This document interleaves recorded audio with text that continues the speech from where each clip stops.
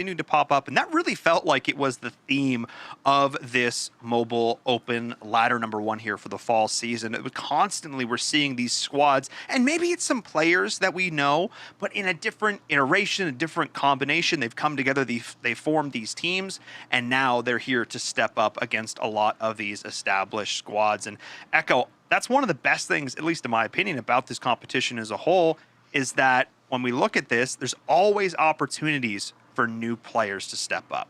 Yeah, and that's something I'm really excited about. You know, I love seeing the teams that we have coming, some that we already know, but also some that maybe we haven't heard of, or some players that have mixed around. And, you know, there's always, as you mentioned, that opportunity for players that may not even have ever been heard of to step up and to be able to compete at this level. So, I mean, that's part of why I love this whole program, is because of the opportunity for people that may not be signed onto organizations. Just as an awesome opportunity for people to get involved into esports if they have that talent. 100%. And as we take a look at how these specific teams, though, are going to battle it out today, let's take a look at our bracket. We've already had a couple of our matches occur so far today. We've had Tribe Gaming already advance. We'll have to get the winner there of Revenge Tour and Watermelon. Call2B advancing over Aqua, and Stamina advancing here. So, you know, looking at this, I mean, you know, and that was just going to be our first matchup here. I have to say, back to you, Echo, are you really surprised to see Tribe Gaming and Call2B advancing?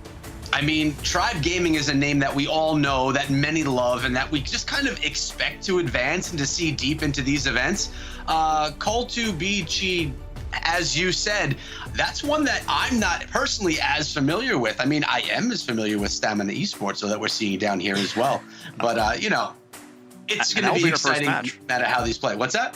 And that's going to be our first match. We're going down to Call2B up against Stamina Esports. I've casted Call2B in, which is, it's going to be so much fun to say. Casted them before in PUBG Mobile, so really excited to see what they can do here in Brawl Stars. Ash, as we take a look at the rest of this as well, Dark Roots already dropping here. God. This is going to be a heck of a matchup.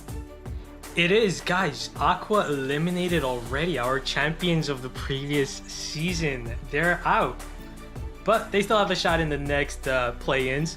As we look at this matchup, our first semifinal matchup, Cool2's gonna ban Mortis and Buzz. Interesting bans. Mortis is a lot stronger now with his new Coil Snake combined with Creepy Harvest.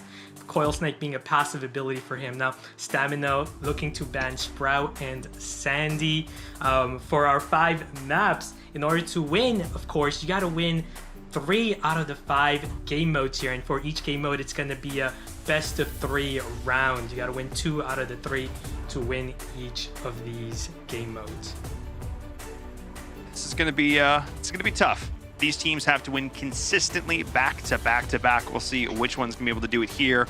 The pressure is truly on. Call2B, BG, Angel U, Javier, and Said P. It's gonna be I mean, again, these aren't players that we've really had the chance to cover as much, and they're coming in here hot in our very first matchup. Reminder, folks, if they're able to win up against an incredibly tough opponent in Stamina Esports, they are going to be advancing on to the ESL Mobile Challenge. Stamina, these are names you know if you've watched competitive Brawl Stars. Bobby, OG, Tooney. These are folks who you have seen compete, and now they're potentially facing one single match between them and the ESL Mobile Challenge season. Again, once again, that $18,000 first place prize, something they were unable to attain back in our spring season. Echo, we'll see if this time around they can correct their fates, but they got to get there first. Yeah, they have to get there, and I'm really excited about this matchup because we have that really familiar, we could call them like the home team because they've been here before, and they're going to be playing against Call2, as I'm going to call them so I don't stumble over my words, who I'm not familiar with. They're names that I haven't seen, but you never know what you're going to get. We've seen crazy things happen last season, and I'm sure that we're going to see crazy things happen again this season. But, I mean, Ash, are you as excited for this one as I am? Do you know something that we don't know? Yeah, definitely, man. Call2 is one of the strongest teams in Mexico. They're definitely underrated. I would definitely not discount them. Yeah, I mean, this season in particular, we've seen so many squads from Mexico rounding out all of North America here, stepping up in a big way. And I'll be very curious to see how they take advantage of some of these changes in the most recent update. Because Ash, you touched on it earlier, there was a Right. fairly significant update. Quite a few balance changes occurred fairly recently that players get to work around. We're not going to see the newest brawler. They have a couple weeks still before that's in play, but still plenty of opportunities to take advantage of these changes. Yeah, for sure. And looking at it, like Brock's not banned. I'm predicting a lot of Brock today, especially knowing Bobby's a big Brock player. He loves Brock. Expecting him to rock that a lot. It's gonna be exciting. Brock got a huge buff in the recent balance changes. 10% damage increase. His rocket fuel gadget does over 2,700 damage with just one shot. It's pretty crazy. I'm gonna miss Primo. I mean, I know that Primo took a bit of a nerf himself, and I'm a big guy for all the triple tank stuff, and I mean, we may not see it as much. I mean, sad times for me at least. Yeah, I mean, going from the 9 to 16, just not allowing him to get that super quite as efficiently. Mm-hmm. I wouldn't be surprised if we still saw him a little bit. I thought it was interesting reading through the patch notes. The words the dev used was oppressive, just when he can chain supers over and over again. And I definitely felt that way too watching it sometimes. I still think it's great at high levels to see what these players can do. As we get into our first game here, Echo, Ash, I'll send it over to you. Yeah, and Ash called it. I mean, you could already see some of the brawlers that we have in there, but we're here on some Siege, which is one of the most exciting game modes for me to watch, one that I've actually fallen in love with because of the ESL Mobile Open and Mobile Challenge. But let's see, we have Stamina Esports up top, and we have Call2 down below, and it looks like right now, pretty even. Actually, Call2 getting a small bolt advantage early on. Yeah, man. The biggest thing right now, check it out. Cool2 rocking Squeak. Squeak got massive upgrades in the recent balance changes. He has a fast attack. His super instantly launches. So I'm super excited to see Squeak in action right now. I feel like he can be very viable in competitive Siege as Togi here doing a really good job keeping Czar back. Yeah, look at Toonie just being in position to grab those bolts, really just sitting in one of the best spots, it seems, on this map to be able to pick up those bolts on the left-hand side, although Angel right now making his way over, Toonie trying to keep him away, gonna possibly grab another one right here. Yeah. Yes, oh, is that, oh, okay, it actually is gonna go to Stamina, that first push. Yeah, I actually liked what Angel did there. He didn't pick those bolts up, and the big reason I feel like he didn't do this is because he knew that, his team's already got 6 bolts in bank right now, meaning if they can defend this, which they can definitely do, as you can see, great defense, and now they have the bolt lead. They just gotta get control back, which could be hard, especially if Angel cannot push this Barley back. Oh, so you're saying here that that was a wise play, playing for the second push rather than trying to either shut down the first. Okay, smart play, you're right. Good job by Angel. I approve of that play. But Toonie, again, Toonie up there trying to grab as many as he can. It's hard to keep my eyes off of Toonie, to be honest. Right, and that was a big kill on the right side. Oh man, Bobby and OG on page together have won both their lanes, and that's gonna do it. Stamina gonna take this one. I feel like that was just too much to overcome, especially after that first push. Angel was having a really hard time on the left lane against Barley. On the right side, Bobby and OG just holding the fort. It's gonna be a pretty easy victory first game for Stamina. Yeah, and for those of you that may not understand why Ash called it so early, it's because there's no more time for another push. The final push went to Stamina, and they already had that damage done to that save, so they're already in that good position. So Stamina pulling in round number 1 in pretty dominant fashion so far. Ash, what do you think? Yeah, definitely. I was really excited to see Squeak for the first time in this the whole ESL Mobile Open. It was the first time we see Squeak in action. It just didn't work out very well for him that time, unfortunately.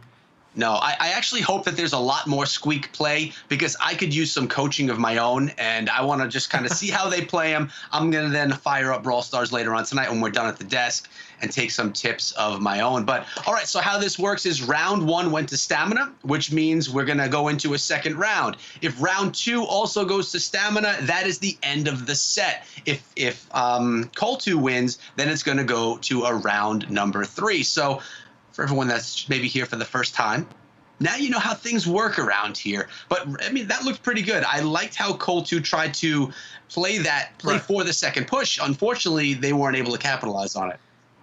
Yeah, I like their comp too. Utilizing a Brock, being able to open up the map, and that making it better for Bell. But unfortunately, that Brock wasn't able to against their Barley matchup. We're seeing a different matchup now. Stamina decided not to go with Barley this time, going with double wall breakers. Both Stu and Brock can open up the map as well, and that's just gonna make Bell stronger without the walls. So already a really, really good start for Stamina. They're gonna get the first push, level 3 bot right now. That's gonna force Cool2 on defense. Mitsuya, as you can see, he's being very aggressive, trying to get his super, but Zar is smart. He's not gonna give him those hits to charge his super, and that's gonna make defending this bot a lot harder, not having Bell super on you. Yeah, totally, because they're not gonna be able to do that extra damage. I'm also noticing that Bobby's rocking the Brock on the right-hand side. Actually, that did a lot of damage right there. 45% of the turret taken down on a first push. Pretty big deal. Bobby with the emotes as well. Gotta love it. But I'll tell you what, the Stamina is doing a nice job keeping Cool2 back into their spawn, not allowing them to collect any bolts. Sitting at 3-3 right now. If Toonie can hold on to that one, it'll actually be 4.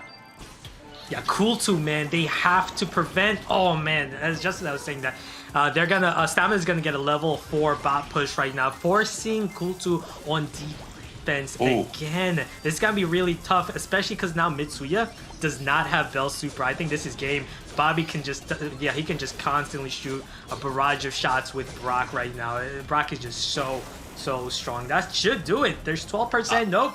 Oh man, Cool2 did a really good job to survive there. And this means Cool2 might have enough bolts if they can maintain control just for a couple seconds here. They're going to be able to get a final push going.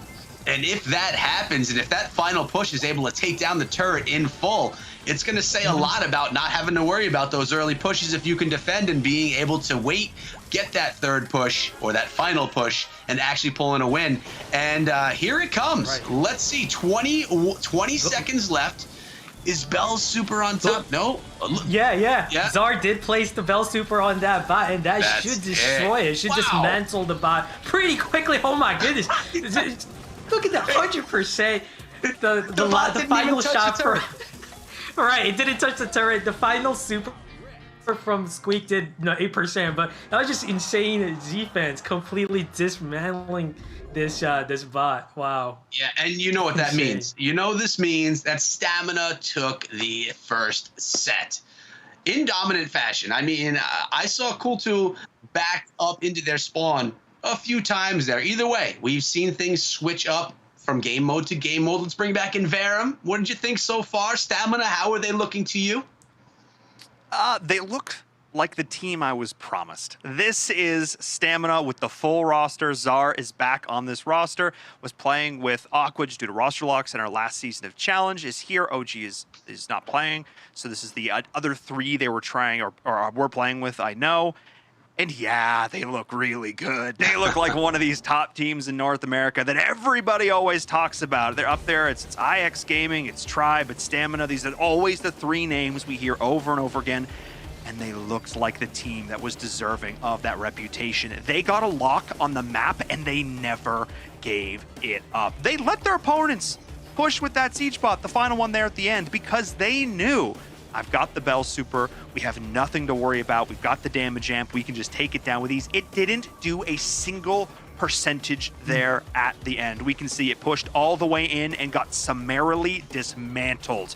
The Brock super came out, everything stacked on up, blink, and that bot was gone. I was extremely impressed. I mean, look, CultBGBG, we know they're a great team. They made it here, but Echo, they're going to need to step up in this next set. They are, but I'm not worried because so many times sitting here at this desk last season, and that's all we can compare it to right now, we were saying this team just came out and dominated, and then the tables completely flipped for the entire rest of the match. So it's too early to tell for me. Although Stamina, we know the name, we know that legacy name for a reason, and it's because they're good and because they're really good. So Cool2 is going to have to step it up. No matter what game mode they're coming into, they can't let that dominance just steamroll them over.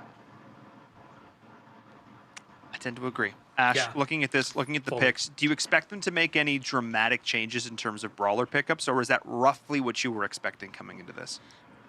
No, that was exactly what I was expecting. Like I said, Brock is super strong now, So and good. Belle didn't really So get much of a good. nerf. They only nerfed her shield 5%. 5%. That's like 5%. that's nothing. That's nothing. Nothing. And Stu, right? Stu got a nerf too, but never forget about Stu. He was OP even before he got his second gadget, breakthrough gadget. Like Stu was always good. Just nerfing him, I don't think it was a significant nerf. So as you can see, Stu is still there. Brock, just coming out of nowhere in this meta, and then Belle is still there as well. These brawlers are just super strong, and Stamina went full meta on these guys to just destroy them. And taking out counters too, like denying the Mortis, that coming in there as well. Like you're not going to let these really aggressive melee brawlers get up in your face and deal with it. So they're able to sit back, able to play their game. We'll see if that continues here, this time on Brawl Ball. Echo, let's see what these players can make happen. Yeah, let's do it. And I'll tell you, Brawl Ball is one of those game modes that's very different from Siege or from any other game mode. This one's, you got to control the ball. And we've seen some teams do some crazy things. But look at Toonie taking it right to the goal right off the bat. Oh, my God. Man. Quick goal for Stamina. You gotta be kidding me. Stamina going, oh my goodness, look at Bobby. Just super aggressive. Just not gonna give them any time to relax right here, as he's just gonna go fully aggressive with his Brock. Just showcasing, just how powerful Brock is right now. He does over 1840 per shot, and then his rocket gadget for 2000. Oh my goodness, and a super goal to finish it. Did I not say Bobby and Brock you gotta watch out for? Yeah, I will confirm you did say that ahead of time. Yeah, you called that way ahead of time, but that was even more dominance than we saw in the last round. So that was quick. They're gonna make for a quick night if things keep going on like that. So I hope that Coltu can slow things down. I mean, lucky that spike, little spike barrier was there in front of the goal for that, or even earlier one. How do you stop this Brock? Right? How do you stop Brock now? You can't. There's no counter. He's got one of the longest ranges in the game. Now he's got one of the strongest, damage in the game. He's got the strongest gadget in the game. It's tough. I'll tell you how you stop Brock. Great kill. You have to play Brock as well and play it better than your opponent. That's how you stop Brock. Exactly. And we're going to see if Angel U can play it better than Bobby. And that's what's going to go on right now as Angel U passes it up to Togi, at least just trying to advance the ball over to the other side of the map. Looks like Coltu is just trying to gain control, but Stamina grabbing that control back. We have Toonie grabbing the ball, go right towards the goal. There's another goal for Stamina Esports. Toonie with that one, with some good team play, though, and really dominating mid. Yeah, that was a great teleport play. Czar, by the way, rocking Shelly. How often do you see Shelly? She's made a pretty, not a significant, I wouldn't say significant, but pretty nice comeback in the meta with the Clay Pigeons buff. Bobby trying to go all in right now with this super. I was unable to finish it. Angel's gonna open up the mid area with his Brock, but look at Czar going very aggressive, using that Clay Pigeons, and won his matchup against the Squeak lane. Wow. I'll tell you what, Coltu had the 3-2 advantage right there, but they weren't able to move the ball up the field. Stamina was still able to take the shortcoming there and maintain their position. Now they're able to push it up. We got Czar just trying to bother everyone, it seems. Czar's not really getting much damage, but continuously pushing everyone up. And now Bobby's sitting back just to try and heal up a little bit. Yeah, even though Czar kind of struggling here, you would expect him to struggle because he's up against the Barley and Squeak lane as a Shelly. Shelly's one of the weaker brawlers in the game. So it's pretty impressive what Czar's been able to do with his Shelly. Toonie on the right side, having a hard time against Squeak. Squeak just bombarding him with those shots. Here we go. This could be it right here. Toonie's got his super. Angels. Oh, able to clear. Doesn't matter. Oh, no, Bobby's going to turn this around. Pass it. Give Czar the pass. Oh, they're just dancing with it right now. Did they get it in? Czar with the goal. Not even needing to go to overtime where the walls would have been down and the game could have changed in more favor. But either way, that's another win. Another set one for Stamina Esports. One more set one, And that's going to be the end of the match. So far, they haven't even opened the door to round one for Coltu and Verum. The tides haven't changed. I thought they might, but they didn't yet. I appreciate the thought, but I didn't realize we wandered into a Summer Games Done Quick here. This feels like a speed run from Stamina Esports right now. This is pretty impressive from them. I mean, that last little passing play there, all right, we see it, guys. We see, even with not necessarily the most optimal comp ever bringing in the Shelly, they just feel so comfortable playing together. Like, no hesitation, throwing the Brock super down to be able to take out the, I mean, everything, and just Tooney's there to capitalize and score. Like, that first round was over. I blinked, I looked over my monitor, I looked back, we're like, oh, we're on round 2. Great, excellent. Echo, this was just everything we could hope from Stamina here coming into this. Coltu need, frankly, a bit of a miracle to come back at this point. Yeah. What did I tell you about blinking when you're watching Stamina in Verum? You can't do it. You gotta keep your eyes peeled. I mean, I did love the Brock play, getting those bricks taken out of the goal, making the goal twice as wide, really smart play. But did Coltu even take a shot on Stamina's goal during that whole thing? I'm not sure that they even did. I don't think they did. Okay. I don't think so, guys.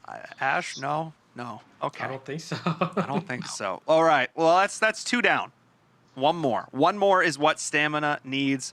We'll see if they can do it here in a swift, convincing fashion. We'll see if they're able to advance on just like that to our ESL Mobile Challenge. It comes down to Bounty. Echo, let's get this going. Yeah, let's definitely get it going. I love Bounty. I love the long-range play. But here, it's all hidden. Until the map starts to open up, I want to see if Coltu's going to be able to be sneaky, making their way around this map and get some kills. I mean, Bounty is about getting those kills, getting those takedowns, and getting those stars. And it looks like Stamina got the blue star to start. Yeah, that blue star is actually pretty important because now look, they can open up the left side, right? And this prevents Coltu from sneaking in from the left or right. So this pretty much becomes a pretty open range Bounty map now with Stamina in control, having that lead, and now Zar with the quick snipe on Angel, and another, oh my goodness, a Brock gadget to take out Toki. Stamina is just not gonna let them push up.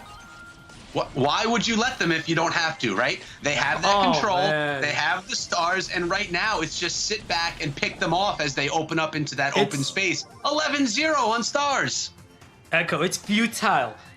Mitsuya being a Terra is actually a big disadvantage because he has to deal with the triple ranger. He does not have the range to beat Bobby or Zar, so he has to, try to get a sneak, but Bobby with another rocket gadget to finish him off. Togi with some nice aggression with Angel as well to cut their lead down to just 6 stars. So if Coltu can get a final push here, especially if Mitsuya can get a good pull, they could. Oh my goodness! Not anymore. No way! That was a triple kill, Echo. That was a triple kill. Yes. The Brock gadget double kill, and then Bobby with the awareness shot on Bo to get another kill. That was a triple kill. How often do you see that? You don't see it often, but one thing I have learned from you and working next to you at the desk is final pushes here are important, but really there's a lot that would need to happen there, and it did not happen there. So it's down with that Stamina win right there with that round 1. One more round, and Stamina Esports will be taking the entire match. It will be over and GG. And they would be advancing, which is pretty huge, doing it in such a dominant fashion. It's got to make them feel good and make everyone else that's in this open their eyes and say, wow, there's something to worry about.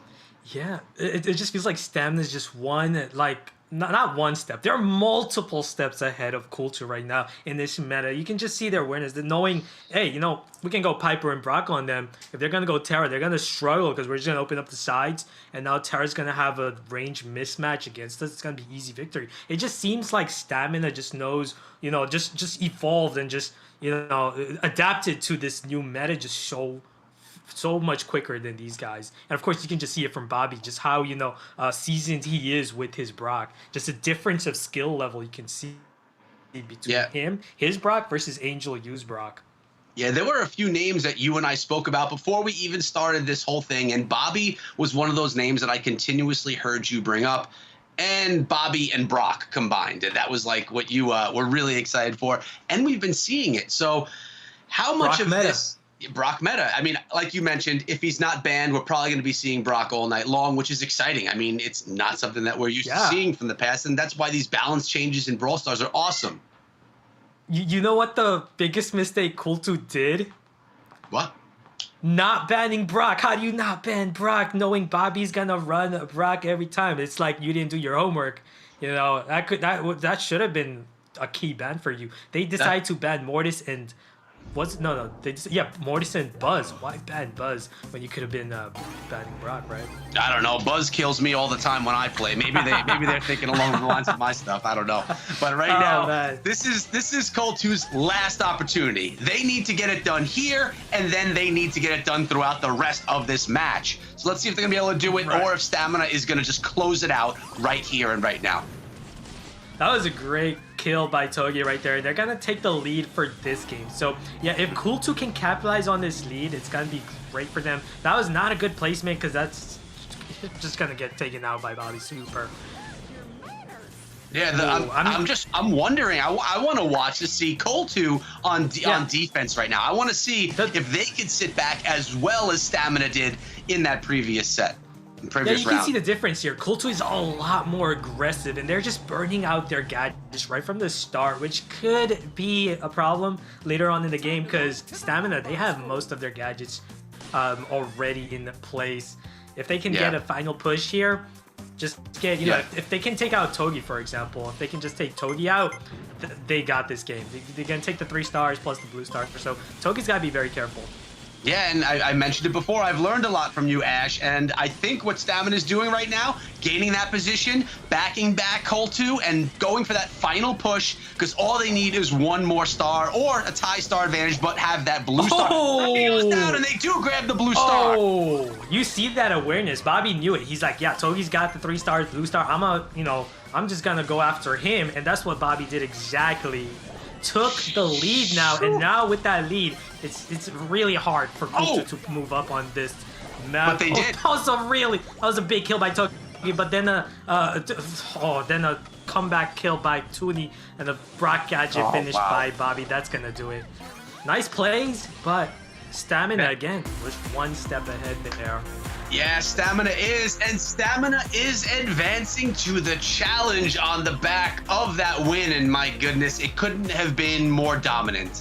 Almost every moment of all of those rounds were in favor of Stamina. They basically controlled everything through every single game mode in Verum. Colt2 was not, well, they were still fantastic, but Stamina was a lot better.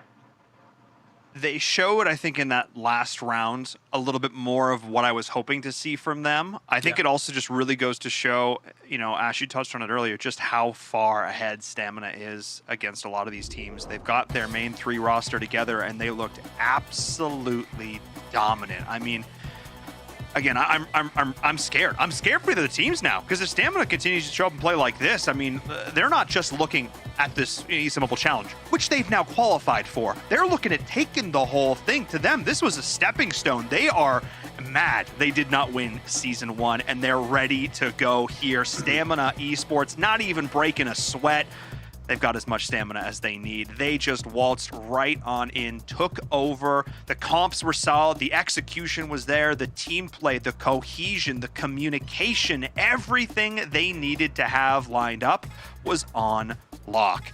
And you say, do they rock the Brock? They rocked that Brock. It was sick.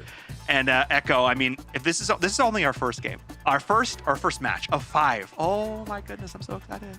Yeah, first of 5, so much more to come. But, you know, I'm questioning, is Stamina that good, or was Colt2 just not prepared for Stamina? Like, I'm looking forward to Stamina taking on some other teams that we are maybe more familiar with. You know what I think? What? It's the meta. It's the new meta. Brock, right? It's Brock meta. And Bobby has been playing Brock for a long time. He's been practicing with it. He's been ready. Like, these other players, Kultu, they're great. Like, they're not bad. Even though Stamina decimated them, they're not bad players. It's just they haven't, you know, had the time to prepare in this meta where, you know, Brock is just so dominating. And having one player who's just so good at a certain brawler, and now that, you know, you got a meta where Brock is, like, the best in obviously, you know, the player who shines so well with that brawler is just going to be successful.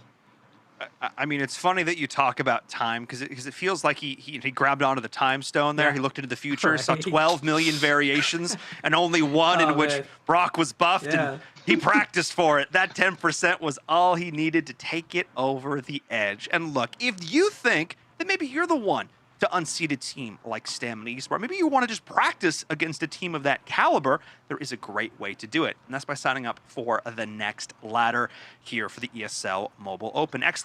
Sign up in chat. That's the command. If you're on Twitch, over on YouTube, hit that up and join us because we're starting next week right back to the action. Our new ladder starting at 0. Teams have another chance to make it, qualifying 4 more after this weekend. So definitely be sure to go check that out. But that means our first match is done. It's time for a break. Glitter's coming back.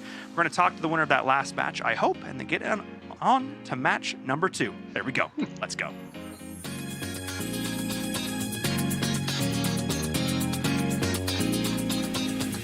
I go ready for it.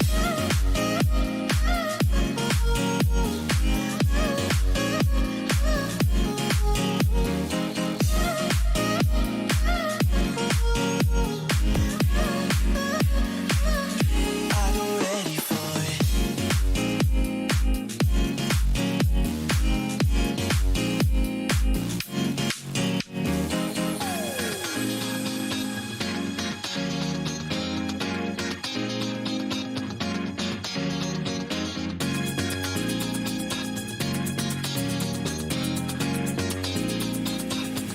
I go ready for it.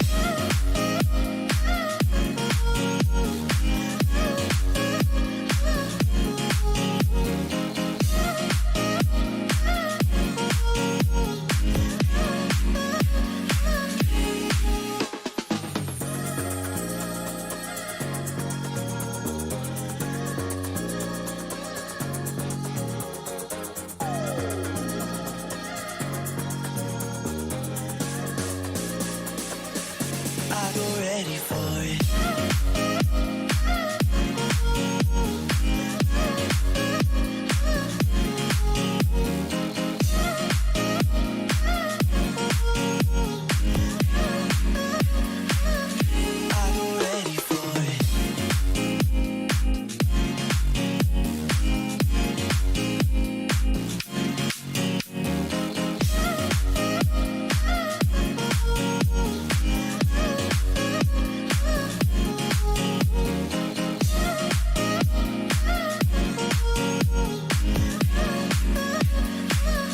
I go ready for it.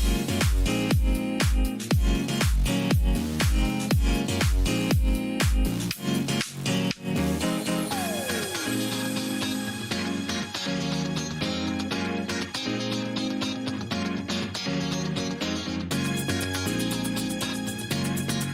ready for it. I go ready for it.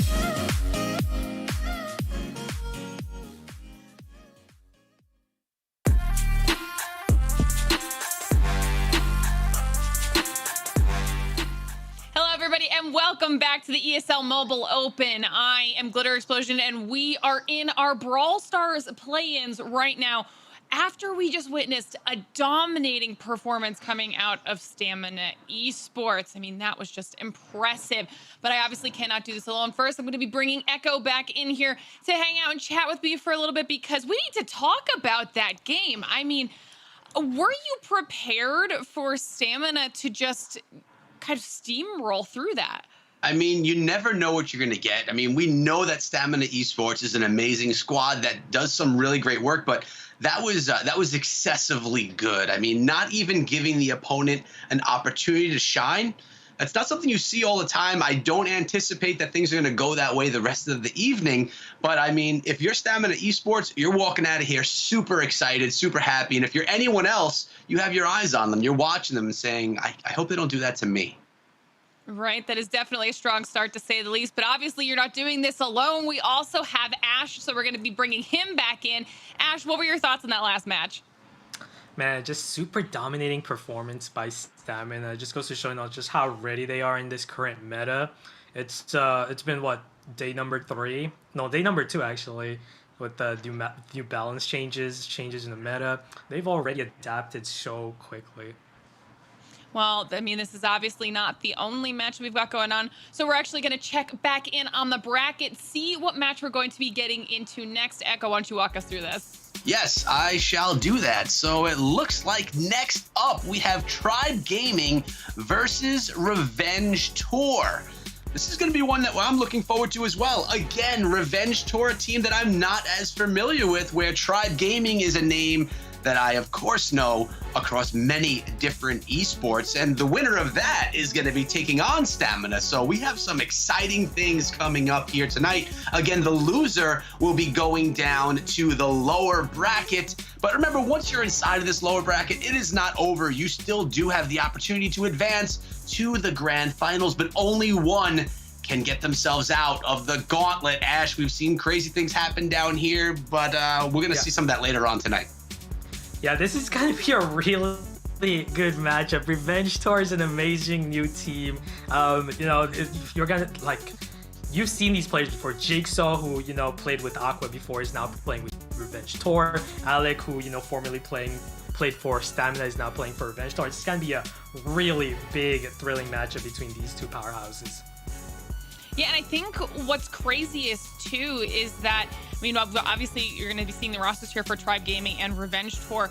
We had talked about both of these teams and their performances in this week leading up to the play-ins, where Revenge Tour ended up going up against Watermelon initially, and they had to go against Watermelon here in our play-ins. They win that matchup this time around, where they lost it this last week. So they fixed their gameplay, and they're going up against Tribe, who we saw in your package, Ash. Tribe had how many crazy comebacks this past week? So this matchup is probably going to be crazy. Yeah, for sure. Like I said, these players in the Revenge Tour, they're all really, really good players, you know, in North America. Top players. They formed a new team, and now they're facing off against Tribe, who has also they've added a new player. Second, who, you know, formerly played with IX, is now playing with Tribe, by the way. Yeah, I mean, tons of changes happen, and we do talk about new unknown teams, but a lot of times these teams do have familiar faces and names on them, so that's something we need to keep in mind as well. But right off the bat, Revenge Tour doing some work, holding down that midsection, pushing back Tribe Gaming, although Zulan just got a little bit of revenge there himself. And second, doing a decent job holding down left side. It's that Rico v. Rico going on. Yeah, my question is, how well are they going to be able to defend this, especially, you know, Bell not having that super to target the spot, and then Surge and Rico, not the best defensive brawlers for Siege. The Tyrant had to burn his, well, not really burn, but used his super pretty well right there to push the bot back. That was a great defense, but now this is the hard part. Zulan just went down, second's pretty low. They're having a hard time getting control back, whereas Revenge Tour has already banked in 4 balls. Yeah, and now for someone that's new watching, they may say, oh, well, you know, Revenge had that first push. They're having the advantage. And, well, they would be right, because Tribe was being pushed back. And even though Tribe did a nice job defending, they weren't able to just grab those bolts to gain that position. Yeah. Are you talking Jigsaw? Oh, man. Yeah, Jigsaw just dodged second super somehow and then just annihilated him with his own Rico. I don't know how that happened, but it just happened right there. And now with this next push, they didn't really...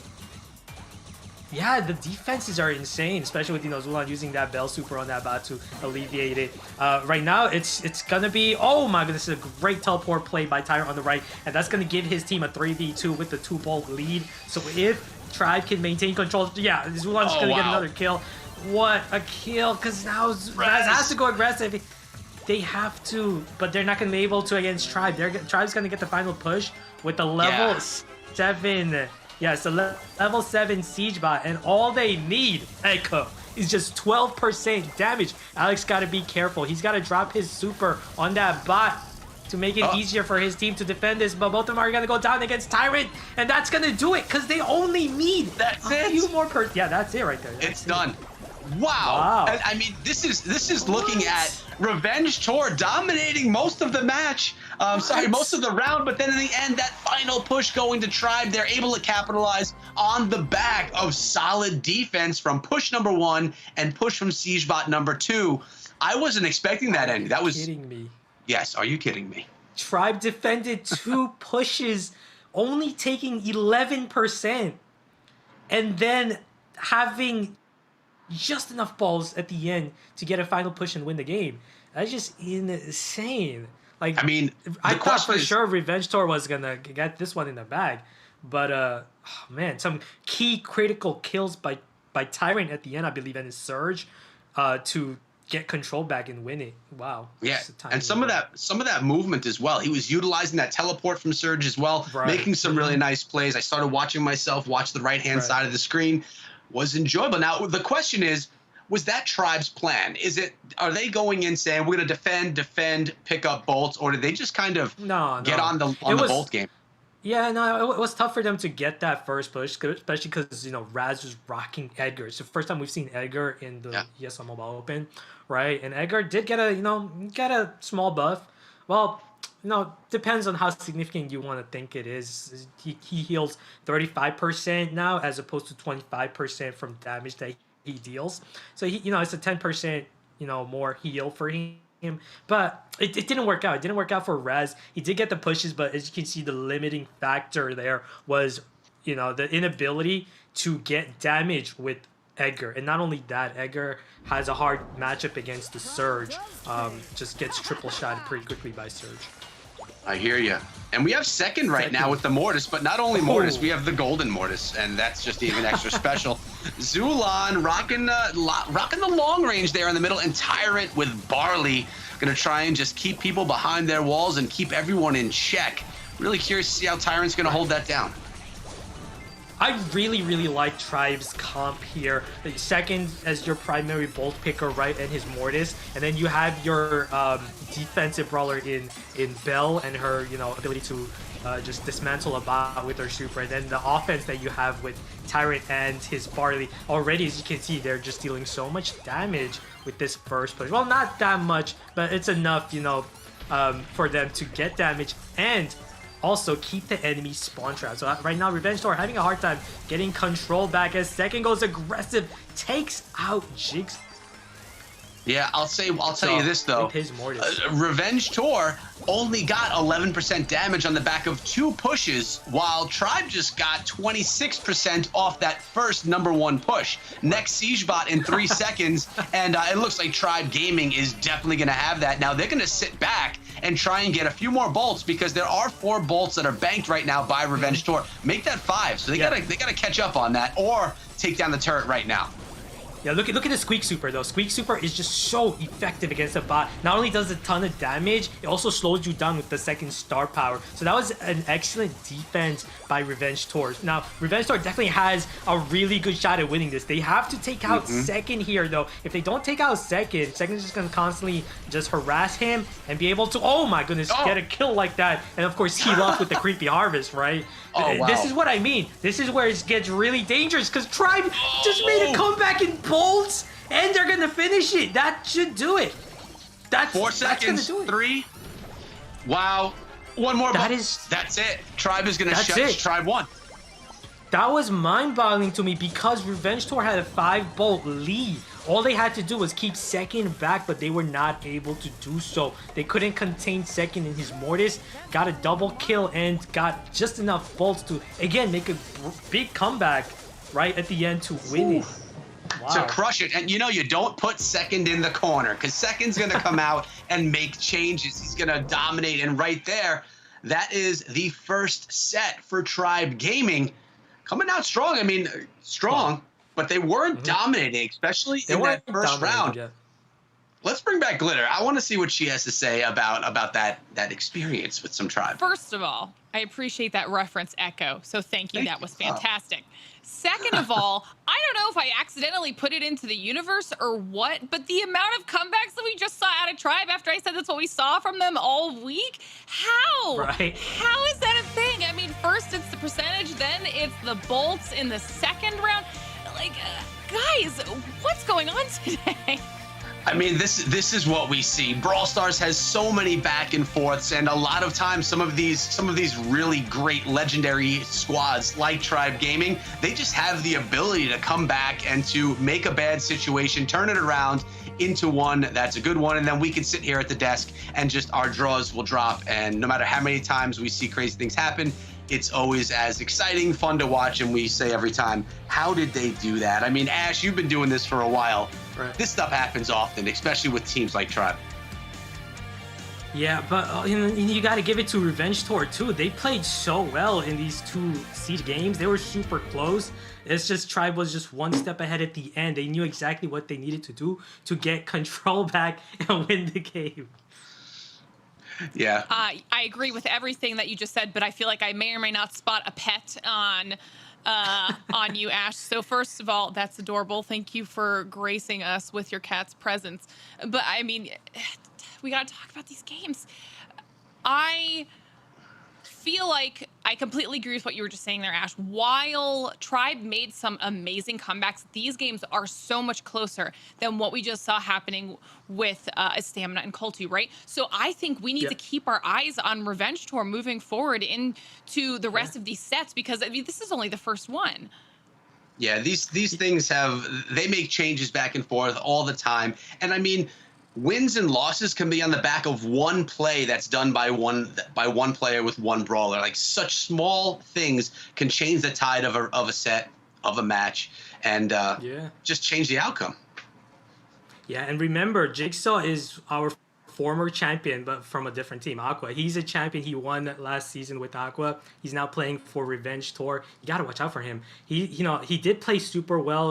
That one occasion where he destroyed second, that Rico versus Rico exchange, right? That was a great play. And these games are super close. I'm expecting, the rest of these matchups, the series, to be close. Yeah, and I mean, as we're looking forward to the next couple sets here, you had already talked about how, for this specifically, you were really liking Tribe's comp for Siege. Do you think moving forward, are we going to see anything crazy coming out of Tribe for our next couple sets, or do you think maybe we're going to see some similar things to what we saw in our first match?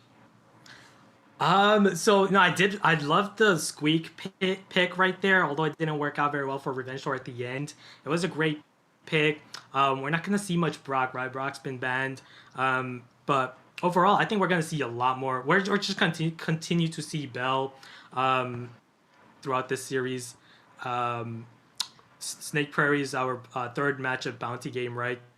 So we're probably going to see Piper, Bo. I think we're going to see a varying, different comps and brawlers in this series. Yeah, I'll say, though, something that I've learned about Tribe over time is that they're really good at predicting what their teammates, what their opponents are going to be playing, and building comps around that. We've seen them do that time and time again. It's one of their biggest strengths, and it kind of gives them advantage every single time. It's like they know what their opponents are going to do, and they come in with the perfect counters. And it's just always fun to see how they put that stuff together. That's probably why they take the extra time in between those sets to kind of put their comps together so they can come up with the upper advantage. I mean, yeah, that's another thing to take into consideration, too. Obviously, all of these teams have been going against each other for the entire first half of this ladder. They have experience against each other. They have past competitive experience in general. There's so many things to be taking into consideration, and their ability to adapt in a team like Tribe could be that determining factor moving forward into the rest of the series. It definitely could be, and let's see if anything does change or if the advantage stays in favor of Tribe. Although a small one, it's going to be right here on Brawl Ball. And Ash, you're already excited about something you saw. Yeah, look, we're seeing the new brawler, Griff, for the first time as Ulan rocking Griff. And Griff is going to be very good right now because, look, that whole left section opened up by Griff's gadget. And then open area map, Griff is a monster. His super does so much damage. You got to watch out for him. Yeah. Oh my goodness, no way! What? Just the reaction. I did not see that coming. It was so fast. He was shooting at Raz, and Second knew he was one hit away from getting his super, so he got it immediately and went for it. Just did not give Jigsaw enough time to block that goal. That was just such a fast reactive play. Quick, and we've got another one coming right here. Tyrant. Oh, the And that's gonna do it. Gonna He's grab gonna it. do it. Oh, I wasn't sure for a second, Wow. but wow. I mean, that was pretty quick. But you're right. That Second with that quick shot, just saw the opportunity, didn't even think for a second, took the shot, got that early goal, and then Griff Right. dancing a little bit in front, trying to a little bit of a yeah, that's why Second's one of the best players in North America. Just that, no hesitance plays that I really love from him watching his plays. Yeah, I mean, I want to see some more of that because I like things that make me jump out of my seat when you're not expecting, when you don't Right. see it getting set up, and then suddenly that it made just me happens. jump out. Yeah, I know, I could tell. that made me jump. You screamed in my I ears, was- Ash. Oh man. No, it was really fun, nice to see. I want to see more of that at a Tribe, and we had Revenge Tour. They did pretty good in the first rounds, and I was hoping that they'd be able to build off of some of their plans, some of their thoughts. But right now, Tribe dominated in Brawl Ball more than they did in Siege. So Yeah. if that You trend know what I'm continues, loving? what are you loving? I'm loving this new meta, new brawlers. We're starting to see Griff now, right? For the first time, we just saw Griff. Squeak, we're seeing Squeak being used so much now. We've seen Edgar in play. A lot of these brawlers we've been seeing for the first time in the ESL Mobile series. Yeah, this is why I love Brawl Stars, though. We were saying the same thing in the last season of the Brawl Stars Mobile Challenge. The balance changes come so often that the game is always changing, and you always have to, change how you play. Right. And look at this. We got a Primo in there. I'm so happy. You got it, Primo. I can't believe it, especially because, Primo got a big nerf. Yeah, but Now Jigsaw is requires- going to just keep healing him up. That's a little, you got Yeah, some teamwork that's- happening here. I like that. Right. Yeah, and if you're Zulan, right, you're shooting at that Primo, you're just feeding him super, right? So that's the strategy here. Jigsaw doesn't mind, Alec doesn't mind, right? Shoot at him as much as you want. Jigsaw's just gonna keep charging him up, and once Alec gets his super, that's when things are gonna start to heat up. Because that Primo's, he's gonna just got jump in, he's gonna change supers on you. It's a slow start for sure, but I feel like Revenge Tour has something coming right now. Look at Alec. He's ready with his Primo super. He's just taking his time. Maybe taking a little too much 3 time on 1 because though. his 3 on teammates 1. are down. Oh, God. Right. He's just gonna. I mean, it's scary with Primo all charged up behind that wall. Like, how do they? They do have Tyrant though with Spike that could kind of wrap around that wall a little bit. But Yeah. Jigsaw gonna be able to continuously heal up Alec. Alec can't do anything really because he's can't. got no range. Yeah, the thing is, like, he knows that he can jump in on Zulan, but look, Second's ready. Second's holding on to his Yep. super. Tribe is just too clever in that sense. You're gonna have a hard time jumping in on him, and then Alec decides, oh, let's try Tyrant. But now you're also up against a Spike matchup, which is not a favorable matchup for you either, being a Primo. Yeah, I mean, oh, there it is. There's the jump and okay. Second and Man, and Tyrant shut them melted. down. Yep. Melted. That's what I mean, man. And you can see Second just too clever. He's holding onto that super for as long as he can. But now is an opportunity for him, for Alec, because Second doesn't have Bell's super anymore. So some window of opportunity, I guess, for Alec. He just needs one goal. There's only 25 seconds left here. If he can go right now, no, too early. And then the slow down. But the good thing is, they've been paralyzed by Raz's gadget.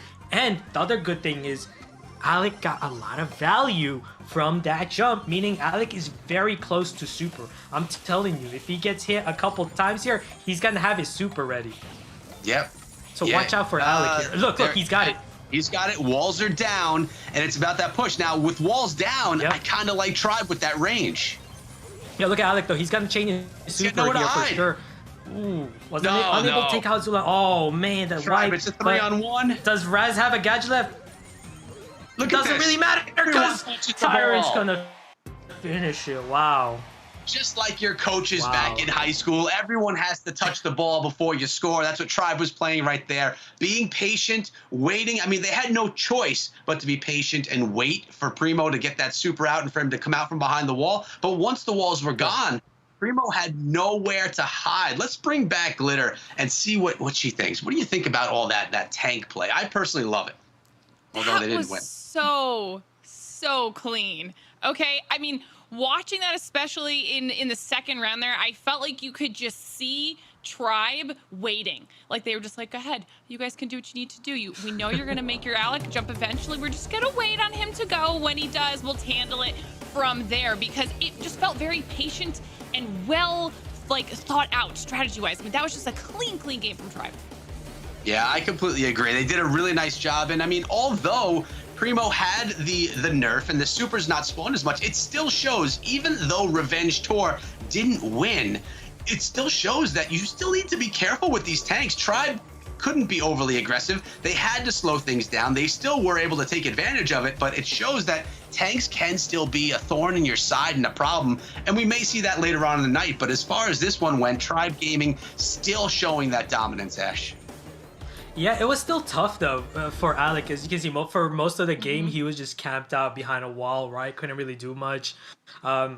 Definitely got dangerous at the end when he had that super with Primo in overtime. Unable to capitalize with it though. He got melted very quickly. Just not a good matchup for him, having a Spike, one of the best tank counters, and then of course Belle, whenever she has her super ready, she's gonna melt you easily. Well, that is now 2 quick sets on the board in favor of Tribe, which means going into this next one, Revenge Tour is really going to have their backs up against the wall, especially when you take into consideration just how well planned out every decision that Tribe has made so far feels. So going into this third set, do you think we're going to see anything different coming out of Revenge Tour? Well, I hope to see some. I want to see as good of a match as we possibly can through every single round and every single set. I guess we're going to have to see right now, but I see Zulon rocking that Piper, and if I recall, he's pretty good with her. Yeah, and one of the things you always notice in Snake Prairie is having a good lead at the start is just so imperative. So as you can see, Tribe's got the lead, and this forces Revenge to go aggro. And nice counter pull by Tyrant. They are gonna be able to take out Jigsaw. Yeah, Tyrant has some mines behind him, but he's just gonna take his time to activate them all safely. It's as if he knew exactly where they all were. He literally walked over all of them. Unbelievable. Right. So how do you feel about Rosa on this though? Being able to, do that, use her gadget in the bush. Yeah, and Jigsaw has been burning those gadgets like back and forth here. I think he only has one more. Maybe he used them all, but not a good sign for him. Oh man, Zulon's gonna finish him. We know Zulon and Piper, right? We don't have. There's nothing to say about that. He's just elite with her. I like it. That's a good way to put it. He is elite with her. I mean, he's good with all the snipes, but that was a nice one from Raz as well. Yeah, we did. We gotta be quiet. Actually, our job is to talk, so we shouldn't be quiet. But there, Tyrant doing a nice job as well. Alec is in some trouble. Oh, he's hiding behind the bush. Oh, Alec actually takes down Zulon on that one. Tyrant's gotta be careful. Second's about to go down. Oh, he somehow dodged that Piper shot. But yeah, Tyrant has to be very careful. He's carrying 4 stars, meaning if Revenge Tour can take out Tyrant and run away, they're going to have this game. Tyrant is super low. Jigsaw's going to go down, and this is a big lead for Tribe. They can now freely go aggro as Tyrant Tyrant can just chill if he wants to. I'd still hide if I were Tyrant. I wouldn't get too close into the open there. But yeah, again, Tribe looking strong is the least we could say. Although we did see some nice plays out of Revenge Tour as well. Tribe was looking really strong there. Both teams right there were using pretty regular, normal comps. Nothing too out of the blue, nothing crazy. Yeah, standard. Yeah. What jumped out to me the most was the Terra versus Rosa matchup. Now remember what I said, having a lead at the start of Snake Prairie is just imperative because it forces the opposing team to make that aggressive play first, right? If you have the lead in stars, you don't have to go aggro against the enemy because you have the lead, right? Why give it away? Whereas the enemy team, they're gonna now need to make that push, and that gives you a big advantage being a Terra, having your super freely from the bow gadget too, right? You can just constantly make pulls every time that enemy pushes forward. And that's what we saw. Jigsaw just getting constantly pulled by the Terra, by Tyrant and his Terra. Yeah, you say it exactly. It's perfectly well. And for everyone that's watching, maybe you're not an elite Brawl Stars player you want to be. That would be like someone like me, an average Brawl Stars player that I want to improve. Watching this and seeing how they play all of these different maps, it teaches you how each map is supposed to be played. Everyone that we're watching here tonight knows how to play. They know the maps and the brawlers and the cats, and they just know what to do. So we could watch. And now when I play with randoms, because that's all I ever do is play with randoms, I say, why are they doing that? Because I should probably be playing with a team and not with a bunch of randoms that know what they're doing.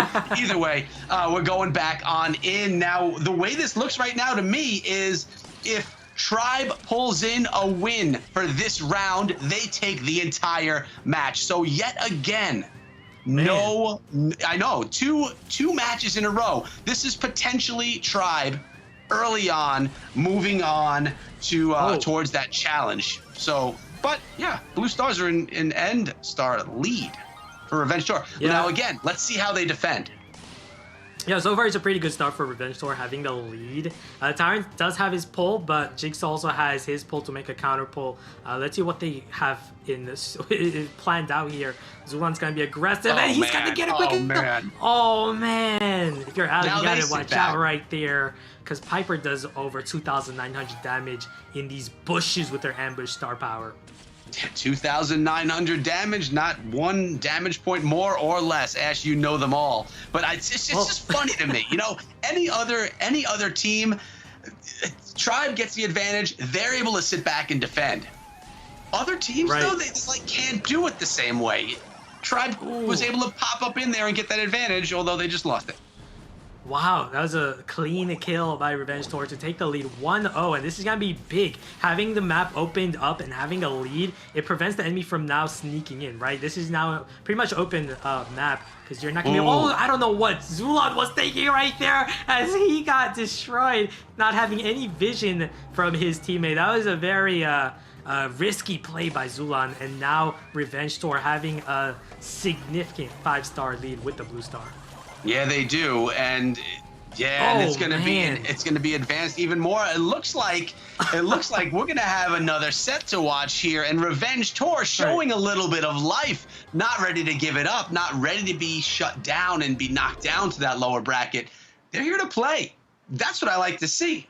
Finally, we're getting some pushback by them, and now a different boat. Now, if the next round is won by Revenge Tour, it goes on to the next set, and this is exciting. Yeah, my cat's excited. He's back again. He's like, oh, Revenge Tour, maybe they're still in the game here. I love what they did right there, having that initial lead at the start of Snake Prey, right? They had the lead at the start, and they just didn't give it away. Made a nice comeback play in the middle of the game. Opened up the map, right? Once it was open, it was a lot easier. I thought it was a big, risky play by Zulan. Kind of felt like he was kind of lackadaisical there with his Piper, where he was trying to go very aggro with 4 stars and he died. That kind of like just took out, I felt like, the mojo of his team there. Yeah, I mean, that was definitely an aggressive play by the Piper, but can we get more cat commentary out of you two, please? That's just my personal request as the night goes on. All right, so Tribe doesn't want to let this go. They've been in pretty strong lead, looking pretty dominant. Right now, they are looking to close out this set and take the entire match. And Revenge Tour is feeling like they have a little window of opportunity they're going to try and take advantage of. The question is, who's going to get that first star? It's going to be Zulan with the blue star and the kill. We're getting pulled in. Jigsaw. Oh my goodness. Crazy Tara plays on both teams. But Tyrant's on top of that one. I think he's feeling good about that. That's one for the highlight right there. Zulan going to open up the map a little bit on the left-hand side. They're going to be just charging everything up in the back, and wow. That's kind of devastating for Revenge Tour after such a nice pull of their own. Oh, clean snipe by Zulan right there, and that's going to prevent Jigsaw from, utilizing his vision gadget. He only has one more use left. He does have a Terra pull, but it's going to be hard to come back here having a 6-star deficit against Tribe. Yeah, and they know Raz is turning that corner. I get the feeling that Tyrant knows. There it is. He knows. Look at me. Oh, no, and Raz got out of there. Wow. Nice play by Raz. They're behind him. They didn't see him at all. Zulan's like, where'd you come from? Yeah, He's being still fair, I alive didn't for a see it bit. myself. I think it's over though. It's a 9-star lead by Tribe, and it's just gonna grow. Even if Revenge Tour can get multiple team wipes here, it's just not gonna be enough. There's not enough time, unfortunately. Just too big of a lead, even if they get pushed back. But Zulon still grabbing kills. Jigsaw taking some heat right there as well. Not going down, was about to, but didn't. Yeah, I think you called it right there, Ash. Tribe Gaming is going to pull in this set and going to completely win this match, only losing 1 round on the way to their victory. Congratulations, Tribe. I believe that they're going to be going up against Stamina later on, which is going to be exciting as well. While we do have Revenge dropping down to the lower bracket. Remember, they are not out of it. We will see them at some other point in time. But Glitter Explosion, come on back. And there you go. There's a little bit of Tribe. They look pretty good. They looked very good. I feel like you guys said it the best. It was almost like they were getting a little bit comfortable there in that second round, where it felt like they didn't let Revenge come back, because Revenge definitely earned that round, but it almost felt like they weren't as organized as we'd seen them be throughout the rest of their sets. And then once they realized that Revenge was not messing around in that third round, Tribe was like, okay, we cannot let that happen again. We're not going to let this set slip through our fingers, and they came back with a vengeance. Yeah, and I'm watching this now, and there's just quite a few replays that were really impressive. You had that triple touch goal. You had the double Tara pull and kills. It was just some really nice plays out of Tribe that, as I said, could really be part of that highlight reel. So many highlight plays in this matchup between the two. Look at this play. Zulon gets the kill, right? And then look what happens. Jigsaw with the pull, he gets both of them, but then Tyrant with a counter pull to take them out. It's like Tyrant was waiting for that. He's like, okay, take out my teammates for me. Just group up so I can get the final pull and the kill, and just get like 7 stars with that one pull. It was just as good watching it the second time around as it was the first time. It's just so satisfying. The beginning of that final round was insane, because it was just instant back and forth for both teams. I think they both were ready to battle it out, but in the end, Tribe was they were just too good. They were going to make sure they ensured their spot moving through that bracket. So huge shout out to them for doing so well here in that semifinals match. But we've got to keep going, okay? We've got to keep pushing through. We've got more matches waiting for us to get to, so we're going to actually be heading to a quick break. But before we do, guys, we need you to sign up. ! Sign up in chat, okay? We're only halfway through our season. You could be signing up for our next ladder. For all you know, you could be one of our teams up here in our top 8, battling it out to get through to Mobile Challenge. So make sure you guys get on there. And you could be going up against so many of these recognizable names and teams that you're seeing here with us today. That is a wrap on our second semifinals match. So like I said, guys, taking a quick break, so don't go anywhere, because when we come back, we're going to be moving on.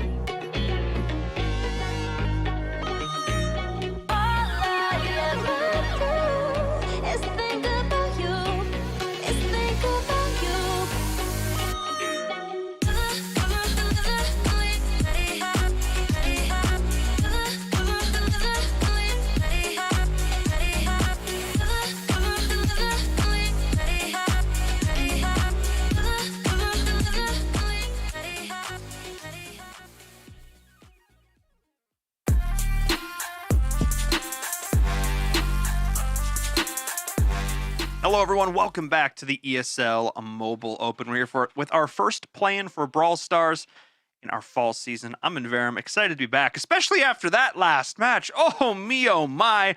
Tribe Gaming joining O.O and Stamina Esports back in the ESL Mobile Challenge. And no real surprise there, I must say. Tribe Gaming looked absolutely unstoppable. We'll be excited to see what they can continue to do here, advancing on to the challenge. Let's bring back my co-casters. Or just the casters. I'm not casting. I wish. This game was so much fun to cast, guys. I'm a little jelly. Echo, a little bit jealous. Also, we had a posture check redeemed in chat, so I'm gonna I needed it. Heavens knows. And yep, set up a little bit straighter there. Yep. No more cat for Ash. Okay, we're good. We're good. Make sure you keep redeeming all those guest appearances. Yeah, I'm not complaining at all. I'm not complaining. Echo, give me your thoughts on that last matchup. Did that go roughly how you expected it to? I mean, yeah, I expect Tribe to do well.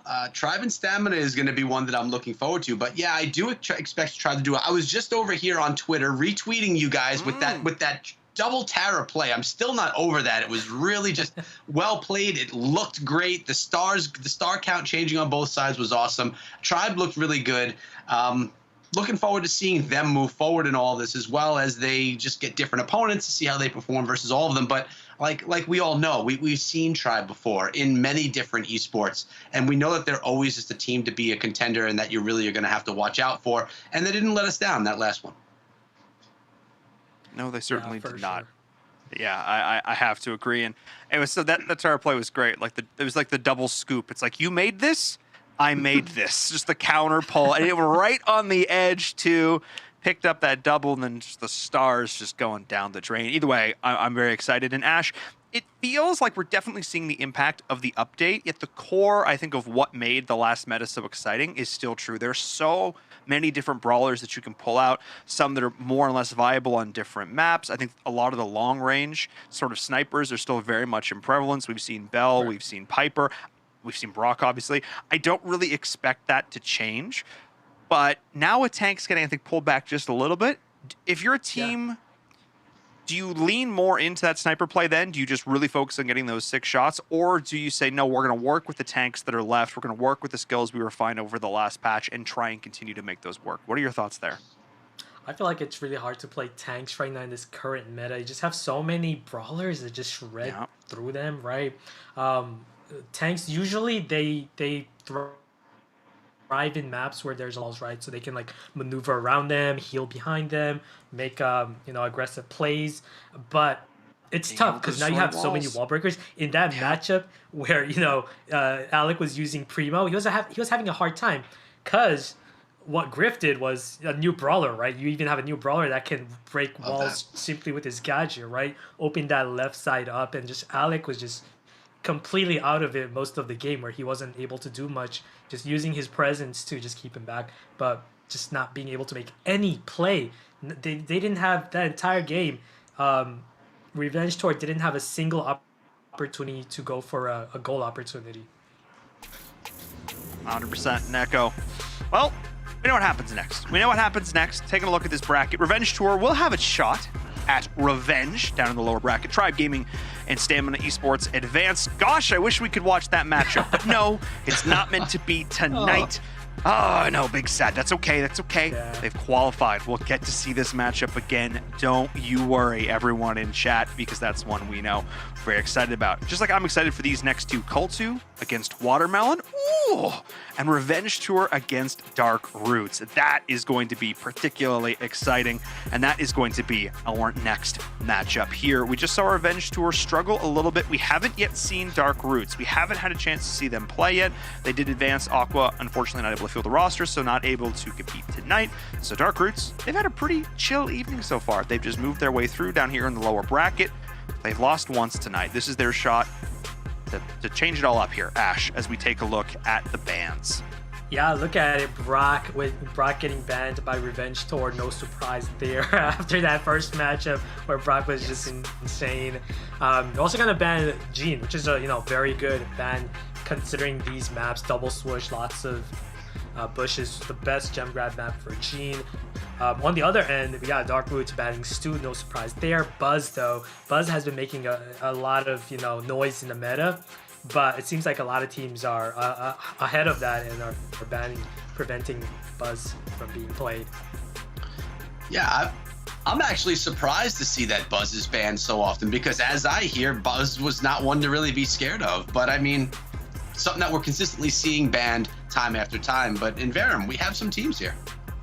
We do indeed. Revenge Tour, Alec, Jigsaw, and Raz. Some top players that we saw competing in that last season of the ESL Mobile Challenge, going up against their opponents over on Dark Roots, which is a team we haven't seen yet tonight, consisting of Elite, Panda, and Zekrom. That Panda name, we could pronounce it so many. I'm just going to go with Panda. That's just easy. That's just, you know, it's good. Yeah, and there we are, ladies and gents. My small bit of esports advice: if you're planning on going pro in any video game, have a name that casters can easily pronounce. Don't do what I did and have a complex one. Do instead play some amazing Brawl Stars. As we get into our next matchup, let's go! Echo, take it away. I don't know. I think that they make their names so they can watch us fumble over them at the desk. At least that's what I do every time I fumble myself. But we are here on Gem Grab. We have Revenge Tour down below and Dark Roots, who is a new team to me, up top. Right now, it's a kind of a stalemate here in the middle of the map, although Revenge Tour does have a few early gems. Yeah, it's a really difficult matchup for Jigsaw having a Terra on the right side against Amber. Just not a very good matchup. If you're Jigsaw, you might want to think about, you know, moving to the bow side and have your Squeak versus Amber. But oh man, really nice vision gadget to allow him and Alec to win that right lane. And now Jigsaw using these bushes to conceal himself, puts the enemy team in a lot of pressure, goes for a quick pull. That's going to be enough to take out Panda. He's still alive. Wow. Look at Jigsaw just causing a whole bunch of trouble, staying alive. Look at that juke as well. Oh, does go down, but man, some really good plays out of him. Alec holding down the middle, holding on to 8 gems while doing it as well. And but right now, Dark Roots started to gain a little bit of control of mid, but then they just lost one of their players. Right. That's going to do it right there with Alec picking up the 10th gem. It's going to be very difficult for Dark Roots to make any sort of play with just 10 seconds remaining. Not having any brawler to make any aggressive plays or, you know, jump in and steal the gems. So, oh man, Alec with the spins, the BM. Wow.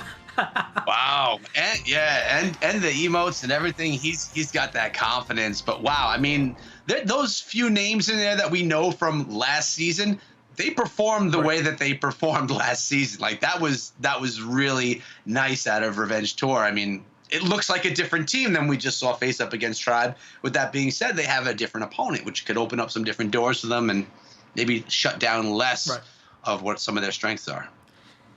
Yeah, man. Again, like first time we're seeing Bo in Gem Grab. We haven't seen Bo in such a long time. He did get a big buff recently in the balance changes. I think it was like I don't know, like an 8% damage buff. But still, it's not significant enough because he was dealing with a Squeak. And Squeak is a tough brawler to deal with in this current meta. We've been seeing Squeak a lot. Just fast attack, rapid attack, and then the super that just instantly launches and does damage and slows you down with the second star power. Squeak is a force to be reckoned with right now.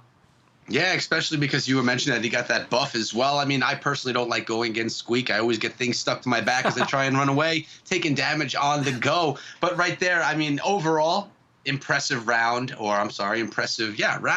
out of Revenge Tour. Maybe trying to get a little bit of revenge after they just took a loss that they're not feeling so great about. They can't feel good about what went down with Tribe, and they're going to probably just try and take it out as much as they can here on Dark Roots. Yeah, look at Jigsaw rocking Mortis now. Mortis, of course, super dangerous brawler right now. Having Coil Snake ability as a passive ability, meaning Jigsaw's going to get that Coil Snake. Plus, he's going to be able to recover with Creepy Harvest as many times as you want. And this is a big favorable matchup for Mortis against Squeak, Bell, and Amber. I'm expecting Jigsaw to carry this game. Although he did just go down, it doesn't matter. It's still a large gem lead right now for Revenge Tour. Look at Raz just hiding out, landing that perfect shot with Squeak. Right. The best thing is Jigsaw has his super ready. He's gonna dive in with his Coil Snake ability very soon here. Taking his sweet time though. He's gonna go. Oh, he actually got the. Well, Alex got the kill, and that's going to prevent Jigsaw from healing with his Creepy Harvest. it doesn't really matter much because look, Revenge Tour has majority of the gems, and as long as Jigsaw just constantly pressures them with his Mortis, he's gonna push them back, and it's gonna make it easier for his teammates to pick up those gems. So as you can see, Jigsaw's gonna go in right now, and that should actually do it right there. He's gonna get a double kill, well, and his teammates can finish the job over there. And now, yeah, like I said, Jigsaw's just he can just play around all day with his Mortis here as his teammates just securely stay back with the gems. Jigsaw just causing a ruckus back there, just like we used to see tanks do in the past, like we kind of saw Primo doing with Alec behind the wall, but worse here with Jigsaw just hiding in the bush, not knowing where he is, not knowing where you're going to get assaulted by him. It worked out really nicely, Yeah. whether he's grabbing gems or not. He was the problem. Let's bring back Inverum. So far, looks like a different Revenge Tour to you. I mean, it looks like the team honestly, it looks like the team they just played against. That's how strong they look. Like that's what the match, and it's sort of interesting. Like we talk about the idea of like the transient property, and you know they just got kind of not manhandled, but they definitely got run over in that last one. And now they're doing the exact same thing to their opponents. So it makes you think like on the power tier here, like where are some of these teams falling in the overall hierarchy? Because they just looked absolutely fantastic. I mean, Alec was given free reign. Jigsaw created so much space. It wasn't even necessarily Jigsaw getting the kills. It was the threat of the Mortis that opened up, and Raz just played this consistent position, allowed Alec to anchor, get the shots in when they needed to. It just looked clean. It just looked clean. I mean, if they can continue this, I was hoping we weren't going to see 3-0, 3-0, 3-0, 3-0, 3-0, but man, if they keep doing this, Echo is going to be that. Yeah, and you mentioned like we don't really know what to expect out of all of these teams yet. We know that everyone at this point is good, right? And everyone up at this point deserves to be here, but they're now being matched up against other people that are good or great. So it's early to tell. This is our first time at the desk for this season. So we're going to do some educating of ourselves over the next couple of weeks and really just we're going to know what matchups are going to be the ones that we're looking forward to. But right now, Dark Roots coming in for a quick score. No, that was Revenge. That was Revenge. Yes, that was Dark Roots with a quick score. I'm sorry. That was Dark Roots, yeah. It was just too much heal from the Poco to overcome for Revenge Tour here. Look at Elite going aggressive with the Mortis. Mortis is actually a great matchup against Bell and Squeak. On the other end, look at Zekrom healing Panda. As Panda goes aggressive, he's gonna go down. And Raz now has his Squeak Super. Remember what I said, Squeak Super is very dangerous. You drop it on an enemy, you can slow them down significantly and deal damage with that stuff. Right? He missed it right there against the Rosa. That was a big missed opportunity. Could have been a goal opportunity there. Nice Super by Jigsaw, but is Raz gonna be able to walk this in? He's gonna make it in because Elite dashing. The ball's gonna go through you if you're dashing with the Mortis. Yeah, that was really nice. So right now we're all tied up with a minute and a half left. But Rosa is a threat. You know, you got to watch out, especially when you have a Poco healing her up. Just keeping her nice and strong. She doesn't really even have to get too much damage done. She just got to carry that ball and walk it right into the goal. But Raz is doing a nice job kind of keeping her at bay, or at least trying to, although he can't really tell where she's going. Man.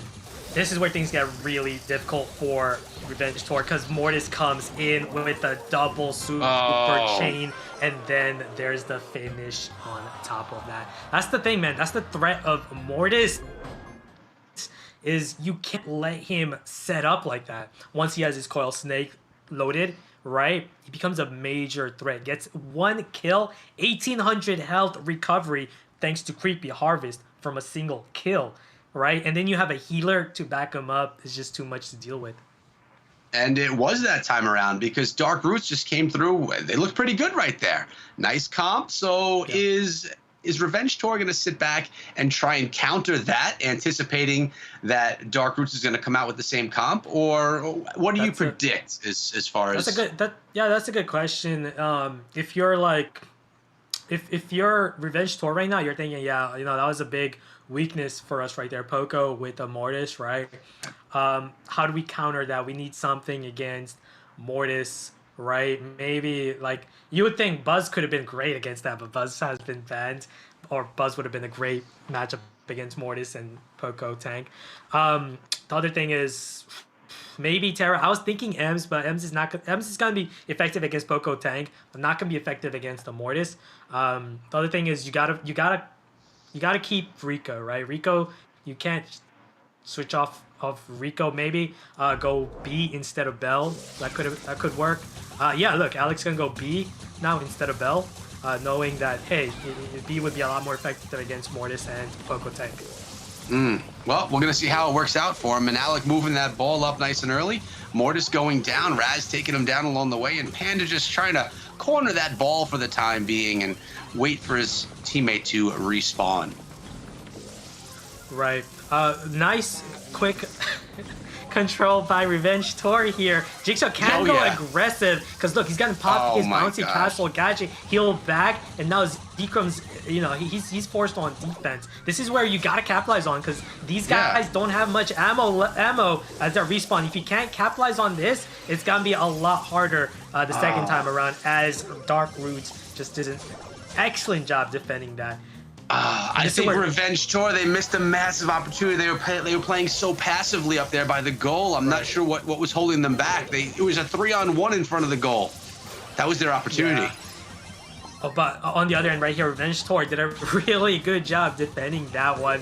Zekrom in the mid with his Rico. Thing about Raz though, you don't want to give him those bears, because if Raz gets those bears, it's going to be a constant pestilence against the Mortis. Oh man, and as I'm saying that he healed back with the creepy harvest, he can go in and actually walk it in. Nice goal by Zekrom there. Wow. All right. So far, Dark Roots looking pretty good so far. Yeah, plenty of time though. There's 1 minute here left. As Raz is going to win that matchup against Mortis, and then look at the bear. It's going to push Bell all the way back, but Zekrom's going to win his lane, and that is critical because that's going to allow him to keep Raz back, who's also been targeted by Bell Super. It's going to be easy defense by Zekrom. There's only 36 seconds left, so if Revenge Tour wants to win this, they got to make some big plays right now as Elite gets a double kill, and that will do it because there's no way Raz is going to be able to stop down Mortis. Wow. All right. And we talked about turnarounds. Well, right there we had a complete turnaround. We're one set to one set. 1-1. And, you know, I mentioned this earlier to Inverum. Why don't we bring him on back? Because, you know, we see a team that comes out and looks dominant, and then game mode changes, especially with Brawl Ball, I find. And it looks like a totally different story. I mean, yay! Yeah. I was like, I think we're only going to see 3-0s, and then they were like, whoa, oh no, none of that. No, that looked way better. That Mortis play was fantastic. I think you're absolutely right, Echo. They had an opportunity. They pushed up. I think they were a little bit hesitant because they're like, well, maybe the Mortis can stop this off the rip, off the spawn. But you're 100% correct, Ash. Like, they didn't have that much ammo. They should have punished it. And this was sort of the situation, you know, similar to that, where I feel like you need to punish one of these. You can't not respect the power of your opponents just because of how that first set went. You have to constantly respect what they're capable of, because Dark Roots came back. There is a reason that they're here in the qualifier for the ESL Mobile Challenge. They are not a squad to be underestimated. And yeah, just absolutely phenomenal play there from them. I'm very, very glad to see them come back in this, tying things up at 1-1. This is exactly what we want to see because, of course, reminder, they're in the lower bracket, Echo. Lose here, you're done for this first ladder. Yeah, it's do or die right now. And although we love to see teams that are just amazing and that dominate, we also love seeing matches that are tight and that are close and that are nail biters. And the more of those we have, I mean, the more excited I get as well, especially when they're two really solid teams. But yeah, you're right. Revenge Tour, Dark Roots, both of them in the back of their head, they have, if we lose, we're out of here. So that's why I always love these lower bracket matchups, whether it be in Brawl Stars or in Clash of Clans. You're going home if you lose. So you just can't. And people are playing for their lives, really. By the way, a key stat to look out for in this matchup so far, the team that's been using Mortis, 100% win rate. Mortis, right? Dark Roots used Mortis twice in Brawl Ball, won both of them. When Jigsaw went Mortis in that Gem Grab matchup, won with that. Just shows, you know, just how powerful Mortis is right now after these recent buffs. Well, you mentioned that Mortis was going to be powerful, and it's being proven right here. Thank you for those stats, Ash. Now, we do have... yeah? It's Heist now. We're not going to see much. I don't think we're not going to see much of Mortis here. Look at this matchup, though. Dark Roots going with a healer with speed support from Max and plus a BB. That's a very interesting comp. I think their plan is to just get get BB up there, Right. start slapping people around, healing her along the way with that max speed, and just going ham. I think that's the plan. Exactly. That's kind of fun. The plan. It's kind of like a healed tank type thing with some speed added into it. It could be fun. We'll see if it's effective. Yeah, if you're Zekrom, you gotta go all over the place to juke every shot here. You gotta enter the matrix right now because you're gonna get triple teamed against them. And now Elite's gonna get doubled here. He's gonna go down. Pandas. Oh, nice play by Alec to get some additional damage with his super, giving his team a pretty nice lead. Yeah, but look at, I mean, Zekrom is like a running target. He, like you mentioned, does have to do a lot of dodging, but it's kind of fun to watch him run around so quickly and know the damage that he can do if he gets close.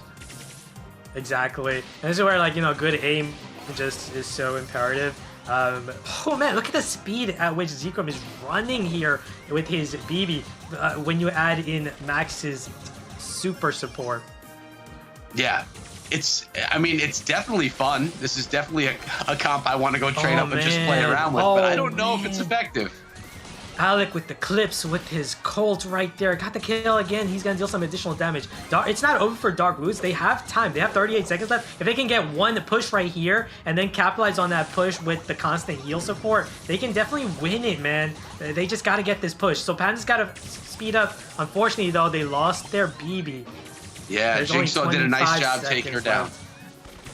Yeah, There's only 20 seconds left. They're going to need a big push if Dark Roots wants to win this. That's not going to be easy. No, especially when Alex shuts them all down. Oh, man. They combined supers by Jigsaw and Alec right there at the end to shut things down. And there goes Didn't the give save. Dark Roots any opportunity. Wow. Yeah, Revenge Tour looked good in that one against the comp that I actually have a little bit of respect for. Dark Roots coming in with something that was really fun. I like the idea behind it, but with all the range that Revenge Tour had, it was really tough for Baby to get up in there, even though had the speed, the heal, still tough. Yeah, it's all about the jukes in that matchup. When you're at a disadvantage in range, but you have speed support, it comes down to dodging. You got to dodge in there, weave in there. It just didn't work out against Revenge Tour because Revenge Tour was on point with their aiming, right? Alec just hitting every shot with this Colt somehow against that speedy BB. I mean, you could only dodge so much. At some point, after dodging and dodging, you're going to start getting hit with stuff, especially, you know, when you have a Colt and a Rico just going ham, using their supers together and just ripping down everyone in front. I mean, that was pretty impressive play itself. But right now, Heist is 1 for Revenge Tour. One more of those, and it's going to give them a 2-set to 1-set lead. So having a 1-set lead over Dark Roots. But we're going to see how it goes. I want to see what Dark Roots is going to do with maybe more of a conventional composition. That one was definitely not conventional. Yeah, that was not conventional at all. But yeah, as you said it right there, you know, not Dark Roots. Revenge Tour went with the fully, they went with a very standard comp. You know, you got your mid with Piper, and then you got your lanes with Rico and Colt. Brock is banned, by the way, so we're not going to be seeing him, of course. Again, Revenge Tour with the same comp. And look at Dark Roots. I like what Dark Roots is doing here, you know, just mirroring them. So it just comes down to, you know, who can play it better. Yeah, well, who can play it better? That's the question. And these mirror matches are always great because it's the team saying to one another without actually knowing, you know, I can play this better than you. And let's see if Dark Roots can actually do it. Yeah, Revenge Tour with already a big lead, some big kills at the start of the game. Looking really good, and Alec is just spinning and just taunting them. You don't want to get distracted by his taunting, by the way, if you're Dark Roots. Looks like they did because they all just went down. Oh man. Alec with the BM. I know you like the BM too, Ash, so you're probably loving this right now. Look at this trifecta on the safe. They were coming at that safe from every corner. Wow, that is tough. That's tough. And Jigsaw staying alive. Oh. I don't know how he's still alive there. Wow. Wow. Well, he's not anymore, but it was pretty darn impressive with those moves he was doing. Alec pushing up as well, getting his super on the safe, taking it down to 20%. How is Alec still alive? How is he spinning there? What is going on? Now Jigsaw with that super. Oh, man. He has no life, and he still has time to spin on his opponent, to throw out the emotes, Right. and to just mess with their heads, which is part of these games. Something that's often overlooked. All right, exactly. And now Raz can get some more damage. It's kind of like Dark Roots have like just had their life just sucked out of them. Right here. It sounds so awful, but my gosh, Oh, Raz man. was just continuously poking at that safe, and well, that's going to be a victory for Revenge Tour. But we are going to be going on to another set because we have 2 sets to 1. So in Verum, there was quite a bit of dancing in that one. Yeah. Good. Lots of Style on him. Style on him. Look, you're absolutely right. This is all about getting in their heads. They're showing off for the fans a little bit of, a little bit of casual BM in the game there at the end because they were feeling fantastic. Let's take a look back. So many highlight plays. I want to see the double super. You literally wandered into a bullet hell game, and it was on the hardest difficulty setting. You're gonna watch Jigsaw and watch Alec. These 2 players are going to come together and boom, they're just going to make it literally. You don't. That's the no live zone. Satisfying. That's the no live zone. You don't exist there. And honestly, I feel like it was that moment that just broke open this game for this team. After that, they just started playing more and more confident, and both of them, the Colt and Rico, they just looked impeccable. They would wander up in their side lanes, they would win the lane, and then they would continue to exert pressure on the safe, which just allowed Raz to just chill. And being able to relax as a Piper, Ash, I know you know this. That's the scariest kind of Piper to deal with, one who's able to just play their game. Yeah, exactly. Especially, having a star power that just benefits from that, right? Like, you just hit your shot, you reload your ammo, you can constantly just get, so much value with Piper.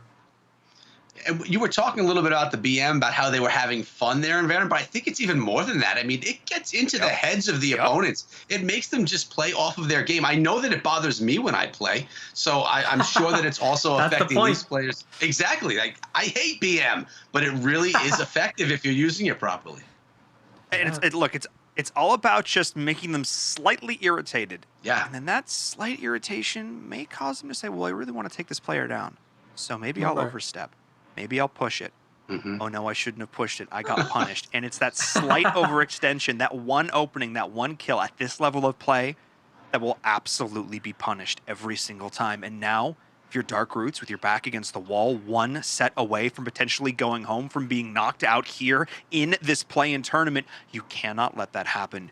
You need to play the best game of Brawl Stars you ever have. You've got 3 shots here to tie things up, to take us to the ace match, and to potentially advance on to our lower bracket final, where you have a shot to qualify for the ESL Mobile Challenge, where you have a shot at that first place $18,000 prize. That's what's on the line as we get into this next matchup here. Echo, let's go. Yes, and it's a bounty matchup on Layer Cake, so we're going to see who's going to be grabbing that bounty. Early on, we do have Dark Roots grabbing that first blue star, but we do also have Revenge Tour sitting back, waiting for their opportunity. Very different map from what we were seeing Bounty played on earlier on this evening. Dark Roots, they know what's up right now, rocking the 100% win rate Mortis here, right? I feel like they should have just rocked the Mortis and Heist that matchup.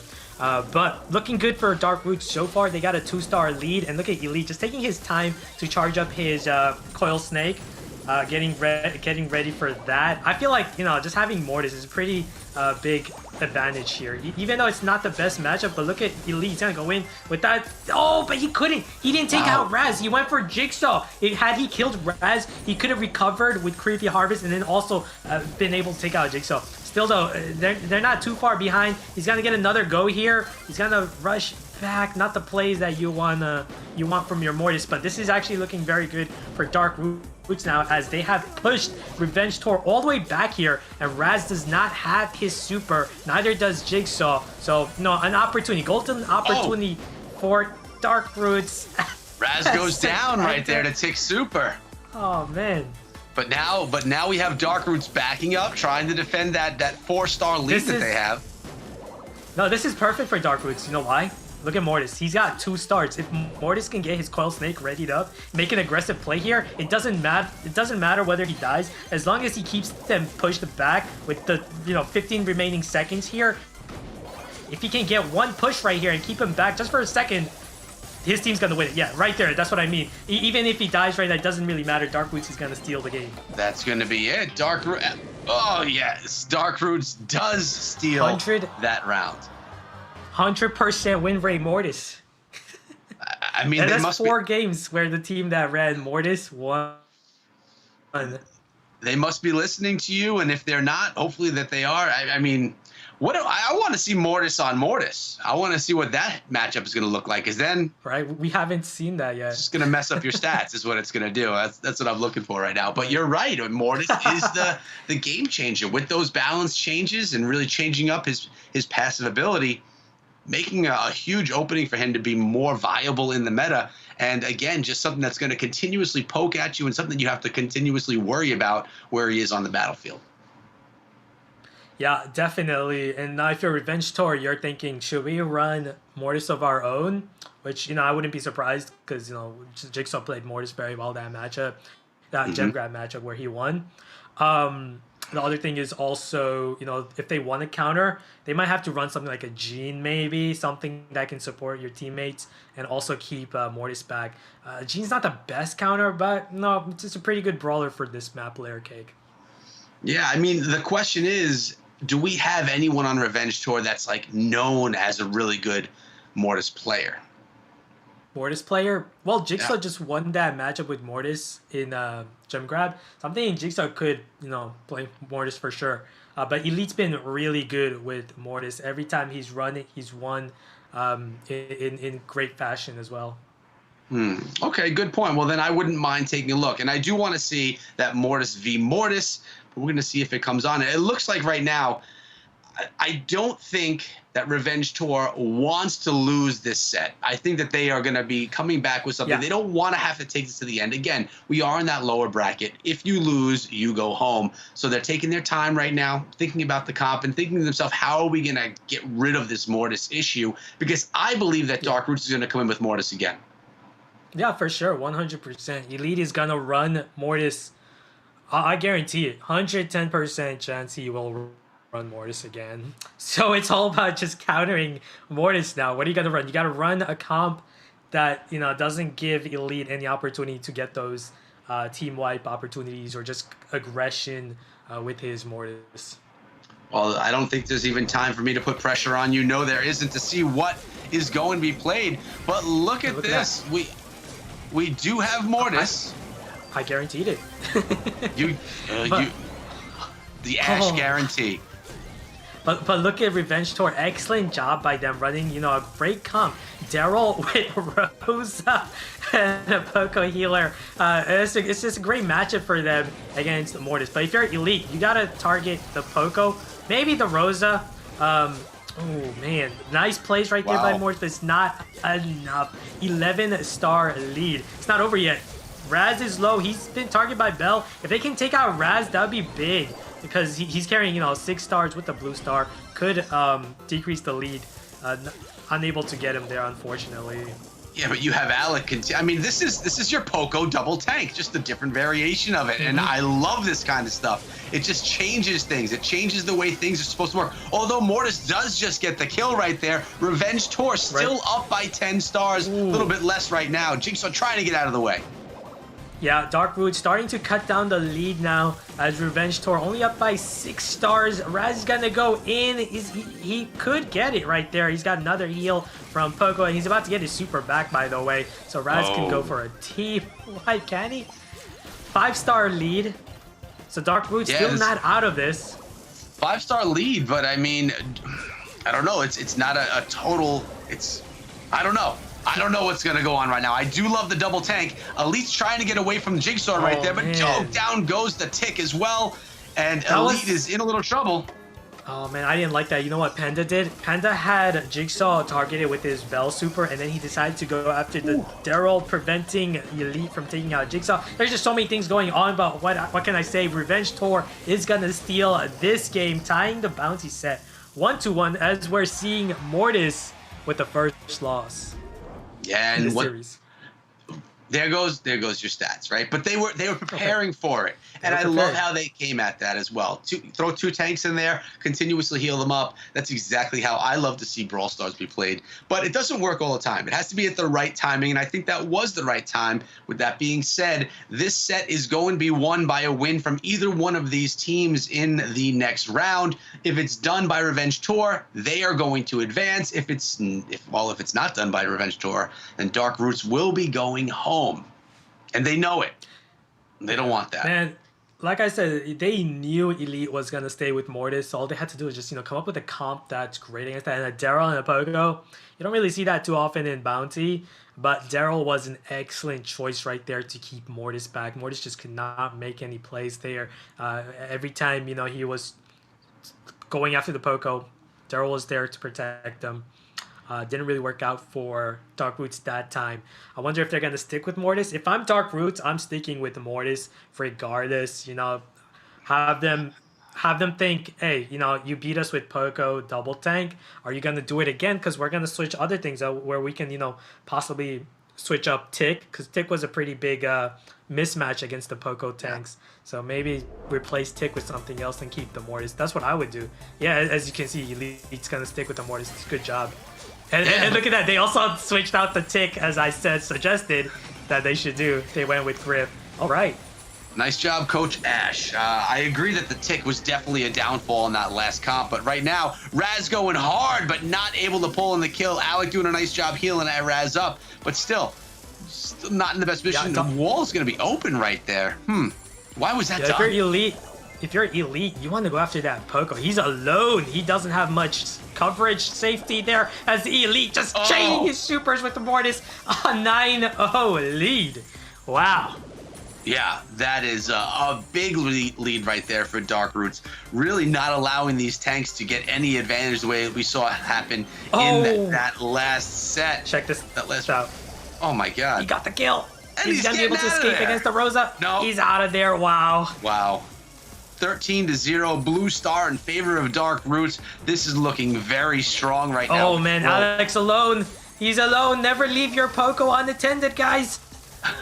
Don't leave your Poco unattended, especially when a Mortis is in town. Right. Wow.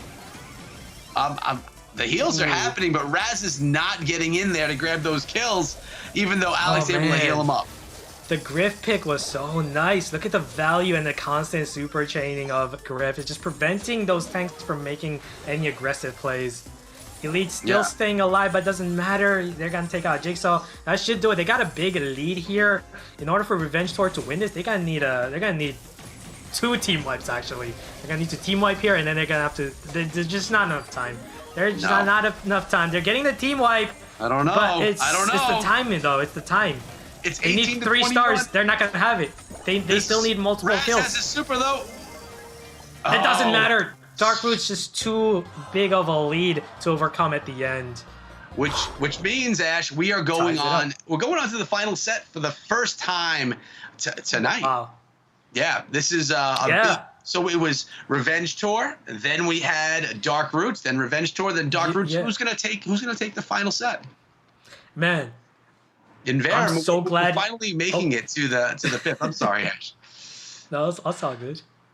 Wow, okay, so you have a pick, and then you've got a counter pick, and then you counter the counter pick, and that's why this game is so exciting. This is why we do best of threes. This is why it's not just a one and done, because we allow players to experiment with the draft. I mean, this looked fantastic here. The double tank healer was amazing, was able to shut down the Poco in that game number 2. But then that adjustment was made, taking out the Tick. Like you said, Ash, I think bringing in that new brawler basically just enabled the Mortis to go off. That additional bit of pressure there just gave Dark Roots that additional bit of sustain, that little bit of extra damage that they needed to push through the bulwark that had been assembled for Revenge Tour. And just like that, we're not seeing a 3-0, despite how that first set went. Dark Roots have battled it back in such a phenomenal way. Echo, this is why we play the game. This is what we love to see. Yeah, I mean, this is what we were talking about earlier. We love to see teams that just dominate, but then we also love to see these really tight matches. And this is exactly that. go on to the 5th and final set, going back and forth every single set along the way. I mean, you watch one round, this team looks great. You watch another round, this team looks great. Complete back and forth. I love the mental games that are being played with both the BM and with trying to figure out comps. It's just, I mean, this is like Brawl Stars next level, right? It's just not just going out there trying to kill people.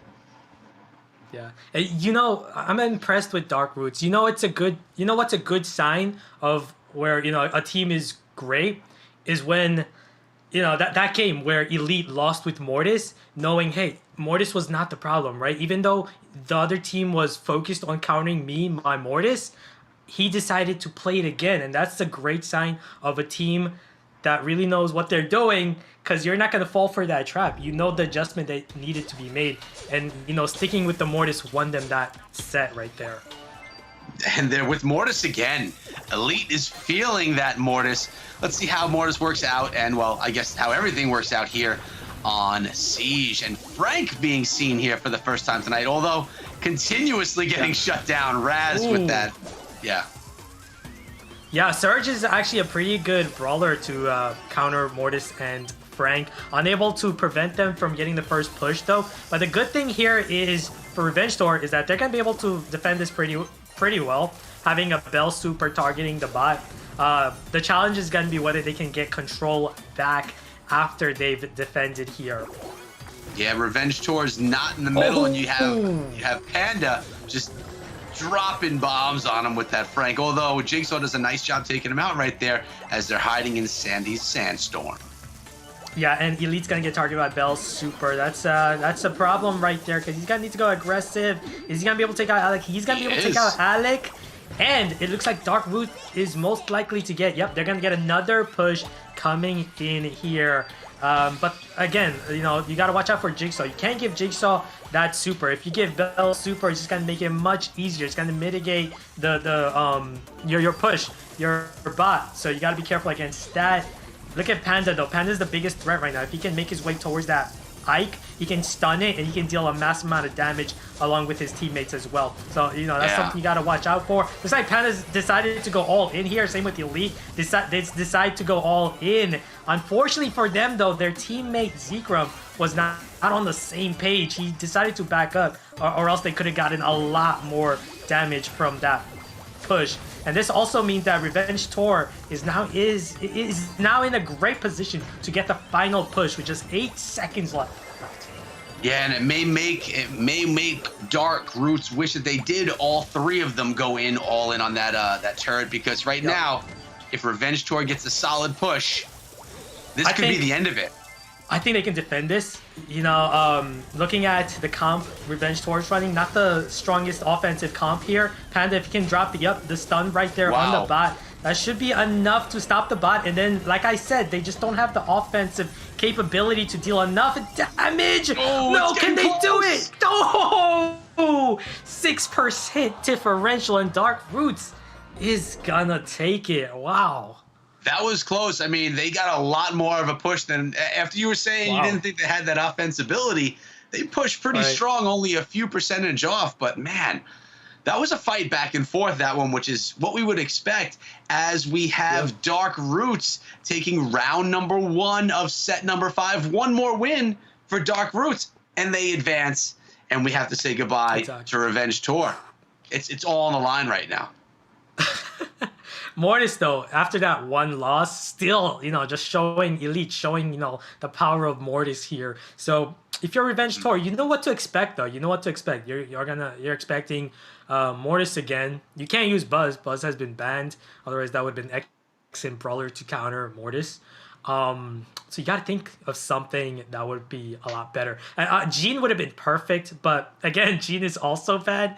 It just shows, you know, Dark Roots, that ability to run these comps. They knew exactly what to run with these bans, knowing what would,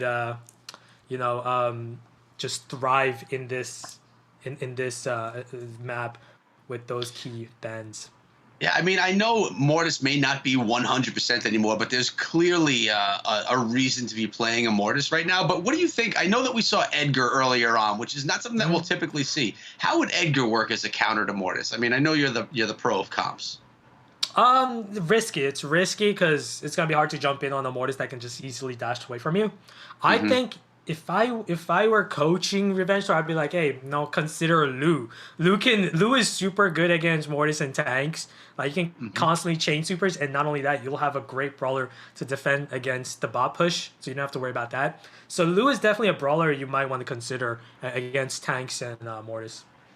Okay, well, I'll be really impressed if they come and pull out a Lou right now, Ash. I'm not gonna lie.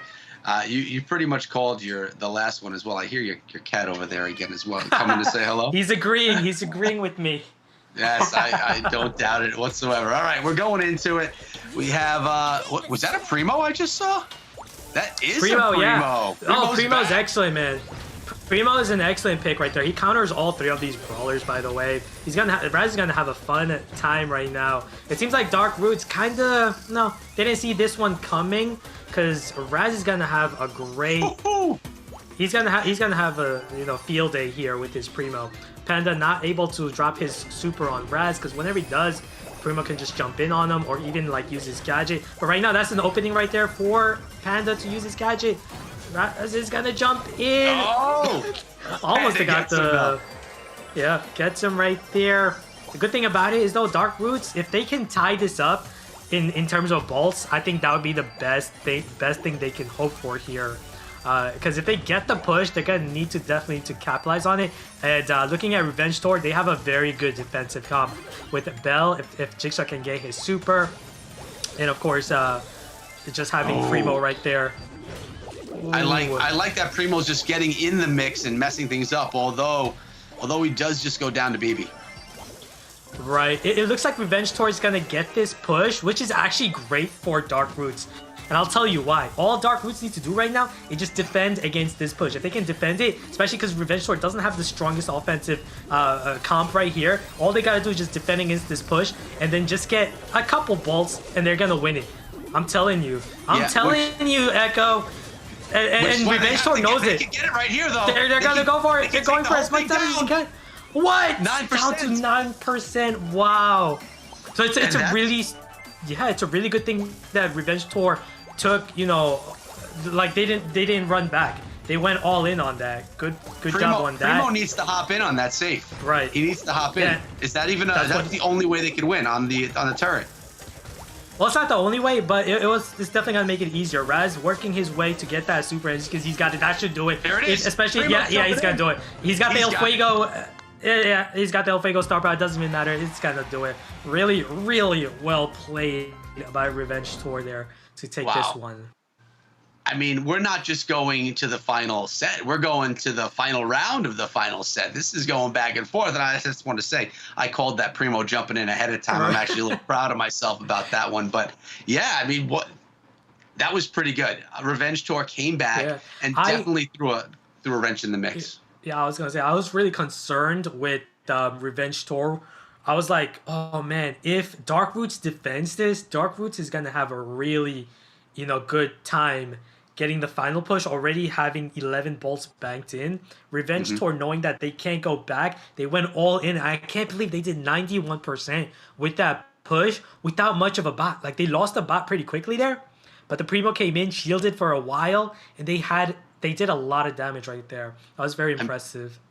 I think that round shows the damage of Primo. I mean, Primo puts down a lot of damage and is able to just throw a lot. But I mean, you talked about how good the defensive comp of Dark Roots was, but at the end of the day, they weren't able to put that defense down on that bot, and the bot itself put in some pretty good work on that turret. Yeah, definitely. The thing is, like, Mortis is a big liability on defense. You're not gonna have Mortis doing much against a bot, right. So that means you gotta have your Mortis go after the Sandy or the Bell, right? It just didn't happen there, and that gave Revenge Tour a key opportunity to make such a push like that. So for this final game, I wouldn't be surprised if Elite stays with Mortis. I feel like he should. I feel like he's been playing Mortis very well. Don't let this one loss, detract you from not running Mortis again. I think you should just stick with that. But consider replacing Frank with something else, because Frank was a big liability against Primo. Same with BB. Maybe change one of those brawlers up, or maybe even change both of them up. We'll have to see here if that's what they do. if Revenge Tour feels that Dark Roots is going to come with Mortis again, wouldn't running a really tank-heavy composition be for their advantage? They could literally just storm the middle, shut down the Mortis. No, yeah, but then again, like you'd expect Dark Roots to also swap out Frank or BB with something, possibly a tank counter, considering that you use the Primo, right? So it's possible they might go with like a tank counter, like like an Ems or something. Let's see what they run here. Mortis with, let's see, do they switch out? They go Bell and Sandy. Okay, so yeah, they went with Bell, Sandy, and they're gonna stick with the Mortis as predicted. But I like that Raz is still playing as Primo as well, because Primo messed up Mortis. Yeah, it really definitely. And they're sticking with it, anticipating that Revenge Tour, that Dark Roots was going to go with that Mortis again. So good play on their part, and we have a level 2 Siege bot. But more importantly, Revenge Tour holding down mid.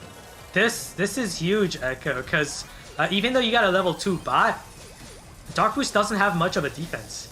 Especially with Zekrom not having Bell Super, they're gonna need to focus so much just to stop this bot, and that's bad. You know why? With Mortis down, it's gonna take so long to get your Cold Snake back. This game might actually be over right now, considering how much they had to put in on that defensive end. Elite's got to go all in, but unable to get the kill, and that could be game. Oh, wow. Echo, it could be game just like that. Where if they can get the next push and just deal just enough damage, yeah, it's game. I think that's a very fair call, and more Elite trying to get in there and does, but Raz shutting him down again. Man. Looks like there's another bot coming in right now, but there's not much of an offensive push along with it. Jigsaw is the only one that's kind of up there. Oh, Let's man, see. you don't want your Mortis targeting the bot, but you have to. You don't have much of a choice, but that just means that you lose the game. Why? If you die with Mortis, you come back with 1/3 ammo, right? And it's going to take you 10 seconds to get your calls. Actually, right now, it takes more like 11 or 12 seconds since you're running a Creepy Harvest. It takes that long. As you can see, Elite taking a very, very long time to make a play, and it's just not enough as Primo's just going to easily take him out there. So very easy, comfortable win for Revenge Tour. Even the reason it was easy, do you know why? Tell me. It's because of that initial push. If you're running Mortis, you cannot afford to give the enemy team the first push, because that just puts you on defense. And obviously we know Mortis is like the worst brawler for defense on Siege. True, but Ash, this means that after all of this back and forth, Revenge Tour is about to take the entire match of, they're going to continue along that lower bracket, and it's going to be Dark Roots going home. So Revenge Tour showing that they wanted to get some revenge after taking that loss in that previous match. They looked pretty good here. It was a battle back and forth, but at the end of the day, Revenge Tour advancing. We will be seeing them again at some point in time. Let's bring back in Verum. You had your back and forth. We had one that went the distance. It's so funny because after those first couple of games, Glitter was like, we were sitting in our break, and she was like, "Do you think the lower bracket matches are going to be a little bit closer?" And I was like, "Yeah, I think they're going to be a lot closer." Well, it doesn't get any closer than going to the last game of the last set, all the way to the ace match, the ace round, in fact. And I think you just hit the nail on the head there at the end, Ash. They knew exactly what they needed to do to counter the Mortis, and it took them a few games, but I think that's really what this entire match was summed up as. Revenge Tour learning how to play against the Mortis of Dark Roots. Did receive a buff in this last update, and was just Elite just played it to perfection round after round after round, identifying when it wasn't necessarily this pick that was the problem, brought it out, looked so good, but eventually Revenge Tour put those pieces, put the jigsaw together, as it were, and knew exactly what they needed to do to get the win. That was it. I mean, absolutely impressive there, Echo. I don't have enough good things to say. Yeah, it was impressive, and it was a lot of fun to watch. Like I mentioned, we love the back and forth, and there wasn't dominance from either side. There were moments of dominance from each side, but it was fairly even back and forth. That went all the way until the end, which is, like I mentioned, always awesome for us to watch, either sitting here at the desk or for everyone watching at home as well. Definitely got our money's worth out of that one, and we have a few more coming up though in the night. I mean, we do. We do indeed. We have 2 more. They have advanced on to that lower bracket final to compete for that 4th spot here in the ESL Mobile Challenge. But who's going to be joining them? That's the question. Before we head to a break, though, I need to remind all of you fine folks watching in the chat, !sign up. If you want to get involved, if you want an opportunity to compete where these teams are right now, be sure to put that command into the chat. There it is. There's my lower third. Exactly where it's meant to be.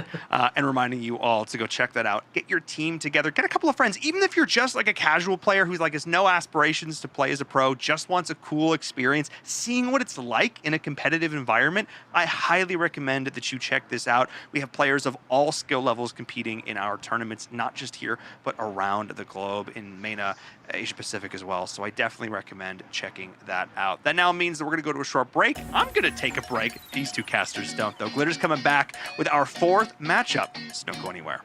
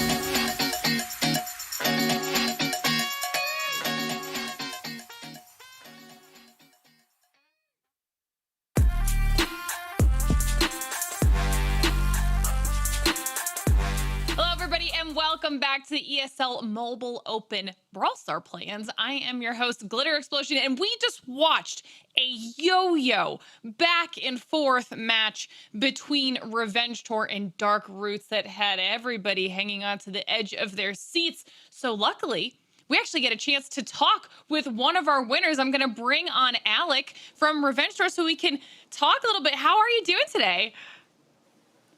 I'm doing all right. All right, so first things first, we got to talk about this. You guys get knocked down into the lower bracket by Tribe, but instantly you know that you have to kind of recover and then play your way through lowers. So what did the conversations kind of look like between you guys? Like, how do you keep your mental game where it needs to be?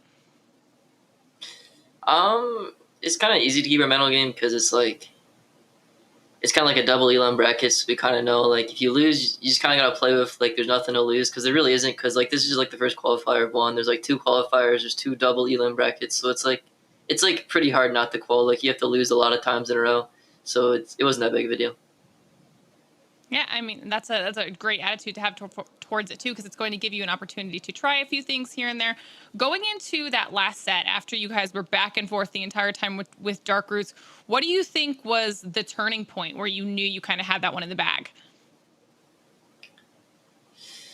I don't really know if there's like a turning point. We were just kind of we were just kind of messing around a little bit, and it got to the fifth set, which is kind of shouldn't have happened. But at the end of the day, like there's two qualifiers, there's two double ELM brackets, so it's just like we're just kind of playing for fun and see what happens, you know. All right. Well, then looking forward to the rest of this bracket, do you have your eyes on any specific team for this next matchup? Because you know you're going to end up having to go against, you know, whoever comes out of that. So which one, or how are you hoping that plays out? Well, Watermelon, there's like a 99% chance Watermelon's going to win, I think. So they'll probably win that, and then we'll probably play them. And they're some of my good friends, so it should be a fun match. Oh, I love that. All right, well, I have to let you go here, but before I do, I want to give you an opportunity. Shout yourself out, shout your team out, you know, let people know where they can find you on social media. Shout out to my teammates, Jigsaw and Raz. They're two of my good friends, and then some of my other friends, you know, they're all watching. So shout out to them. And you can follow me on Twitter, Alec26BS, and that's pretty much it. Well, Alec, thank you so much for jumping on and chatting with us. Wish you the best of luck throughout the rest of this bracket. You guys are killing it. Yep, thanks. See it. All right, it was great to be able to hear from Alec, but now we have to bring back Echo and Ash so we can get their thoughts on that heck of a matchup. I mean, you heard Invirum call me out. I was questioning how close do we think these matches are going to be, but that went down to literally the last round of the last set of that entire match, and I did not think that was going to happen. It goes like that sometimes here. I mean, it all depends on the matchup, and it all depends on how the teams are playing, how the comps are picked. Those are the ones that I love to see that really just make it all the way to the end. We're sitting in our seats for all 5 different game modes, which really makes you see and makes all of the teams have to play through every single different type of game mode that's offered here at the ESL Mobile Open. Yeah, and I was really impressed with Elite and his Mortis. We know Mortis got a pretty substantial buff in the recent balance changes. Now having that creepy harvest ability along with Coil Snake just goes to show you know how strong Mortis is in the meta. For Revenge Tour to win that game, they knew exactly that Elite was gonna run Mortis. Still, they had a pretty hard time countering him. We're taking a look back here at our bracket. You guys can see obviously how our upper bracket played out. We know it's going to be Tribe Gaming versus Stamina Esports, and that is going to be a crazy matchup. But what we're focusing on here is our lower bracket. So moving on, Echo, I mean, how do you think this next matchup's going to play out? I mean, if we listen to Alec, there's a 99% chance that Watermelon's going to pull in the win. I personally don't know. I mean, I would love to have Alec get to play against his friends over at Watermelon, but I'm not sure how this is going to play out. I mean, we have Coltu, who got beaten pretty badly earlier on. They're going to want some revenge the same way that Revenge Tour wanted some revenge. So you never know how things could turn out. Yeah, and after looking at that matchup, cool too, no surprise, I got the bad Mortis there, and that just means, that opens doors to Brock, so we're probably going to be seeing a lot of Brock in this matchup here. Yeah, I think things should definitely be interesting as we take a look here at these rosters that we are so familiar with. I mean, if Alec is right, then we're going to see some interesting things here. But Coltu BGBG, I mean, you were saying it earlier, Ash, one of the strongest rosters coming out of Mexico. So I feel like, honestly, it's anybody's game, especially after the back and forth that we just saw in our previous matchup. Yeah. Definitely. You can go ahead. No, after you, Ash, I insist. Yeah, I mean, definitely don't discount Coltu here. They're, you don't see them often, but they're a new team. So, like I said, one of the strongest team in Mexico right now. I think it's gonna be a thriller. Yeah, maybe more of the thrill than Alec is expecting. You did talk about Coltu earlier on, Ash, saying that they were one of the greatest teams out of Mexico. I'm looking to see some of that greatness. Yeah, I'm overhyping them a lot. Maybe. I mean, if Alec has his way, though, it's going to end up being Watermelon who comes out on top. And to be fair, Watermelon is one of those teams that Envirum and I have been following the entire first half of this ladder. They were actually one of the teams that after the first week made a massive jump up the leaderboard from week 1 to week 2, and then has been able to hold a really, really steady position in those top positions on the leaderboard. So I wouldn't be surprised if they do have a very, very strong showing here. I wouldn't be surprised either. They do have a very refreshing name, especially this time of year. But yeah. I'm looking, I don't want to see Colt2 go down the way that they went down last time. I want to see more of something like we just saw happen in our previous match. I want to see a little bit of a fight in them. Yeah, Watermelon with new additions to their team. Jack Chepo, formerly played for IX, right? One of the top teams one of the top players in North America. Then you also have Charles, another addition, right? He was a top player for IX Academy in the previous season, right? So all these top players forming these powerful teams now. It's super exciting. Man, I don't know. Cool2 might have their work cut out here against this team. It's going to be tough. Do you think that we're going to see anything else that could possibly be new? I mean, we've seen it a couple of times now. There have been a few different game modes where we've seen new brawler picks, at least for today in general, right? The first time we see XY. Do you think we can maybe anticipate that happening here in this first matchup as we jump into the first game? Oh, it's possible. As Ash said before, Brock is going to be played, and we're seeing that right now out of Angel U. And nothing special, though, holding down with Gene in the middle. Doing a nice job. I mean, we have an early lead here for Watermelon. No, this is domination by Watermelon. Look at Chepo somehow just staying alive there, and as I said, he goes down. But it's still a big lead. Watermelon with 7 gems, and the best thing is they got a Gene. Meaning, if you're gonna pick up gems, you're still a big threat because Gene can just pull you and steal all your gems, especially with Rosa having that slowdown gadget. Being in bushes is also not safe because whenever you're in that bush, Rosa's gonna pop her gadget, slow you down, and then Gene's gonna get a clean pull. Look at that, Gene already with 10 gems. We haven't even hit the 2-minute mark, and already Watermelon with 10 gems. Yeah, they're gonna take it. You don't even need to use the pull when you can just go casually grab the gems from mid. I mean, it's just crazy. A minute 52 left on the clock, and it's over already in favor of Watermelon. Wow, I mean, 99% chance that they're gonna win. They looked pretty good right there. 99%. It's looking like that prediction is like a lot more accurate now.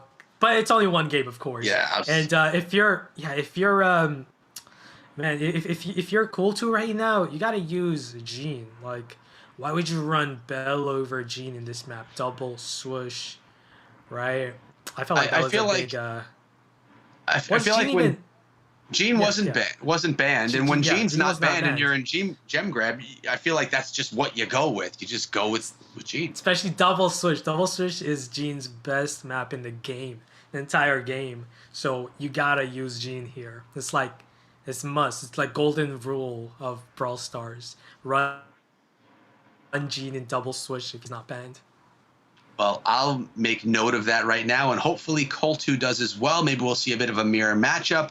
Definitely want to see the strongest brawler on this map being used since they were not banned, because I don't want to see Colt2 go down that quickly. I want to see them come back. I want to see them get angry and start getting a little bit aggressive over here. I don't want Watermelon to come in and just wipe them around. Let's see how this comp...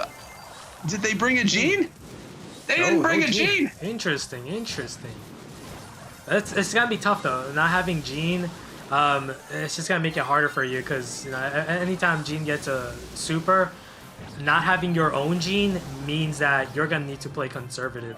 So looking good for Cool2 so far though. They got control. They got the gem lead, and best of all, Belle's placed down her traps in the middle. But nothing special. Getting rid of one of those traps and retreating behind into the bush again. You're about to have another one right in front of him as well. CR7 doing a decent job, but a bit of a mismatch over there on the right-hand side.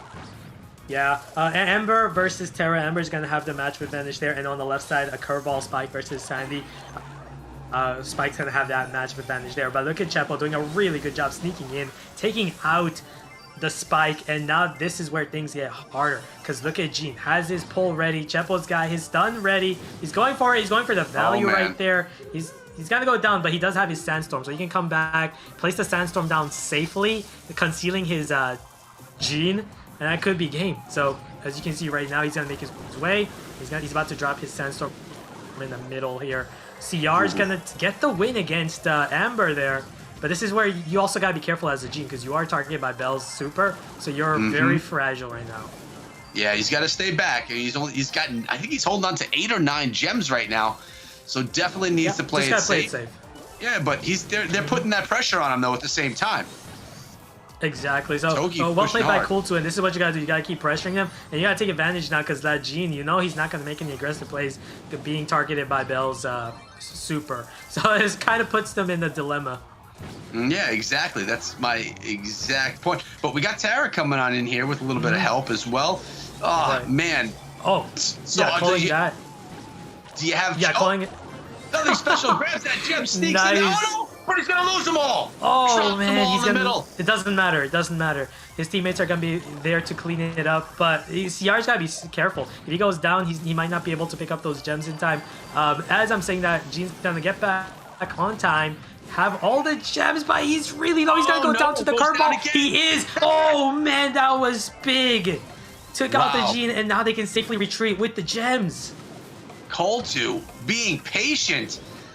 Togi just hanging back right now. Mitsu just trying to but CR7. Uh-oh, we got a big push coming in here. That's it. That's it. That's wow. gonna do it. Cool2 with the crazy comeback. That was fun. That was fun to see. Playing it patient and just slowly making their way up, and then taking down the Gene without going with the Gene themselves, which is the go-to play on this map, as per Ash. Exactly. I felt like, you know, that Gene right there, right? Played a little too risky right there. His teammates went aggressive, were not protecting him against a Spike. Spike got 2 clean shots, and then a curveball shot to finish off the Gene and steal the win there. That was crazy. That's exactly what went down. Now, in your opinion, when you're targeted by Bell, you're holding 9 gems. Do you take the risk to grab that 10th gem, or do you let one of your teammates grab it? At this level of play, what's the right play to do? You gotta let your teammates. You gotta let your teammate grab it. That's the right play there. Like it's too risky. If your teammates are not winning their lanes, right? If they're having a hard time, they're getting pushed back. Then, you know, it's up to your teammates to get that gem or make some aggressive plays to get their supers and, you know, win control back. The other thing you could do is, I think they did have an opportunity where the Gene had like 9 gems and the other team had only about 5 or 6 gems. You could go back and kind of suicide a bit, like where you would just, you know, die. That way you can give your teammates the gem and then you can respawn back without having Bell super targeted on you, right? So, but in order for that to happen, you got to trade the gems. You got to give the gems to one of your teammates. And I feel like that's maybe what something CR should have done when he won that matchup. There was a bunch of gems in the middle. Maybe he should have just picked all the gems up with his Terra and let his Gene make the aggressive plays with Gene's super. That would have secured the win there because they definitely had just enough gems in the middle to pick up and retreat with. I mean, the plan was definitely for that Gene to pick up those gems. We just need a little intermission of someone wanted to play a little bit there. That's all good. The plan was they were waiting for Gene to pick up that 10th gem. I mean, it wasn't like that was just a mistake. That was the plan. But right now, again, it's the same. We got a Brock right now over there for Watermelon, top left. CR7 playing as Brock. Is that going to be the game changer? Very well, maybe. Could be. Brock is, you know, one of the strongest brawlers in the current meta now. And we know Watermelon lost that game mainly because of, you know, the choke with Gene, giving up all the gems, right? Letting the Spike sneak in. I'm not expecting that to happen again, but let's see if Watermelon tumbles. Not so far, though. They're dominating start by them, and the best thing is Gene's very close to getting his super, and as I say that, he does have his super now. This is where things get even harder because now Kultu's going to have a hard time getting control back. Whenever they push up, Gene has a nice ability to just do that. Get a quick pull and take you out. Yeah, that looked really nice. I'll say though, why is Chepo continuously playing Tara against Mitsu with Amber if that's a mismatch? I feel like that's continuously happening. I guess he feels confident that he can still win that match. Yeah, it's more. Why is Chepo continuously playing Tara against Mitsu with Amber if that's a mismatch? I feel like that's continuously happening. I guess he feels confident that he can still win that match. Yeah, it's more of a confidence thing. And he is doing a really good job with Terra. If he can get a single pull right here, Mitsuya can't really do much. He can't really push up. And the other thing is CR wants the Spike matchup with his Brock. Brock just destroys Spike with the range and, of course, the gadget play that can just take out Spike and just hit. So already 10 gems by Watermelon, just dominating, not even toying with them in this match.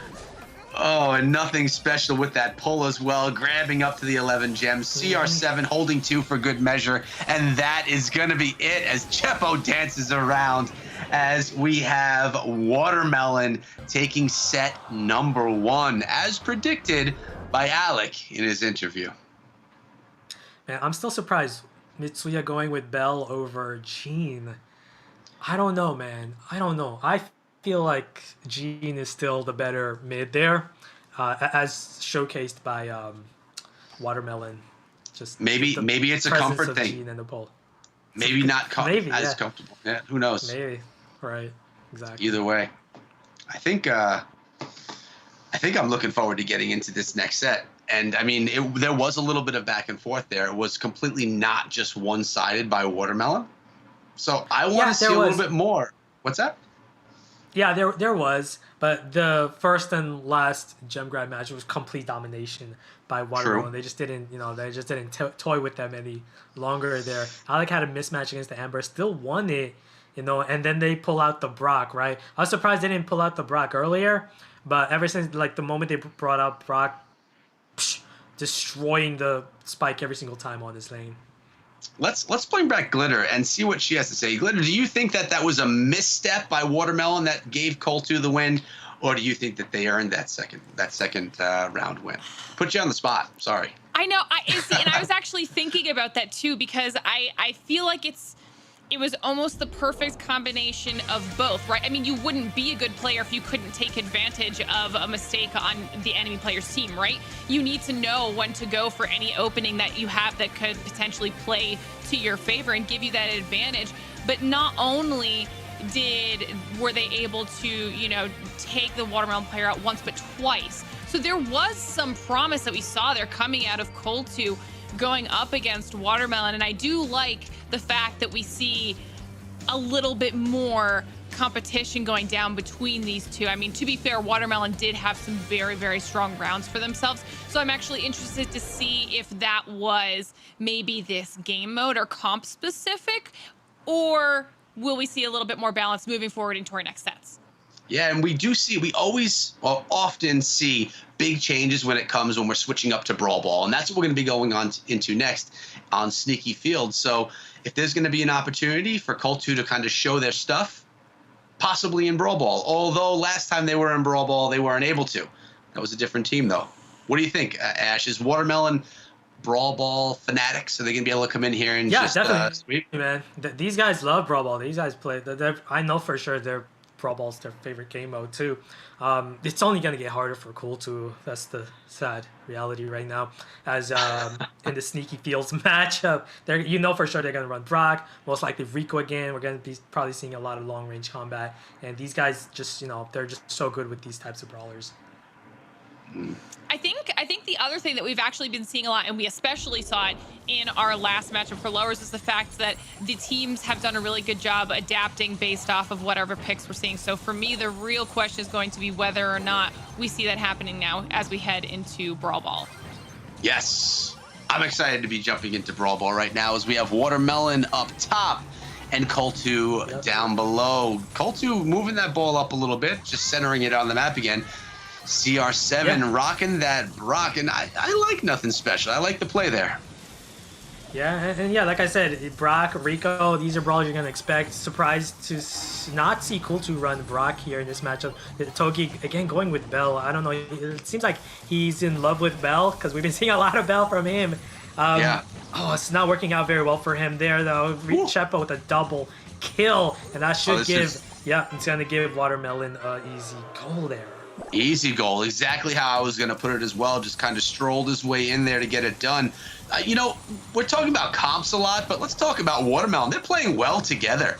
Like, they're playing nicely as a team. I'm watching them storm up the field, just kind of clear the lane together. And look at this. Nothing Special doing a nice job as well with a brawl that we may not have anticipated that much tonight. Yeah, exactly. I love seeing Griff being used more. Newest brawler, of course, and once the map is open, Griff is such a great brawler to pair with Brock in this meta, by the way. And that's because of Brock's ability to just open up the map and make it easier for Griff to excel. Wow. That was a nice shot right there as well. Another one that was a quick play, grabbing it quickly. But I also like seeing Griff. I personally like Griff. I like playing Griff casually, and I think that he has a lot to offer on this scene. And we've been seeing it, and clearly a lot of the teams that we've been seeing here tonight agree because they're choosing Griff to play. Has the range, has Griff, the power behind it as well. And the super, just large radius attack that pierces through and does a lot of damage, is a perfect brawler to pair your Brock with, because Brock's gonna open up the map, right? Like late game, the map's gonna be open. Overtime, map's gonna be open, and this is where Griff just thrives in like so well. And I love how you break this down, because you're not talking about how they play well together, maybe early on, but you're talking about also, Brock opening up the map towards, a minute and a half in, then the synergy is going to start to happen. And that's next level thinking. And that's why you're a pro here, Ash, because most people don't think about that. They don't think about how the map is going to look a minute into the matchup. They think, what map is it from the start? They don't think about how the supers, how the gadgets and all that stuff work together. But the synergy doesn't just happen at the beginning of the match. The synergy happens sometimes even towards the final minute of these matches, which that's like next level thinking. But we're going into round number 2, and Angel, you advancing that ball a little bit early. Chepo rocking a Rosa. No, they definitely switched some things up. Sandy over here had a Nothing Special, and Brock having to get that respawn. CR7 going down early, but is back in action. Yeah, it looks like finally Cool2 has, conformed to the meta. They've decided not to go Bell this time and going with Brock, but a little too late there as Nothing Special, aka Charles, is gonna stun that Spike.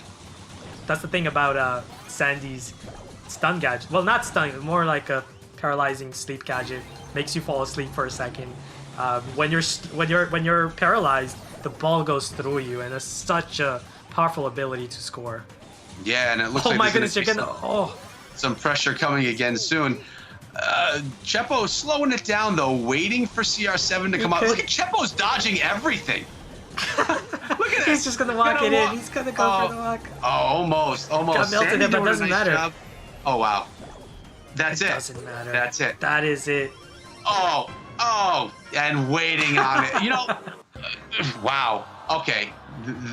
That was dominance by Watermelon. That was well played. Good synergy. Doesn't matter what the comp was that they put together. It worked for them. They played well. Even after we saw Cool2, come again with the meta, it didn't work out for them. As we have now, Watermelon up 2-0. Glitter, are we going to have another 3 and out on this one? I mean, Ash had said that he felt like Watermelon was going to be very, very strong on Brawl Ball. They made quick work of this second set, making sure that there was no margin of error. They wanted to close this one out early. I mean, Echo, you can't even, you said it yourself. There's teamwork here. They look great together right now. And if this is what they continue doing into our next set, it very well might be that 3-0. Yeah, it very well, maybe. quite possible. And we're going to be going into Hot Zone next as well, which we haven't seen yet tonight. Always a lot of fun to watch how teams work together on that, especially when they can dominate some of those zones. But right now, I mean, Watermelon looking like a force to be reckoned with. I'm actually kind of surprised that they're down here in the lower bracket with how good they're looking right now. See, and that's what I was talking about too when we saw originally that it was going to that they were the ones that had fallen down. I thought that was strange because, like I had said earlier in the week, they had won that same matchup. So you never know what happens. You know, obviously everybody has an off day, an off game, and this might be that comeback that we're going to be seeing now coming out of Watermelon and going through this lower bracket. I would not be surprised if that is the way this goes. But I mean, Ash, you were the one that put it out into the universe, okay? You said they were going to be strong on Brawl Ball going into Heist next. How do you think they're going to fare? I think Synergy's right there. The momentum's there for them. And the best of all is, like, they're doing so well with these long-range brawlers. Safe Zone is a map where long-range brawlers thrive in so much. So I think Watermelon's going to take this one. Well, we're going to find out. And, well, I'm just sitting back and saying, I'm loving watching CR7 with this Brock, but Angel, you rocking Brock now this time around as well. Getting some good hits on him. Chepo trying to hold down that right-hand side, Rico v. Rico. And we got two long rangers, nothing special, and Togi in the middle. Yeah, a mismatch for Togi against the Piper right there. Piper having her homing gadget to just lock into you and take you out pretty quickly against the Bell. So yeah, I like the Piper pick over Bell here. Just additional damage, the range, the ability to take the enemy out with the homing gadget is just, it's just better overall. Yeah, I understand. And we're gonna see if Togi can kind of outplay, though, because sometimes that's the thing as well, being able to outplay your opponent on the other side. But no, nothing special, just goes and takes him out right there. Now making his way up, gonna get a few shots on that safe, giving that damage, taking the safe down to 63% as we have more of Coltu respawning. Chepo doing some great work, really tying up the Rico on that right-hand side of the map, not allowing him to advance versus mid. Yeah, Mitsuya is going to win the matchup. Ooh. He's going to win the matchup against Chepo right there on the right. He's very low. He's going to make his way ahead. Supered in there a little too early, I feel like. Didn't get too much value. Did get some damage. But this is where, Kultu's got to capitalize on because they got a triple push, triple brawler on the safe. So that's going to be a massive amount of damage. And that's going to give them the lead. There's still a lot of time, though. 43 seconds. And, this game could come down to the final push. Yeah, definitely could. I guess I spoke a little bit too soon right there because Mitsu started off a nice little beating down on that safe.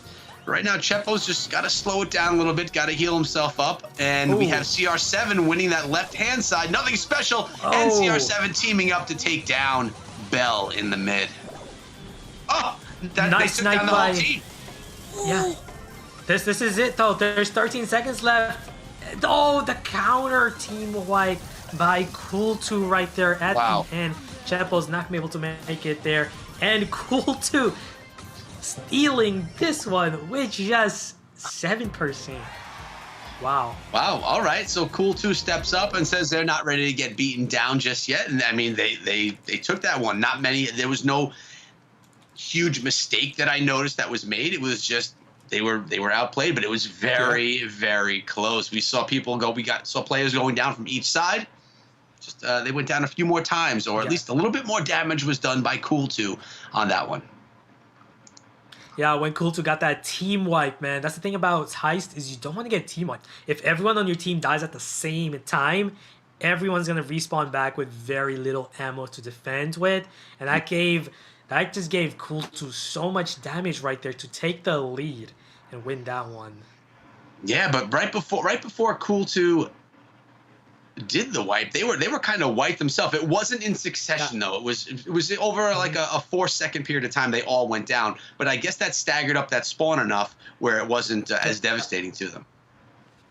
Yeah, definitely. There was a clutch kill. I remember Mitsuya taking out Chepo, and then of course Charles with his Piper took out the Rico. But that was just enough to prevent a 3-player push, right? Which was enough for them to defend in the final 10 seconds to prevent You know, Watermelon from winning. Yep. it all changed when the Rico battle was won by Mitsu on the right hand side. That's when the tables had turned. So let's see how that plays out right now. Nothing special on the right with the Rico. You have a B being played by CR7 this time with Togi. They switched positions right here. Chepo on the left hand side against Angel U. Yeah, very interesting that CR went with B when Piper does pretty much, a lot better than a B does in a map like this. Having an ability to constantly regenerate your ammo, but with B, you're not going to have that. So I feel like it's going to be harder now for Watermelon. But then again, you also have Chepo on Brock, and that's a matchup that you got to watch out for on the left side. So you like Chepo on Brock? He's someone known for he's Brock very play. Look at that. Yeah, he's very dangerous with Brock. He's a Brock prodigy, man. Look at that. He's gonna get a lot of damage with his Brock super. Took out the Angel. Oh, man. Just killing me with the Brock, dealing so much. Single-handedly brought his team back with his Brock plays there. Again, took out And Angel. he's I'm telling continuing you, Echo. He's continuing. He's just, man. He's in the zone right now with his Brock. Yeah. Just, jeez. Single-handedly did 41% on that save. Got multiple kills. Stole the words out of my mouth. I was about to say the same thing, and now you have nothing special over there, picking at that safe as well, putting a little bit more damage on it. CR7 actually holding down fairly well in the mid with Togi. A lot better than maybe we expected in the beginning. Watermelon. Right, if you're Watermelon, you don't want to have the same thing happening in the previous game, right, where you got team wipe and you gave the other team a triple push. This is what you don't want. Right now, it's looking good for Cool2 actually, because they do have control. It comes down to Angel. If he can beat Chepo in that 1v1 Brock, which he is kind of struggling with, maybe Togi should help him out there. Chepo is still alive. He's still alive. No. And then Togi's gonna get pushed back, and that's gonna be a heavy amount of damage coming in from Watermelon. I can't believe Chepo's still managed to stay alive there for so long. 20 seconds left, and then nothing special. It's gonna drop his super with his Rico. That should do it, because there's just not enough time for Cool2 to make a push here and get enough damage. I'll tell you what, man. It was impressive watching the CR7. I saw him just picking away at players from left to right, not just in front, not just beating Togi. Helping out on both sides as well. I don't know. Maybe he feels comfortable using B. Worked out really nicely for him, even though. Yeah, that's what you gotta do as a mid player. You gotta constantly support your lanes, your teammates on the side. Still though, no, I'm not convinced, Echo. I feel like Piper would still have been better. Like, you got the range, you got the faster attack projectile, you got the damage as well. I just felt like, and you got the homing ability, the homemade gadget, right, where it just homes in on you and does a ton of damage. I still feel like Piper would have been better, but it doesn't really matter. Chepo right there, just, man, the Brock single-handedly did, he carried right there. He did so much damage to give his team the victory there. I love it. After he took down some of his opponents, he just kind of hung out behind that wall, waited for his reloads to happen, and kept chipping away at that safe slowly and surely. Like you said, took down like 41% of it. Then Rico was able to sneak on in, get a few shots in there as well, picking away at it. You don't have to take down the safe to win the round. You just have to beat it up more than your opponent does. And right now, CR7 coming in, not using B anymore. Piper's in the house. And again, everything else is the same. But now, according to you, Ash, this should be the game changer right now. And if it is, if Cool2 loses this one, and if Watermelon pulls in the win, that's going to be it. That will be the entire match. And according to you, that should happen now that B's no longer part of the comp. Yeah. Oh, Angel actually won that matchup against Chepo on the left. That was big. That's going to allow his team to now push up a bit. Rico versus Rico, they're not really gonna do much there on that side, but it really comes down to whether Angel can, stop Chepo from pushing him back. No, Chepo losing that battle against Angel really messed up CR7, who was trying to move up to put some damage on the safe, but got slowed down, and Togi just takes him down as well in mid. Chepo's trying to work his way around on Angel. Struggling a little bit. Angel's doing such a good job now, dodging and weaving around to beat Chepo there. Really nice super by Mitsuya and staying alive unable to stay alive for too long though. Maybe he should have popped the bouncy castle gadget there to heal back. I don't know, but I see, man, Watermelon. Everyone is looking in low in health, or maybe two of the three have lost their. Was that a wipe? That was. Yeah, Angel got another kill on Chepo. That's big. Oh my God. Winning the Brock matchup against Chepo is really, really big. It allows your team to push up, and the heavy damage from Brock can give you a significant lead. Another kill by Angel right there. Oh man, he's just turning it up. Angel is turning it up this game with his Brock. He is, and CR7 is struggling using Piper as well. I don't know if you're noticing it, but he's going down a heck of a lot more than we saw happen in the last round. He's struggling with Piper in that Togi matchup right now. So nothing special, and Mitsuya kind of a stalemate on the right-hand side. Angel U winning the left, and CR7 not holding down mid, which means this one is going to go to Coltu, and we're going to be pushed on to set number 3. Coltu finally able to dig in and take one of these sets as their own. And they looked pretty good right there. I mean, Angel U especially really being solid on the left-hand side. Yeah, man, that other game where Chepo was just constantly bullying him with his Brock, and now we're seeing, a turnaround here. Angel U bullying Chepo and his Brock. That was big. And of course, Togi, I was surprised. Togi getting so many kills against a Piper matchup, right? Bell versus Piper, and getting multiple kills on Piper. That was just so well played by Togi. Maybe they listened to you, Ash, and maybe this time it didn't work out. I don't know, but let's bring back Glitter, see what she thought of that round of Heist. Man, okay, I mean, that second round where Watermelon really had to figure it out. I mean, CR7 did a great job in the mid. It was able to stalemate the mid while also helping out both sides to allow them to have their moments to push and get that damage down. But the other 2 rounds, Coltu just had their teamwork down. They worked so well together there, and I mean, they needed it, right? If they didn't win this set, then they were done. So this was their clutch or kick moment.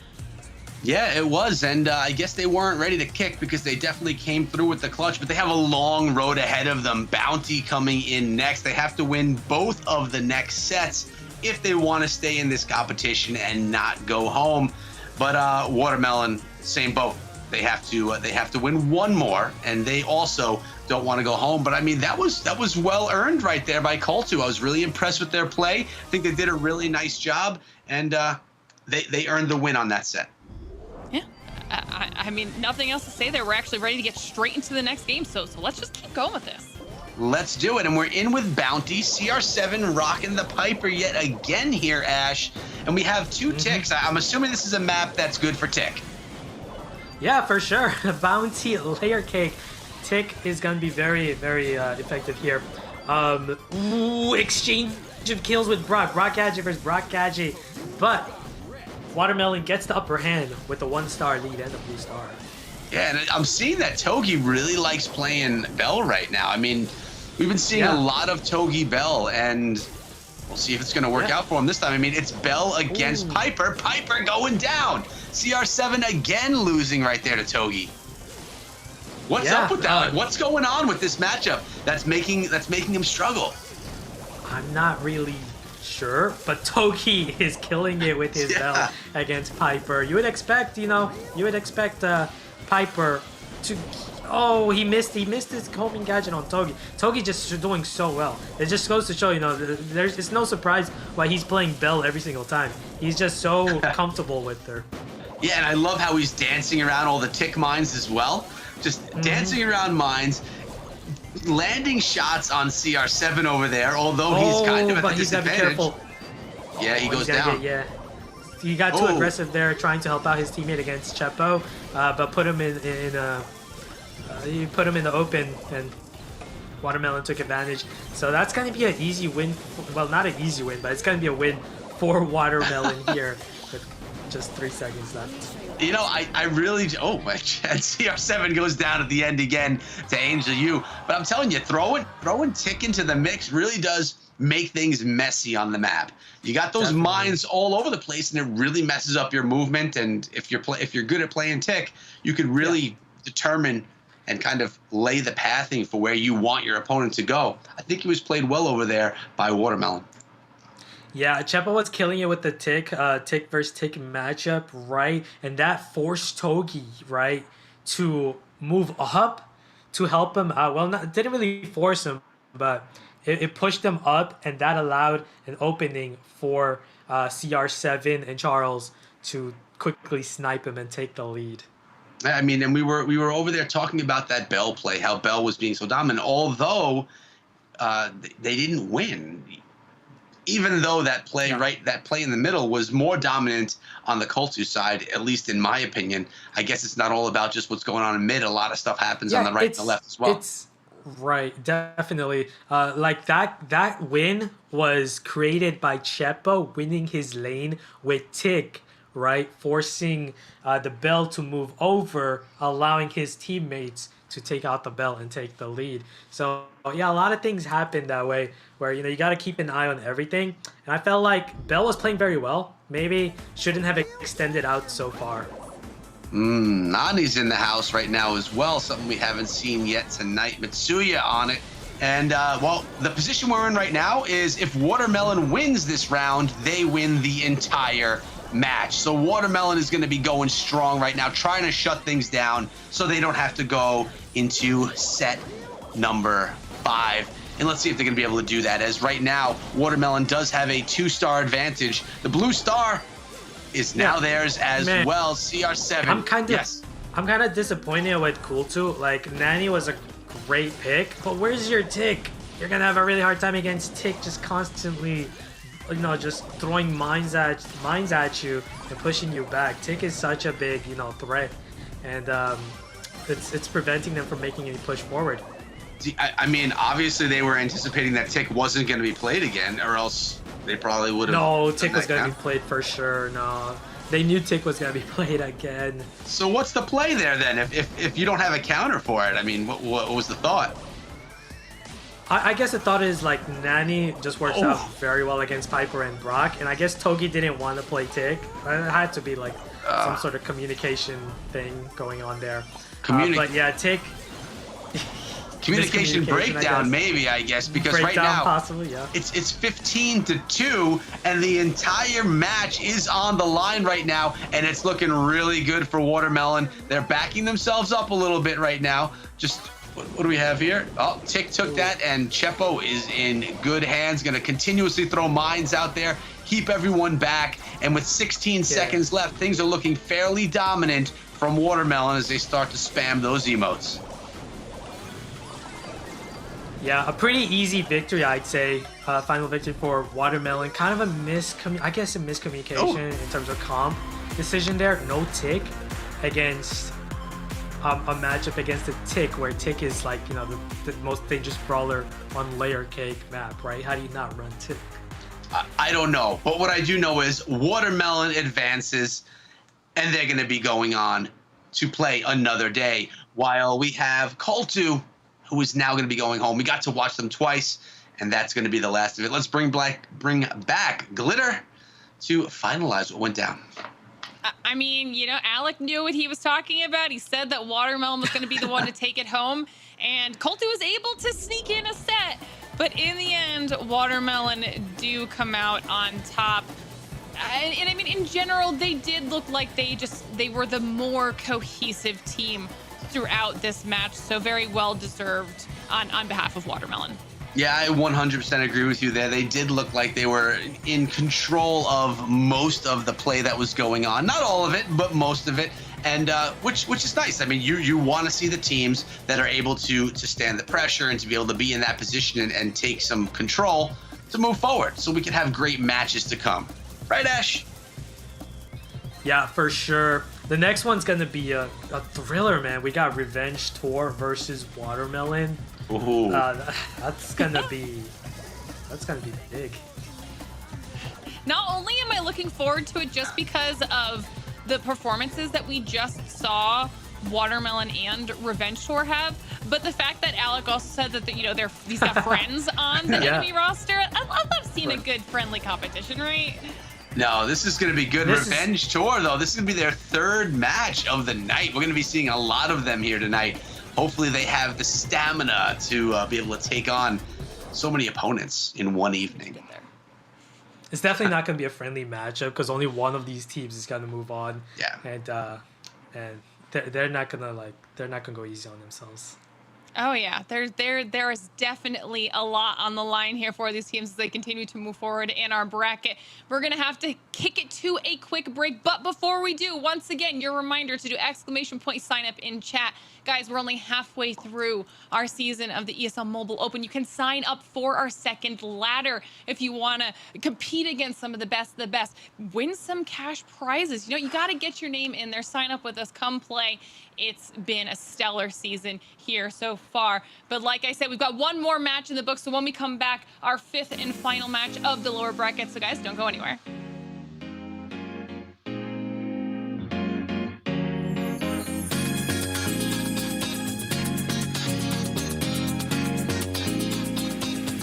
I go ready for it.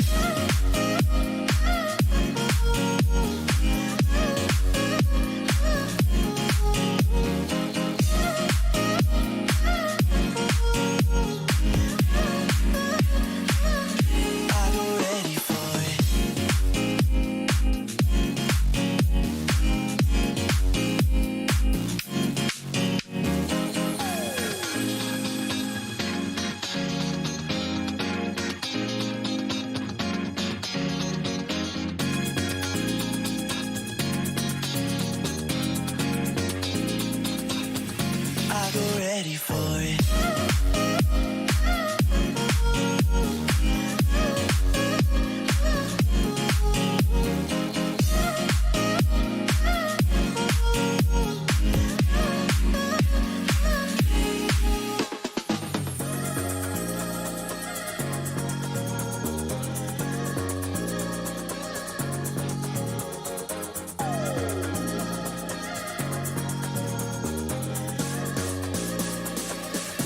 I go ready for it.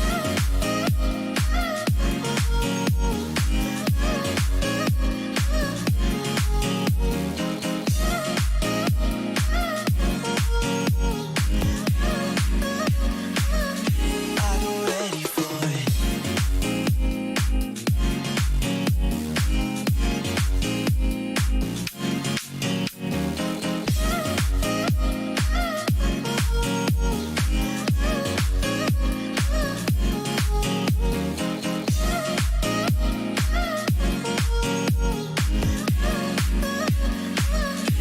I go ready for it. I go ready for it.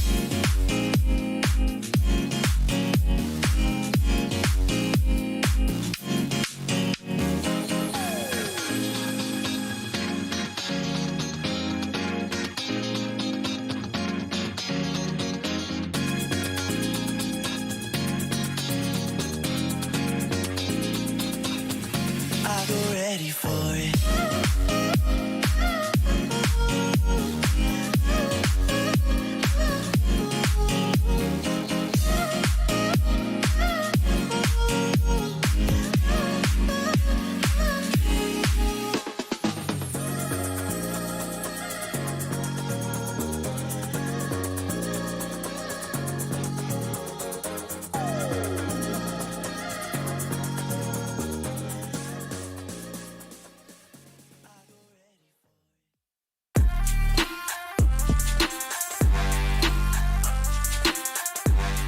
Hello, everyone. Welcome back to the ESL Mobile Open. We're here with our first play-in for Brawl Stars. You're just joining us now for the fifth and final match of the night. I'm your host, Paul Inverum Toddkill, one of your hosts. Glitter's taken a little bit of a break, which means I need to welcome back our lovely commentators. It's, of course, Echo and Ash back at it again. Oh, no, Echo. No. We'll summon him We from the lost void. him. We'll summon him from the void. Internet. Okay.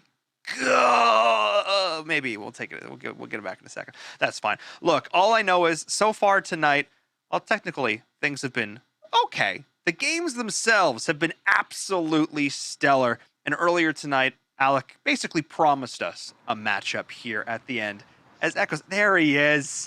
Looking snazzy too. Sorry, I like the polo. Welcome back. Look, we were promised a matchup, Echo, and it stumbled a little bit. but we ended up getting it. How do you feel about this last match of the night? This last one of the night is exciting. I'm looking forward to it. I've been really enjoying all of the matches throughout the night, whether they've been one in 3 sets and done, or all the way through the 5. Everything has a reason to enjoy it, whether it be completely dominant play or back and forth battles. But yeah, we're looking forward to something really good coming up. Now it's another one of those lower bracket battles, and I'm looking forward to it. How about you, Ash? Yeah, this is gonna be really good, man. I can't wait for the bans, the brawlers that they're gonna choose to ban. Are we gonna be seeing Brock, or are they gonna like not? Are they gonna ban Brock or decide to go Brock versus Brock here? That's what I'm excited about. But yeah, these two teams I feel like are very equal in terms of just skill, right? I'm excited. Yeah, I mean it's Revenge Tour versus Watermelon. 2 teams in the lower bracket with upper bracket names. A lot of established players on both of these squads. You may not necessarily recognize they're on some crazy signed roster, but what they do have is a lot of experience here in competitive Brawl Stars. And I think you posed a very interesting question, Ash, because the way that I look at it is if you don't ban Brock, that's an ego play. It's an ego play from the team that it let, in this case from both, to let it through, because you're saying I'm the better Brock. We have the better long-range player. We have the better sniper. We feel more comfortable in the matchup. We just think we're better than you. Whereas if Brock does come through on the ban, I think both teams are showing a little bit more respect. I think both teams are saying, okay, we're going to focus in a little bit more on the comps. We want to take the real heavy hitters out of play, and we're going to focus on trying to mind game you. And I would, personally, I prefer that. As much as I love seeing cool Brock play, I think it's really cool to see that sort of next level of comp. And when we saw earlier on that Revenge Tour matchup, I mean, we ended up seeing a decent amount of that. But let's take a look at the bracket, though, Echo. Let's remind the folks of how we got here tonight. Yeah, I mean, we had that really great matchup with Tribe Gaming and Revenge Tour. Well, actually, it was Tribe being fairly dominant in that one. Same thing with Stamina and Coltu, another dominant performance, which is having Tribe and Stamina play at a later date. I know we all really want to see that one, but that brings us down to the lower bracket where we've been spending the other half of our evening, and which is where we're going to be finishing up our evening as we have Watermelon and Revenge Tour facing off in the match that we're about to see. But Coltu going down to Watermelon, I mean, we were told it was 99% chance that was going to happen, and it did. And again, Revenge Tour actually coming out looking really hot as they went up against Dark Roots. This one is going to be an exciting one. I think you said it best in Verum when you said that we have 2 upper bracket teams playing in the lower bracket. They are friends, but they're not going to be playing friendly because no one wants to go home, Ash. Yeah, definitely. Only one of these teams gonna make it into the final stage, right? Watermelon with Primo banned. Wow. And Bell being banned for the first time, which is interesting because, like everyone's been running Bell when she wasn't banned, but we're finally starting to see a ban for her. And then Revenge Tour, as we were talking about it, right? Are they going to ban Brock or not? And they do decide, let's ban Brock. Also decide to take out Stu. So lots of wall breakers away in this matchup. And interesting, because we saw the Primo brought out earlier, despite the nerf, as sort of a fun counter to a lot of what was being played. And as we take a look and highlight these teams, I wouldn't be surprised to see Watermelon maybe dabble a little bit with that Mortis of their own. We'll see if they're going to be bringing that out here. Charles, CR7, and Chepo keeping an eye on this team. Again, names that we've casted before, names that we know, performing under a new moniker, going up against Revenge Tour. Same exact story. These players that we've seen in past Mobile Open seasons, we've seen in the ESL Mobile Challenge, they've competed at the highest levels of competitive Brawl Stars, plural. They're Brawl Stars here. And we'll see who is the shiniest one tonight as we're down to the last game, down to the last match. And this is for all the marbles, Echo. They've battled their way through not only the last 4 weeks of competition, but here tonight, only one of these teams will advance on to the ESL Mobile Challenge. Echo, the other one starts from scratch in our next ladder. They're back to square one. Yeah, I mean, if they've gotten this far, could they do it again? Quite possibly. Do they want to have to do it again? Of course not. No one wants to have to do it again, going through that grind to get here. They want to stay here. And I mean, I think I'm going to predict that we have a pretty long match right here. This one's not going to be done in 3. Let's see if I'm right or not. We have Watermelon down below and Revenge Tour up top. This is the battle to stay in the competition. Which one is going to go home, Ash? Yeah, Purple Paradise is the map. It's all about range, so it's all skill. This map is all skill. Already Watermelon with the first blood. Homing Gadget is gonna hit Chepo with 2 kills already in this game. Another kill by CR7. 5-star lead for Watermelon as Revenge Tour gets a nice snipe. Pushes him back. Yeah, I'm happy to see that we have 2 Nanis being played right here. That's kind of a standard brawler to be using on this map as well. I wasn't sure if we had one being played up top on Revenge Tour, and then I saw Alec was. But I mean, Jigsaw going with that healing element here. Is that going to pay off? I think it is. Like, having a healer is such a great advantage in a map like this. It's all open, so if your teammate takes hits, just heal him back, right? But the deadliest thing is here is Chepo and his nanny. He's gonna be targeting your Byron every single time, so you gotta be careful against that. Watermelon took the lead here. Jigsaw probably gonna play a support role right now, just constantly heal his teammate. Look at the nanny. Is he gonna connect? It's going around. Man. Oh, it did not connect. A big missed opportunity. His Raz is very low right now, and Jigsaw just constantly keeping him alive with the heals. Yeah, but look at this. We have Watermelon. They're getting backed up into their corner. Would you be worried about this if you're a player for Watermelon? I'm very worried for Watermelon right now. Even though they got a 4-star lead, there's 10 seconds left and they've been backed up right here. Raz has to hit these shots though. He's missing so many shots with his Viper at the end right here. Lots of missed opportunities. He's finally hitting them, but just not enough time left there, unfortunately, as Watermelon escapes with the win, even though they've been backed up for like a minute that game. Insane. They just managed to stay alive for so long. I feel like they were backed up on their side of the map the entire round, but felt like it. But they were getting kills on their heels, which at the end of the day doesn't matter where you are. If you're able to be the ones that are pulling in those kills, you're gaining the stars. Really nice long range play, and you said it. You got that skill map right from the start. Who's going to be the better player? Who's going to be the better long range player? And that time around, Watermelon was able to pull it in. I mean, Nani play was on point. It all worked pretty well. The healer element to it with the Byron didn't work out as well as you thought it may have. Is that just what's your thought on that? I think Byron, like, it can work for sure, but I felt like Chepo just played it very smart. He went for that Byron every single time whenever he had his super with his nanny, eliminate the healer and just to make it easier for you and your teammates. So I feel like that was smart. That's what you would have done if you were playing. That's what he did while he was playing, and then that's why he was able to pull in the win. It worked out that time. So do you play Byron again? Or do you go with something with a little bit more offensive power? Yeah, if I'm Jigsaw, I'm like, I'm not gonna go Byron again there. I'm gonna have to go with something that's better for carrying. Maybe just mirror them with the Gene. But it looks like Jigsaw is gonna stick with the Byron. I guess he wants to prove me wrong. Well, very possible. But they also may have felt like they almost had that one. With a few more seconds, they maybe could have pulled in that win. So maybe their plan worked. They just need a little bit more time or to be a little bit more aggressive in the beginning. Let's see how it all works out. Right now, we have Watermelon with 1-star advantage, holding that blue star as well. Nothing special, trying to keep it safe with the Gene. And Chepo going up there, grabbing something. Who'd he grab? And again, yeah, he took out Byron, took out the heal support. There it is. You know what Chepo's going to do? Every time he's going to get his super, he's going to target that Byron first thing. Smart play. Can't heal people when your healer's not in action, right? But we do. I want to see Alec. What Alec's going to do? I mean, I feel like nice jump to prevent that kill. But look at Peep though. Look at Nani super going around. It's going to connect on Gene.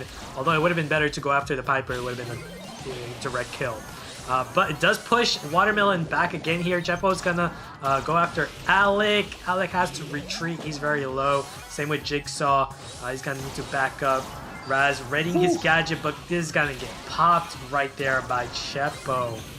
Again, they're backed up on their heels, but they're able to stay alive and get kills of their own on the defense, but actually on the offense. But there we go, a big kill right there. Finally. Yeah, I know. Finally, the first kill of the match. I guess Chepo had run out of his shield gadget, and that gave Alec an opportunity to get that kill. But look at Chepo, he's gonna go after Alec for sure. Jigsaw's not healing him. Jigsaw, I can't believe he's missing. He's missing Pete, but then this CR gets the kill. Oh, man. Alec has 3 hit points. He gets healed.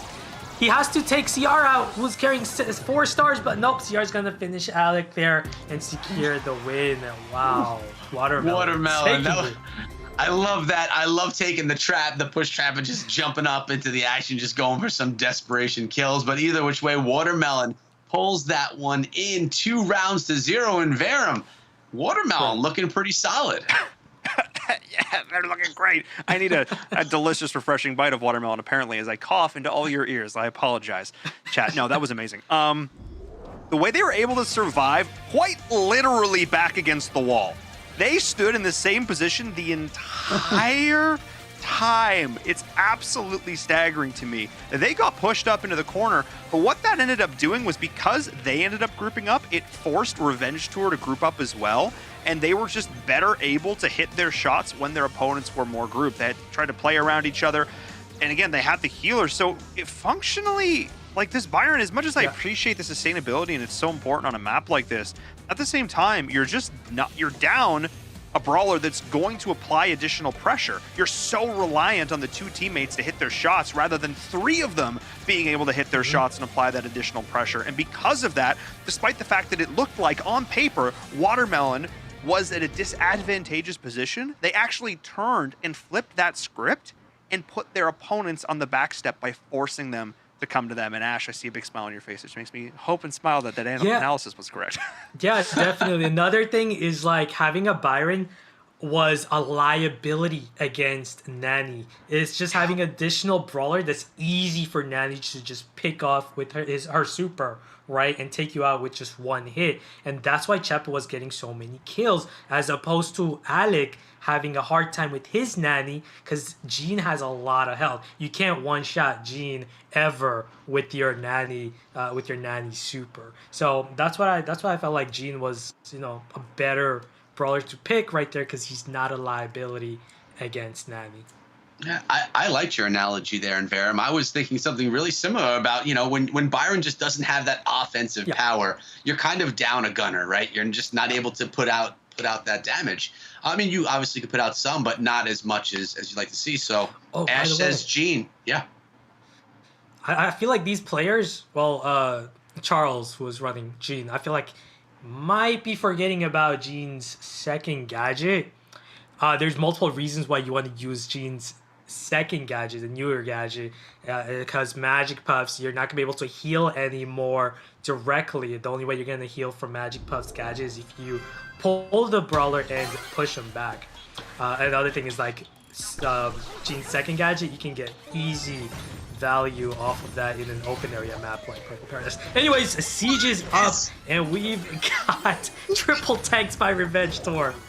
Oh, man, I'm happy right now. I love the triple tank. Chepo and Raz going at it right there with Frank. We have Buzz against Buzz, and Jigsaw and Sandy going to be going at it a little bit, or CR7, I should say. All right. I like this. We haven't seen any Buzz at all tonight, I don't think. This may be one of the first that we've seen. Yeah, because Buzz was just constantly banned. Everyone was banning Buzz. Buzz such a great brawler in this meta, by the way, especially against, like brawlers like Frank, PP, Mortis, right?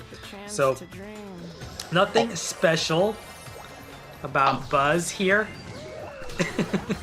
I'll tell you, only 17% damage was done with that first push. Of course, it's only the first push, but we're tied up right now. And look at this. Chepo doing damage, but wow, okay. It looks like Revenge Tour was able to kind of wipe out Watermelon right there. And more bolts are going to be collected right now from Revenge Tour, having Watermelon back in their spawns. But it's all about this defense right now.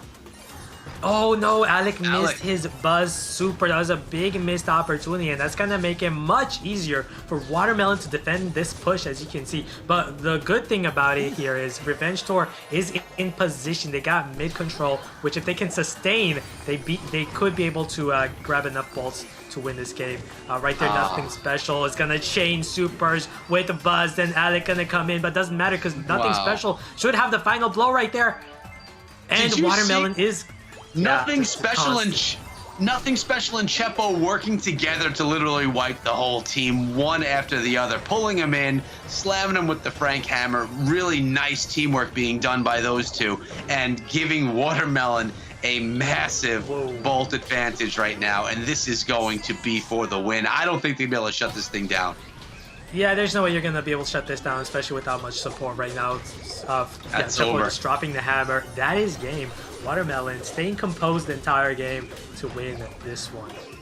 Wow, really nicely done. Time is up.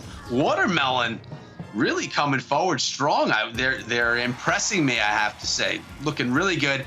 I love all the tank use there as well. I always like seeing it. I feel like it's hard to deal with. Now, the triple tank, I don't think they were anticipating. It's risky, but I don't think that they even had the matchup that they were looking for. I think they were not expecting so many tanks to be coming at them as well.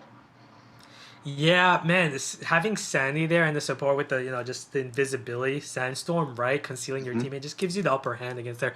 I like that. I like the double tank Sandy as opposed to the triple tank. I feel like triple tank is kind of risky in that sense because it's very easy, especially for like a Buzz, to constantly chain in on your BB or Frank and just constantly get supers all the time. So having a brawler, right, to defend against that would be so like it'll help you out so much. And Sandy does that, the ability to put you to sleep with that sleep gadget. Whenever you push in with your Buzz, boom, put to sleep for a second. You've been stunned and easier to deal with. So having a counter to Buzz, I feel like, is something Revenge Tour needs to do right now in this next matchup, because we know for sure Watermelon's gonna bring back Buzz.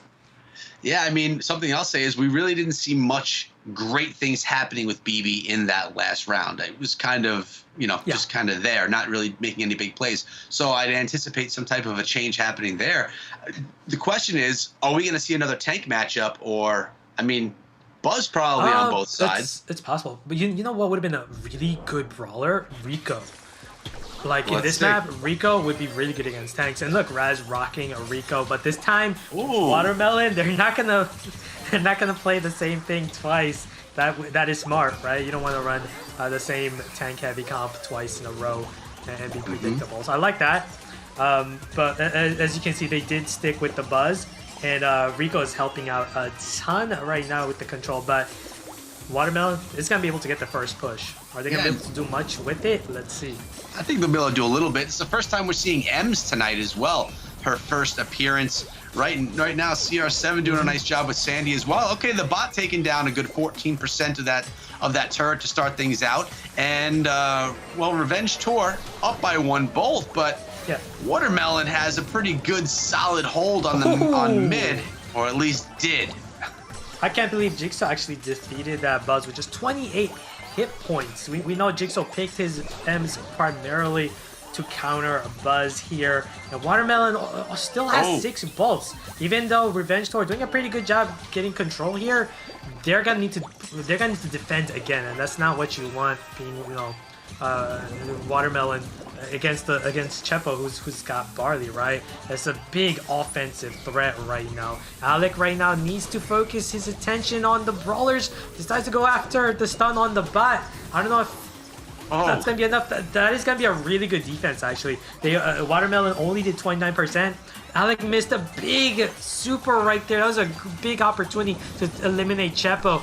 But still, Revenge Tour in a big lead with bolts, 8-2. And there's only 18 seconds left. 100%. I'm agreeing with you on that. I've seen Alec miss a couple of his supers as well in this set itself.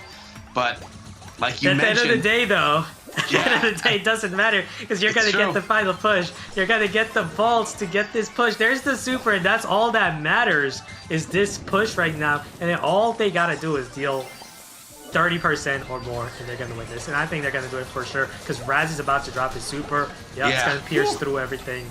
That's gonna Goodbye. It looks like everything is on top of that turret. Not only the siege bot itself. Revenge Tour finally able to pull in a set in a round right there. So that's gonna make this one tied up.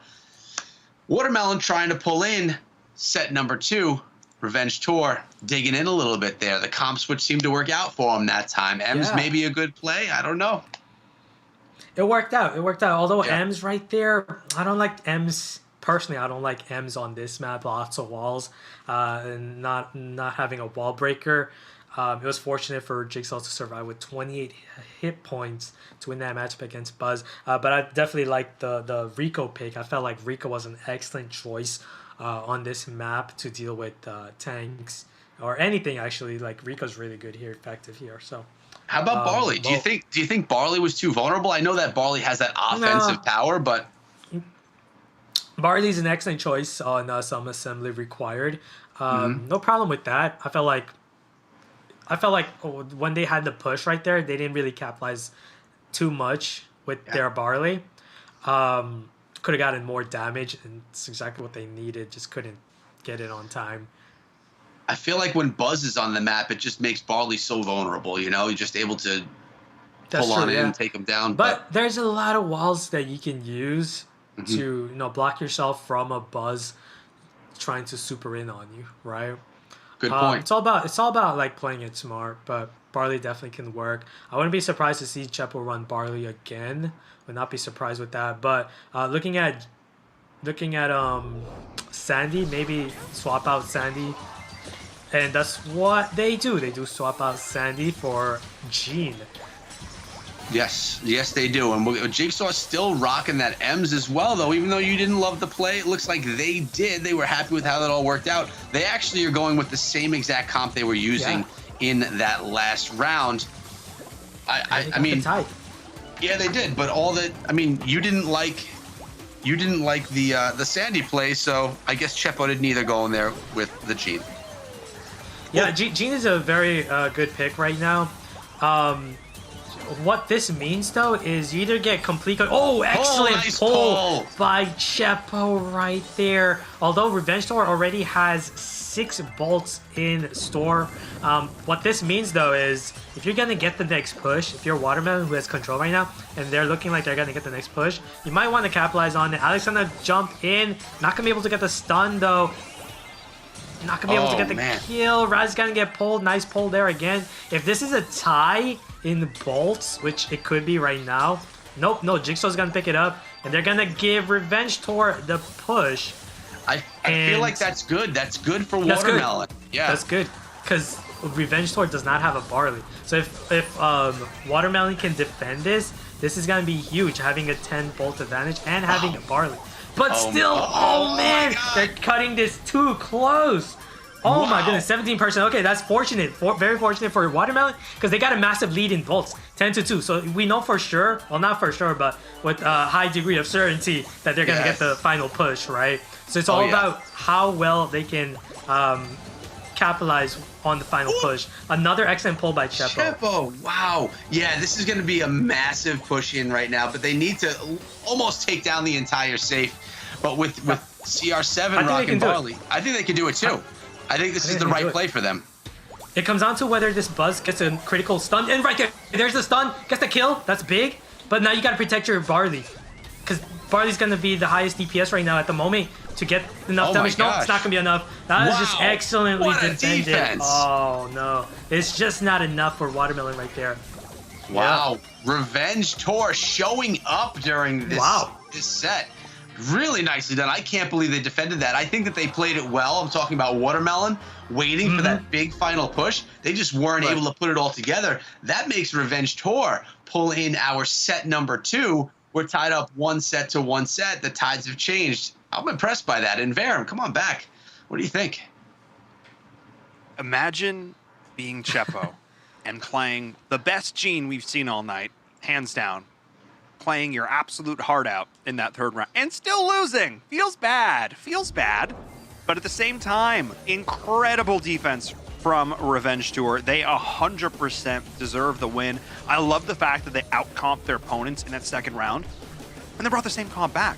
They said, hey, we challenge you to beat us. If it ain't broke, don't fix it. We're going to put the test to you. And the Rico play from Raz was so stellar. I mean, I could sing any of their praises. Alex stepped up as well, but really, to me, just that Rico from Raz was the anchor that really held this team together. Again, Chepo went absolutely off, landed hook after hook after hook, got those pulls, but it just didn't matter because in the end, Revenge Tour able to capitalize when they got ahead and able to defend when they needed to, and they just played it fantastic. The Ike under absolutely zero pressure there at the end, and that means they've tied it up at 1-1.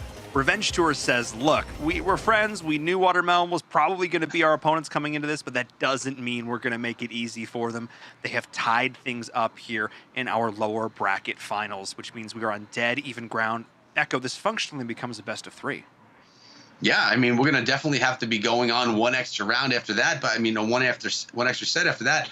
But it doesn't matter how good of friends you are when you're battling it out. The friendships are put aside. You can still be friendly, but you're playing your heart out. No one's going to just say, "Oh, we're buddies. Here you go. You can take the win." That doesn't happen. No. It doesn't happen in Brawl Stars. Even more. Right, I know. You gotta have those bragging rights, and I mean. From the start of this, I was like, oh, Watermelon's looking good. What's Revenge Tour going to be able to do? I was a little bit unsure of it, but they definitely proved themselves right there that this is a pretty evenly matched up match. Ash, I mean. Yeah, for sure. Yeah, like I said, this is going to be a thriller between these two teams. Man, the comps were definitely good on both sides.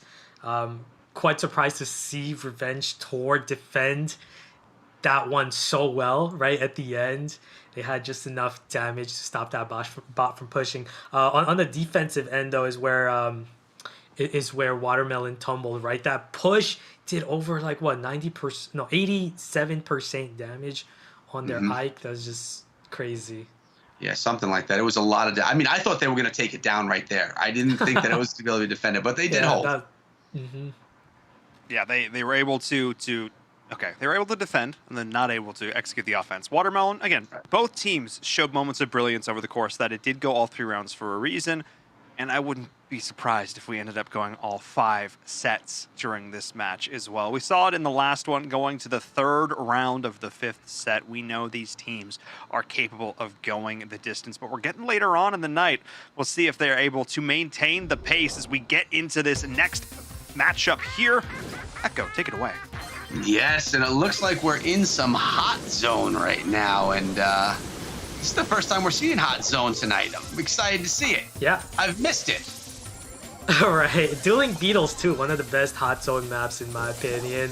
Already a pretty good start for Revenge Tour, but the thing about Griff is if you open up the map, he just becomes so deadly. So, you want to open up this map, especially if you can take out the left wall there, you can constantly chain your supers. Same with B. I love the calm choice by Watermelon. They're just having a difficult time setting things up at the moment, but once things, open up here, I feel like Watermelon's gonna make a great comeback, is what I'm predicting here. That's by 39%, but look, they did make the comeback happen, and now it's gonna be harder for Revenge Tour to get control. Chepo's gonna get stunned, but CR and Nothing Special are gonna be there to finish him off. And look at that, see?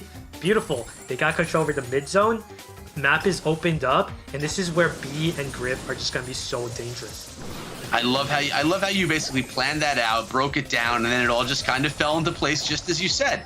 You really know what you're talking about, Asher. Impressive stuff. I really do like Nothing Special playing as Grip, though. I think that Grip is doing a pretty nice job tonight. Yeah. It's pretty impressive. Opening up a little bit more wall as well, giving less hiding spaces so that CR7 just can continue. Okay. Look at the value and the chain supers by Grip. It's beautiful. Get in that mid right there. Hold that down. You have Chepo moving up to just put some damage. Although Jigsaw was still invincible from the spawn a little bit early on that. Look at that. CR7 staying alive from. Oh man, this is as you mentioned. Jigsaw trying his best. But Grip just constantly chaining his supers, and it's just so hard because that super does a lot of damage. It pierces through multiple brawlers. It pierces through you, so you gotta be careful with that. There's 94%, 62%. This should do it right now, especially with an open map. A B and Grip, just amazing synergy between the two. There we go. Did you see that, Echo? I called it. I was like, yo, Revenge Tour with a 39% lead. It doesn't matter. Open up the map. Think about how the game is gonna evolve in the latter stage, right? That was awesome to see. We talked about that earlier, and by the way, my claps were for you, Ash, and you're breaking that down. It was not for the teams, although they deserve an applause of their own. You broke it down beautifully. You had good. You're able to see ahead as to what the plan was. That's the thing. Like whenever you're playing, especially I feel like a lot of people when they're playing with randoms, they give up so quickly. They're like, oh man, we're down 0 to 39%. We're gonna lose this, but they don't think about how the game is gonna, evolve with how, the landscape of the map changes, right? You got walls destroying, how your comp is now stronger, right? At the start, Right. B and Griff, they were weak because there's just a lot of walls hindering what they can do. But when you open it up, it just changes the landscape. Now the game is in your favor.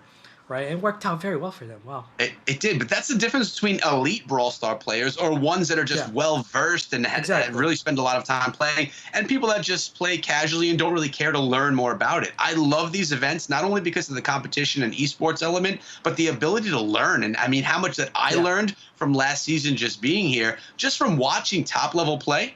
Not even having to watch a tutorial, but just watching good people play, you could learn so much yourself. So I'm curious to people that are watching these streams right now, how many people are here for the esports element and how many people are here for the educational element to watch some of the best people in North America play? Or maybe both.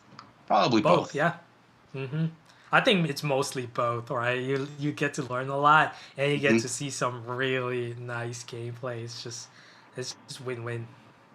Yeah, I agree. I mean, that's why I'm here, of course. But as it sits right now, it's tied up 1-1. But going into set number 3, we have Watermelon with a 1-0 lead, 1 round to 0 rounds. Watermelon pulls in another win. Then they're going to be up 2-1. Clearly, though, Revenge Tour is probably taking their time to make sure that they have the perfect comp. So that doesn't happen. Yeah. That's my assumption. What has to change? Right. What went wrong there? What comp changes have to happen for Revenge Tour to prevent that? Or That's maybe the thing we should about just doing Beetles is like there's so many things you can run on this map. It's such a great map. But look at this though. They decided to change it up. They're not gonna run the same trick twice. No B and Jesse. Griff. But we got Jesse, right? What's Jesse for? Just to set us. What about my Penny? This is Penny's map right here. No Penny being used. Yeah, you're right. Like Penny would have been a great pick as well because she also got a buff in the recent balance changes. So surprised not to see Penny here. I feel like Penny would have been great. Yeah. What's the Jesse's play? I don't see where that could really. Yeah, shine. I felt like it was. Yeah, I felt like maybe he was predicting something else. But Jesse's not gonna. It's not a very nice matchup for Jesse at all because this map's gonna be opened up thanks to Griff and his ability to use that gadget to destroy walls, right? But looking really good now for Watermelon. They got control back. Buzz, oh man, he's a monster. Able to stun and win that matchup, and now it's harder for Revenge Tour to get control. I'll tell you, CR7 using Jesse, you can just sit there in the circle and collect points. I mean, any brawler could do that. That's all he's needing to do right now. I guess he could put the turret on that back wall and kind of protect the turret. Hold down the mid, nothing special, doing a nice job as well with Buzz, just beating down on Amber for a second time, although he went down that time as well his own. Chepo, yes, Checo does get the kill. Wow. This lead is just too much to overcome right now, 90% to 33. I felt like Alec might have played too passively there with the surge. He needed to be a lot more aggressive from the start because if you lose control and you just hang back, they were hanging back behind that wall for like 45 seconds or so, and obviously if you do that in the hot zone game, you're going to give up a massive lead. 2-1. It's a 1-set advantage for Watermelon in Verum. It could go down in the next set. That one went pretty quickly. I feel like we were just here chatting a few moments ago. Went down really quick, and Hot Zone can do that. I feel like the players spent more time picking their brawlers than they actually spent playing the game.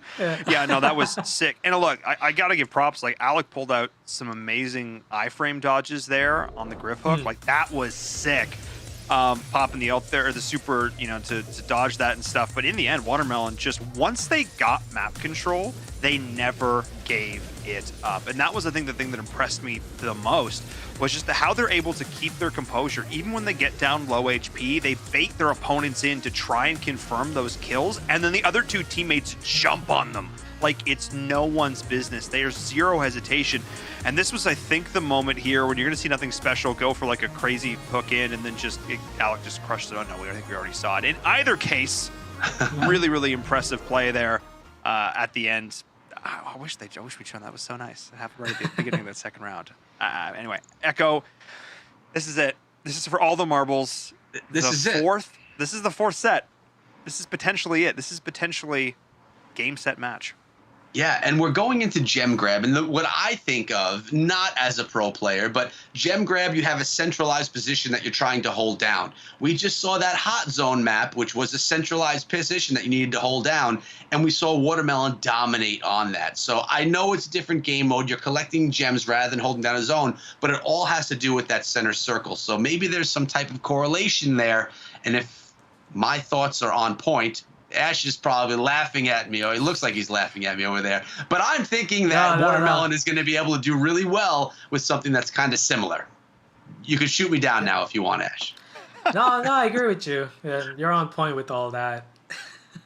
Again, I think you're asking. No, I also agree. Again, my opinion is worth less than Ash's. It's all about map control. If they can maintain map control, it's what it comes down to. As we get into it here, Echo, Ash, let's go.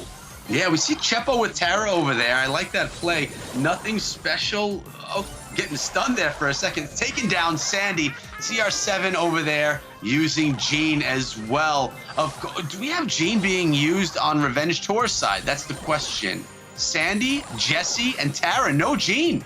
Yeah, no Jean. But Jesse does, pair off pretty well against a Jean. You just gotta place it behind that wall. If I'm nothing special though, I would want to switch over to the other side so I can open up that wall, and that way, make it harder for Jesse to drop her turret behind it. But it's gonna come down to whether CR can get his pull and get a quick one. It's taking him a long time, and it's making it very hard for his team to get control. Yeah, I'm noticing. I mean, definitely Revenge Tour has control of the middle, unlike the last set that we were just watching. So complete. Oh, nice pull by Jigsaw. I love how Jigsaw is like, he's not stingy with his Terra God. He's gonna just constantly use it over and over again if that means that he can sustain control. So very well played by him there. Yeah, and I like that Jesse turret right there. Just as soon as someone turns the corner, the turret's going to be a thorn in their side. Nothing special, though, working his way up. No. There's the pearl! Oh, she's... Oh, my goodness. Away. Survives. You know what happened? You know what happened? When he got the Jean pull, he pushed him back with Magic Plus and saved Raz. How unfortunate that he's able to grab those gems and get back. Now it's going to come down to it. Oh, no! Chepo gets the kill. Chepo's going to go in. CR7 grabs the gems and is trying to get out of there. He gets slowed down. He gets slowed down by the turret. So he's not going to be able to safely get back. Oh, that turret is in great position. And then, what's Alec doing? He's got to back up. He gets too close. So fortunately, he manages to run away. Oh my God. That's going to be enough. Raz just needs to stay back. They got enough gems. They just got to run back. Why are they like gambling for so many times? I don't know. I don't know, but they got it though. Revenge Tour got it there at the end. Wow. That was a nice back and forth, and I think it was confirmed why Jesse was used. That turret slowing everything down really was clutch towards that back end when those gems were lost. Right. Back and forth. Yeah. That one was an exciting one. Yeah, and like I said, if I was the Griff, I would have just moved to the other side, switch lanes, and open up that side as well. Because once that turret is placed down, it's just going to be such a hard thing to overcome, especially with the comp that you're running, a Terra and Jean. How are you going to get to that turret? It's going to put you in a tough situation. Now, I've heard you many times throughout the months talk about switching lanes so that you can get that advantage. But a lot of times it doesn't happen. What keeps him from switching Griff to the other side? Right. Is it spawn times? Yeah, it's not easy to switch lanes, mainly because like if you're not winning your lane, right? Imagine you're having a hard time, you're struggling on your lane. You can't just decide, I'm losing my lane, I'm just going to switch to the other side. If you do that, then you're going to lose both lanes now, right? If you're traveling to the other side, that means your teammate on the other side is also got to travel back, and that means you're going to get pushed back easily because you're focused more on running back rather than pushing the enemy back. So yeah, it's a lose-lose situation for you if you're gonna like quickly switch. So there's a time and place for that. And it comes down to whether you can get control or when you respawn back, that's another time to switch up. So those are the two times: either having control, being able to sacrifice a little bit, or both dying together and then just swapping it out. Makes sense. I mean, it sounds so easy, just switch lanes, but really there's a lot more behind it. Yeah. It's not. My questions have been answered. Thank you so much. So right now we have Revenge Tour up 1-0 on this set. But I mean, my prediction of that center control was so far completely off base. But I do feel like Watermelon has the ability to do that. That Jesse, how are you going to counter that? I mean, I guess we're going to see if they're going to even play Jesse again. They are with Jesse again. Okay. Looks like the comp is similar. What I'm surprised with is Charles sticking with Griff, which he was kind of struggling with in the previous game. But let's see. But it feels like he's comfortable with it. He's confident that he can play better with Griff. So let's see that. Well, yeah. I mean, I've liked Griff tonight. Throughout the night, I think that Griff has done a nice job. But Raz is really doing work with Jesse. There it is. Nice job. Nice. Griff Super and CR7 combining together to take down. Oh, there's a nice pull. Nothing special. Grabbing one gem. CR7 getting a bunch. Right. So by the way, Jigsaw has been the better Terra in both of these games so far. He's still defeated Chepo on his lane. But Watermelon's in control now. They got most of the gem. And the best thing is having a Gene right is the best thing when you have the lead. Because then you can get your pull and you can get the gems safely that way. It's great. Like even if Jigsaw's holding his lane, doesn't really matter much here. There's the pull. It's the pull. Wow. The pull's gonna win it. Just shows like how powerful Jean can be with quick and early control. So that was the major difference between the previous game, where like Griff was having a hard time because he lost control early. But in this game, it was much different. I love how Charles, he decided to stick with Griff, and it worked out really, really well for him. I like that a lot. I really like how CR7 was still retreating back with 9 gems in his bag and still shooting from a distance, from a safe distance, just to soften up the opponents, so that he wouldn't have that offensive or that push to get those gems back. Just nice play. He didn't just go retreat and hide. He was still playing on the offense while defending himself. Yeah, tied 1-1 now in this gem grab set. We know Watermelon just needs one more win, right? If they can do it, they can take it. That looked... Watermelon's win looked stronger than Revenge Tour's win right here in Gem Grab, in my opinion. So if that can be repeated, I mean that was a dominant win right there, in my opinion. The pulls by Gene were on point. You're right. I'm surprised that they decided to go with Jesse. Like, yeah, Jesse worked out in that previous matchup, but again, running the same thing again, Jesse again, as opposed to Gene. It's interesting. And when you have a Griff to open up walls as well. Very like it's hard to predict what both of these teams are gonna run for their final game, but I think they're gonna stick with. I think Watermelon's gonna stick with Gene. It's hard to say whether Revenge Tour is gonna stick with Jesse that game.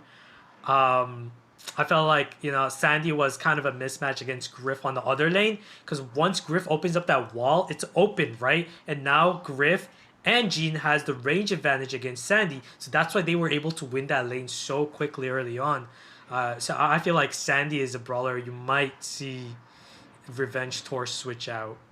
I mean, I'm pretty sure that Watermelon's going to go with Gene again. I mean, Gene was the difference maker in that round. Jesse, though, kind of didn't do much whatsoever. Not that was no purpose, but she didn't shine. Jesse was struggling. I mean, Jesse is still a good brawler to pick against a Gene Terra combo. Like, Jesse's one of the best brawlers to counter that once you have that turret down, because you can use it to block the Gene. And the turret is also very hard for Terra to deal with when it's safely placed behind a wall.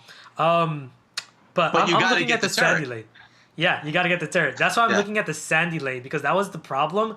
The Sandy was just struggling. As you can see, I think Alec was running Sandy. He was having a hard time. Every time he got his gadget ready, he couldn't get to it. He couldn't touch them because he didn't have the range. So that's what I'm thinking is they might switch out to Sandy here.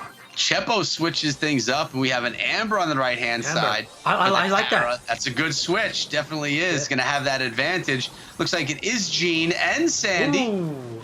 Yeah, Alec this time is not going to let that Griff do that. You saw what Alec did this time? He went full aggro, knowing that, yeah, Griff is just going to open up that wall. I'm going to stun him immediately and take advantage. And that was the difference. In that previous game, he was very passive.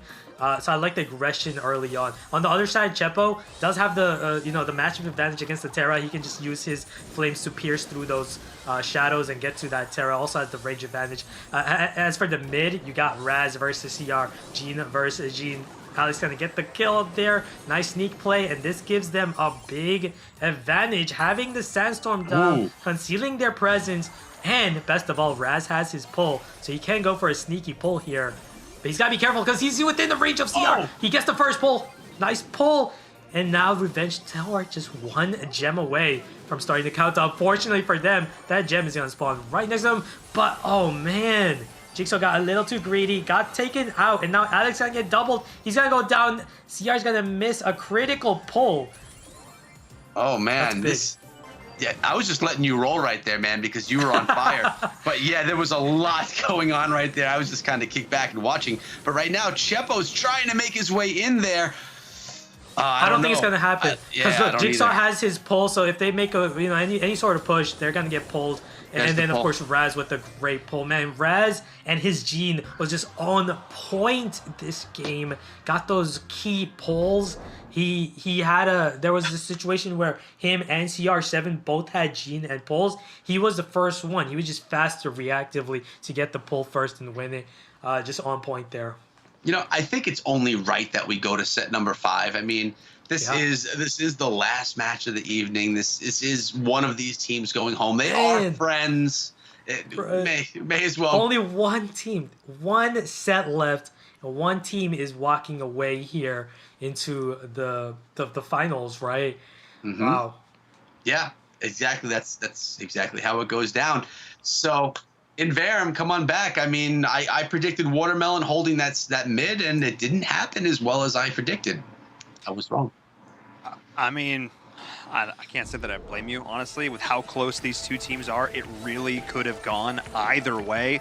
They were down to the wire, frankly. Like, either one of these squads could have walked away with it. Revenge Tour refusing to say die, though. I got to give so many props. Each individual player on each team had pop-off moments where they stepped up, moments where they said, no, we're not going to lose this.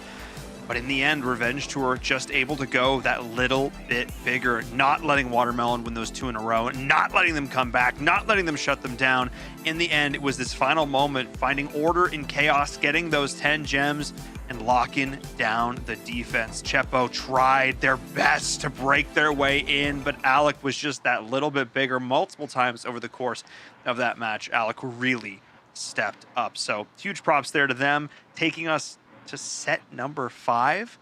I mean, this one's going to be crazy. I'm looking over now. It's going to be Heist pit stop. This one's going to be fun. Heist has been one of these I always find so exciting. The safe gets down to those final percentages. Ash, they're always so much fun to watch. Yeah, definitely. And pit stop is the map right now. Possibly could see Dynamite in play, although it's a risky play, but you might see some Dyna plays here. I feel like Brock is banned, right? Yeah, Brock is banned, so we're not gonna see Brock. Yeah, but we're definitely gonna be seeing a Rico. Definitely gonna see Rico. And tanks. We know Jigsaw is a really great tank player, so we got some Colonel Ruffs in here as well. First time tonight. Interesting to go Colonel Ruffs. Oh no, Suka CR7. I think he was having connection issues. Late start by him, and that's a big problem. You don't want to have a late start against a triple tank rushing comp, because man, Bull and Edgar are just gonna deal so much damage together. But they played it safe. Notice Edgar got himself out of there. Right. Yeah, and the best thing is Edgar is so strong on this map, especially with the additional heal. Now with the recent balance changes, 35%. recovery from the damage he does. It's just too much to overcome now against triple tanks. That's the thing. You don't want to have a bad start against triple tanks because they're just gonna keep coming. You're gonna defend. It doesn't matter. They're just gonna come back again. That Bull's just gonna constantly passively charge his super from your damage. And look, the same thing with Edgar. Just gonna constantly get his super. And this is what's gonna happen. There's no stopping this now. Wow. Yeah, I mean, triple snowball tank, effect. man. And look at this. Watermelon safe is about to be squashed. Bull on top of it. Triple tank, you can't. There are It's some a snowball. situations. There's some situations where it's just so strong. And then there's some situations you're like, why would they choose that? Because it's so bad. But Right. that was Yeah, clearly well, a good situation. Technically, it wasn't triple tanks because Edgar's not a tank, but the style is the same though. You just want to rush. You just constantly rush the enemy with these short range brawlers and passively charge your super because Edgar gets free super the longer he just moves around. Bull gets free supers from taking damage, right? And then yeah, that's the thing. You just rush in, and BB's super fast as well. That's pretty much the game plan. Edgar, by the way, recently got a big buff, right? And he's super strong on this pit stop map, and that means you can't run fragile brawlers like Barley and Dyna because they're just so easy to jump in on with Edgar and take out. So looking at it, I also did not like the Ruffs pick. I felt like Ruffs would have been a decent pick against the control versus control comp, but knowing Jigsaw, knowing these players, right, I knew that they were gonna bring out the tanks, right? So big adjustments need to be made for Watermelon right now if they want to beat Revenge Tour, because Revenge Tour is one game away from taking it. So, okay, a few questions then here, because you're right. It's down to one more set. If Revenge Tour wins one more, Watermelon goes home. Watermelon needs to win two more for Revenge Tour to go down. Either one of those things could easily happen, by the way. We've seen much crazier things happen over the last few months. But Watermelon, you're clearly changing things up. Revenge Tour, was that your one-trick pony? And then you come out with something more conventional? Or do you go same thing? I think they're going to run the same thing. But, really? Like, they've been switching things up often, so it's hard to predict them. That's what that makes them such a great team, is they're unpredictable.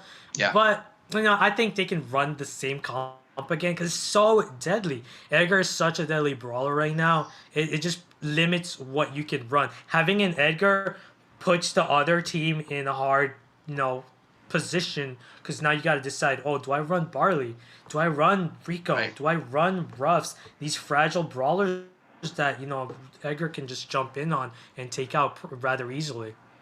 Yeah, I've always liked Edgar. I also always play him as a tank, which may be part of the reasons why I'm struggling to get his cups up, because he totally does play like a tank, but he doesn't have all that HP like a tank does. But I love him because he's super aggressive. He does charge up his own super, so you can kind of just hang back a little bit and then be able to get the aggression on just from keeping yourself safe. And obviously, once you do jump in and throw some punches, you get your super charged up as well. Coming on in again, and it is, well, I don't know what it is. I guess we'll maybe see in a moment. I Technical thought it was Spike. difficulties. Maybe not. I wonder. No, if I saw Griff, Spike, and Colt. Griff. on Watermelon Well, those side. would be good. Spike would definitely be good against those tanks. Yeah. Oh, here's the action. It's sure it's happening. But look at this. The wall's already down. There was a BB. There also was a bull. This is the same comp. Like I said, and- they're probably gonna run the same thing again, and that's what they do. So the good thing for Watermelon is they have counters, but I don't think that's the right way to counter them because. Oh man, look at the push. This is a race. The best thing is, This is a I think race. he's running Berserker Bull, so it doubled the ammo. You do faster damage. It's a base race. They're gonna get it. They're gonna get it. You can't stop Berserker Revenge. Bull, man. Revenge Berserker. Tour. They Revenge Tour taking. take it. They're moving 3-2. forward. Which means Watermelon man. is going to be going home. But congratulations to Revenge Tour taking the entire match on the back of what I would recommend. Going in with the heavy hitters, Right. going in aggressive, punching things around. That's how I try to brawl myself. But congratulations, a really good back and forth between two teams of friends in Verum. What'd you think of that one? That was some quick heist. Yes, exactly. I mean, easy memes for our social media guy. I mean, spend 2 minutes on draft to spend 20 seconds in game. What was that? What was that final moment? I mean, that lack of counterplay. Unfortunate, but still, between both of these teams, it really could have gone either way. Revenge Tour just getting a little bit bigger there at the end when it mattered most. Still, so many props to Watermelon. I really hope that they look to, fill the gaps, as it were, in some of their strategies and come back for our next ladder, because I think if they keep playing like that, they absolutely have a home in our ESL Mobile Challenge, joining some amazing competition in O.O, Tribe Gaming, Stamina Esports, and now Revenge Tour, our first 4 teams that have qualified here after a stellar performance in a 5-game series. This is exactly what you like to see. The lower bracket did not disappoint. None of these teams wanting to say die. No one wanting to give up at this final hurdle. And Revenge Tour, props to them. Props to them. They absolutely earned it. Echo, what a heck of a match. This one really was a lot of fun. And it's so funny because so many of us, myself included, we look forward to these upper bracket matches, but so many times the lower bracket matches are just so darn exciting to watch. And this was definitely one of them. This was one of my favorites to watch tonight. Watermelon versus Revenge Tour. 2 teams that I didn't even really know of before a few days ago. And really some names we know from previous teams, but all under a new label. It was a lot of fun. I really enjoyed that one. Yeah, definitely expecting Watermelon to make a comeback. Now, these teams, newly formed teams, right? So they're still building that chemistry, and we all know just how important chemistry is. I don't think either team should have been in the lower bracket, but then again, only 2 teams are going to make it on the upper bracket, right? Stamina, Tribe, just looking like perfect right now. But these teams, I don't think they're too far away from their level. It's all about creating that synergy together as a team. And that just takes time. That just takes time to develop. Just it takes just takes time. reps. It just takes matches under your belt. And I cannot wait to see how these teams continue to develop. Either way, guys, you absolutely crushed it tonight. Amazing cast after amazing cast. Go take a break. Go relax. We'll see you for the next one, because I have to bring in our interviewee in Alec, who just secured the victory in that last match. Welcome to the broadcast, sir. First and foremost, congratulations. You've qualified for that ESL Mobile Challenge. Thanks. I mean, you called it earlier that this, Watermelon's going to make it. No problem, easy. They were the team you were expecting to play up against. Were you expecting it to go all 5 games? That was a very close series. I mean, not really, but at the same time, we were kind of prepared for it because we knew, the first map, we lose that map every single time, and then we figured we'd probably lose maybe another, and then we won the rest, so it kind of went as expected, honestly. I mean, you guys showed, again, despite the losses, you guys showed some serious prowess there. And you individually as a player, I think, stepped up a lot here. What has it been like for you, your personal journey, back really as a forefront as a player here, not just behind the scenes working on compositions and stuff like that? How has it been for you to step back up and really step up your game? It feels good. That's kind of my passion for this game is, competing. And when I was with STM, I never really had the chance, and I have the chance now, and I really enjoy it, and hopefully can continue it. I mean, well, you've got your chance now because you just secured your spot for the ESL Mobile Challenge, so definitely some more games in store for you, going up against some incredibly tough competition. I'm not sure if you got a chance to catch the Stamina Tribe, etc. matches beforehand. What do you think already of the top 4 teams who have qualified? Do you think that's pretty representative of some of the best teams in NA? Yeah, I'd say STMN and Tribe are probably top 2 NA, and then around the next spots is kind of contested between a few teams, but I definitely say O.O, which qualified through the ladder, and then us are in that contention, so it's kind of expected, I guess. For sure, and sort of my last question here, Ash touched on it before in the last segment. You guys are a fairly new team, all things considered, playing together. How do you feel, on a scale of 1 to 10, where do you feel you are in terms of your overall synergy, and where do you think you're going to be by the time we start with the challenge, and how good do you feel going into that? So we just made this team 5 days ago, I think, and so we don't really have that much chemistry, or we don't really know like a whole lot about each other. We scrimed like twice. We played in like one other tournament, and so we're just kind of getting there, I guess. And we definitely have potential, I feel, and we just got to keep working. And I think we'll get there eventually. But like, I definitely feel like S Team and Tribe are better than us. But we have potential to like catch up though. I mean, you've got the next month over the course of the next ladder to grind it out, continue to practice scrim, and I have high expectations. I cannot wait to see how you guys continue to perform because you crushed it tonight. You absolutely deserve that spot in the Mobile Challenge. Go celebrate with your team. All right, thanks.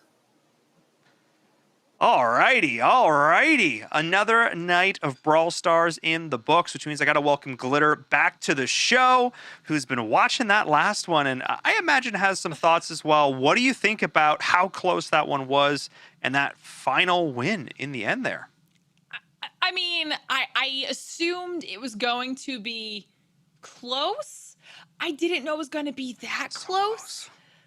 It was even more tense than I thought it was going to be. And both squads had either rounds or specific games where they absolutely wiped the floor with each other, but it kept going back and forth. There were standout plays from individual players and the team as a whole every single time back. So there was no way to really be like, okay, 100% this team's going to take it, because we saw Echo and Ash try to do that, and then it got flipped on its head every single time. So, God, that was some really, really fun Brawl Stars action to watch. Absolutely. And as we take a look at the final leaderboard, I'm so glad that we don't have a leaderboard for us as casters when it comes to predictions, because heavens knows we would not be in a good position. But teams that are in a great position: O.O, Tribe Gaming, Stamina Esports, Revenge Tour, the first 4 teams to qualify for the fall season of the ESL Mobile Challenge. That $18,000 first place prize is in store for maybe one of these 4 teams right here. Who is going to get it done, and who is going to join them? That's my big question. Who is going to join? Maybe it's you. Maybe it's you watching in the chat right now, because of course the second ladder is going live in just a couple of days, which means that you can compete with us. Well, we'll cast you, but you can compete against some of these top teams yourself, which is obviously going to be exciting. And of course, you can follow along on social media if you want to make sure that you don't miss out on any of the updates, any of the info, any of the action. !social in chat. Make sure you're following us there over at ESL Mobile on Twitter and Instagram, all that good stuff, because you want to stay up to date with everything that we're doing. And of course, I teased it earlier, you could compete in this. And even if you're not a super high-level competitive player, Glitter, doesn't matter. Everyone should sign up.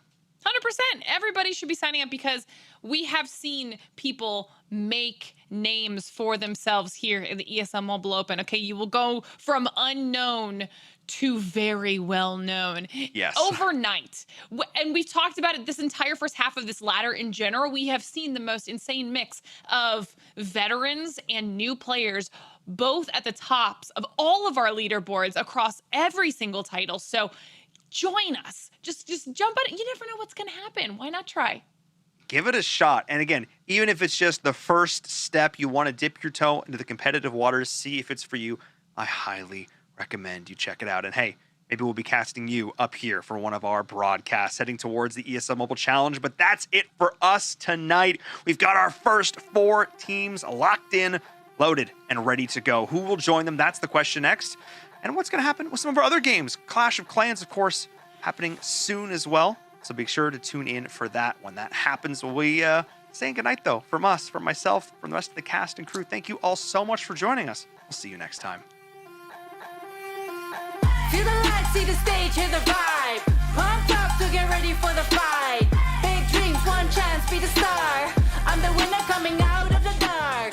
No fear, getting ready for the ride. There's another goal for Stamina Esports. No limit, aim high. No limit, the prize is mine. Step out as a motivator. Let them know that the weight's up. That's how we know when we level up. Ay, that's how we know when we level up. Level up. All we know about is level up. Are we ready to Plays level on up? both We teams. fall and we get up. Level up. All we know about is level up. Are we ready now to level up? It's time, get up. Back against the wall, still I'm standing tall. Know about the ball, I got my fan with me. All we know is balls to empty out the mouth. The chosen one they call, I take my plan with me. Know about it if you tell, know you're breaking calls. Want your credibility and all fall like dominoes. Can you really take a stance? All I wanna know. Need me real ones when it's time to go. Stepping in, elevator, deuces to all the haters. That's all we know when we level up. Yeah, that's all we know when we level up. Level up. All we know about is level up. Are we ready not to level up? You know we fall and we get up. Level up. All we know about is level up. Are we ready not to level up? It's time, get up. I found out I'm not alone, 'cause I'm just like you.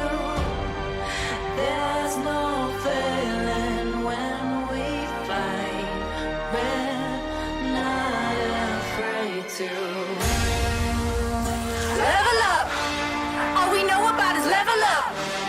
Are we ready not to level up? You know we fall and we get up. Level up. All we know about is level up. Are we ready not to level up? It's time, get up. Feel the lights, see the stage, hear the vibe. Pumped up to get ready for the fight. Big dreams, one chance, be the star. I'm the winner coming out of the dark. No fear, getting ready for the ride. Yeah, stepping into the light. No limit, aim high. No limit, the price is mine. Step out as a motivator. Let them know that the weight's up. That's how we know when we level up. Ay, that's how we know when we level up. Level up. All we know about is level up. Are we ready not to level up? You know we fall and we get up. Level up. All we know about is level up. Are we ready not to level up? It's time, get up. Back against the wall, still I'm standing tall. Know about the ball, I got my fan with me. All we know is ball to empty out the mouths. The chosen one they call, I take my fan with me. Know about it if you tell, know you're breaking calls. Want your credibility and all fall like dominoes. Can you really take a stance? All I wanna know. Need me real ones when it's time to go. Stepping in, elevator, deuces to all the haters. That's all we know when we level up. Yeah, that's all we know when we level up. Level up. All we know about is level up. Are we ready not to level up? You know we fall and we get up. Level up. All we know about is level up. Are we ready not to level up? It's time, get up.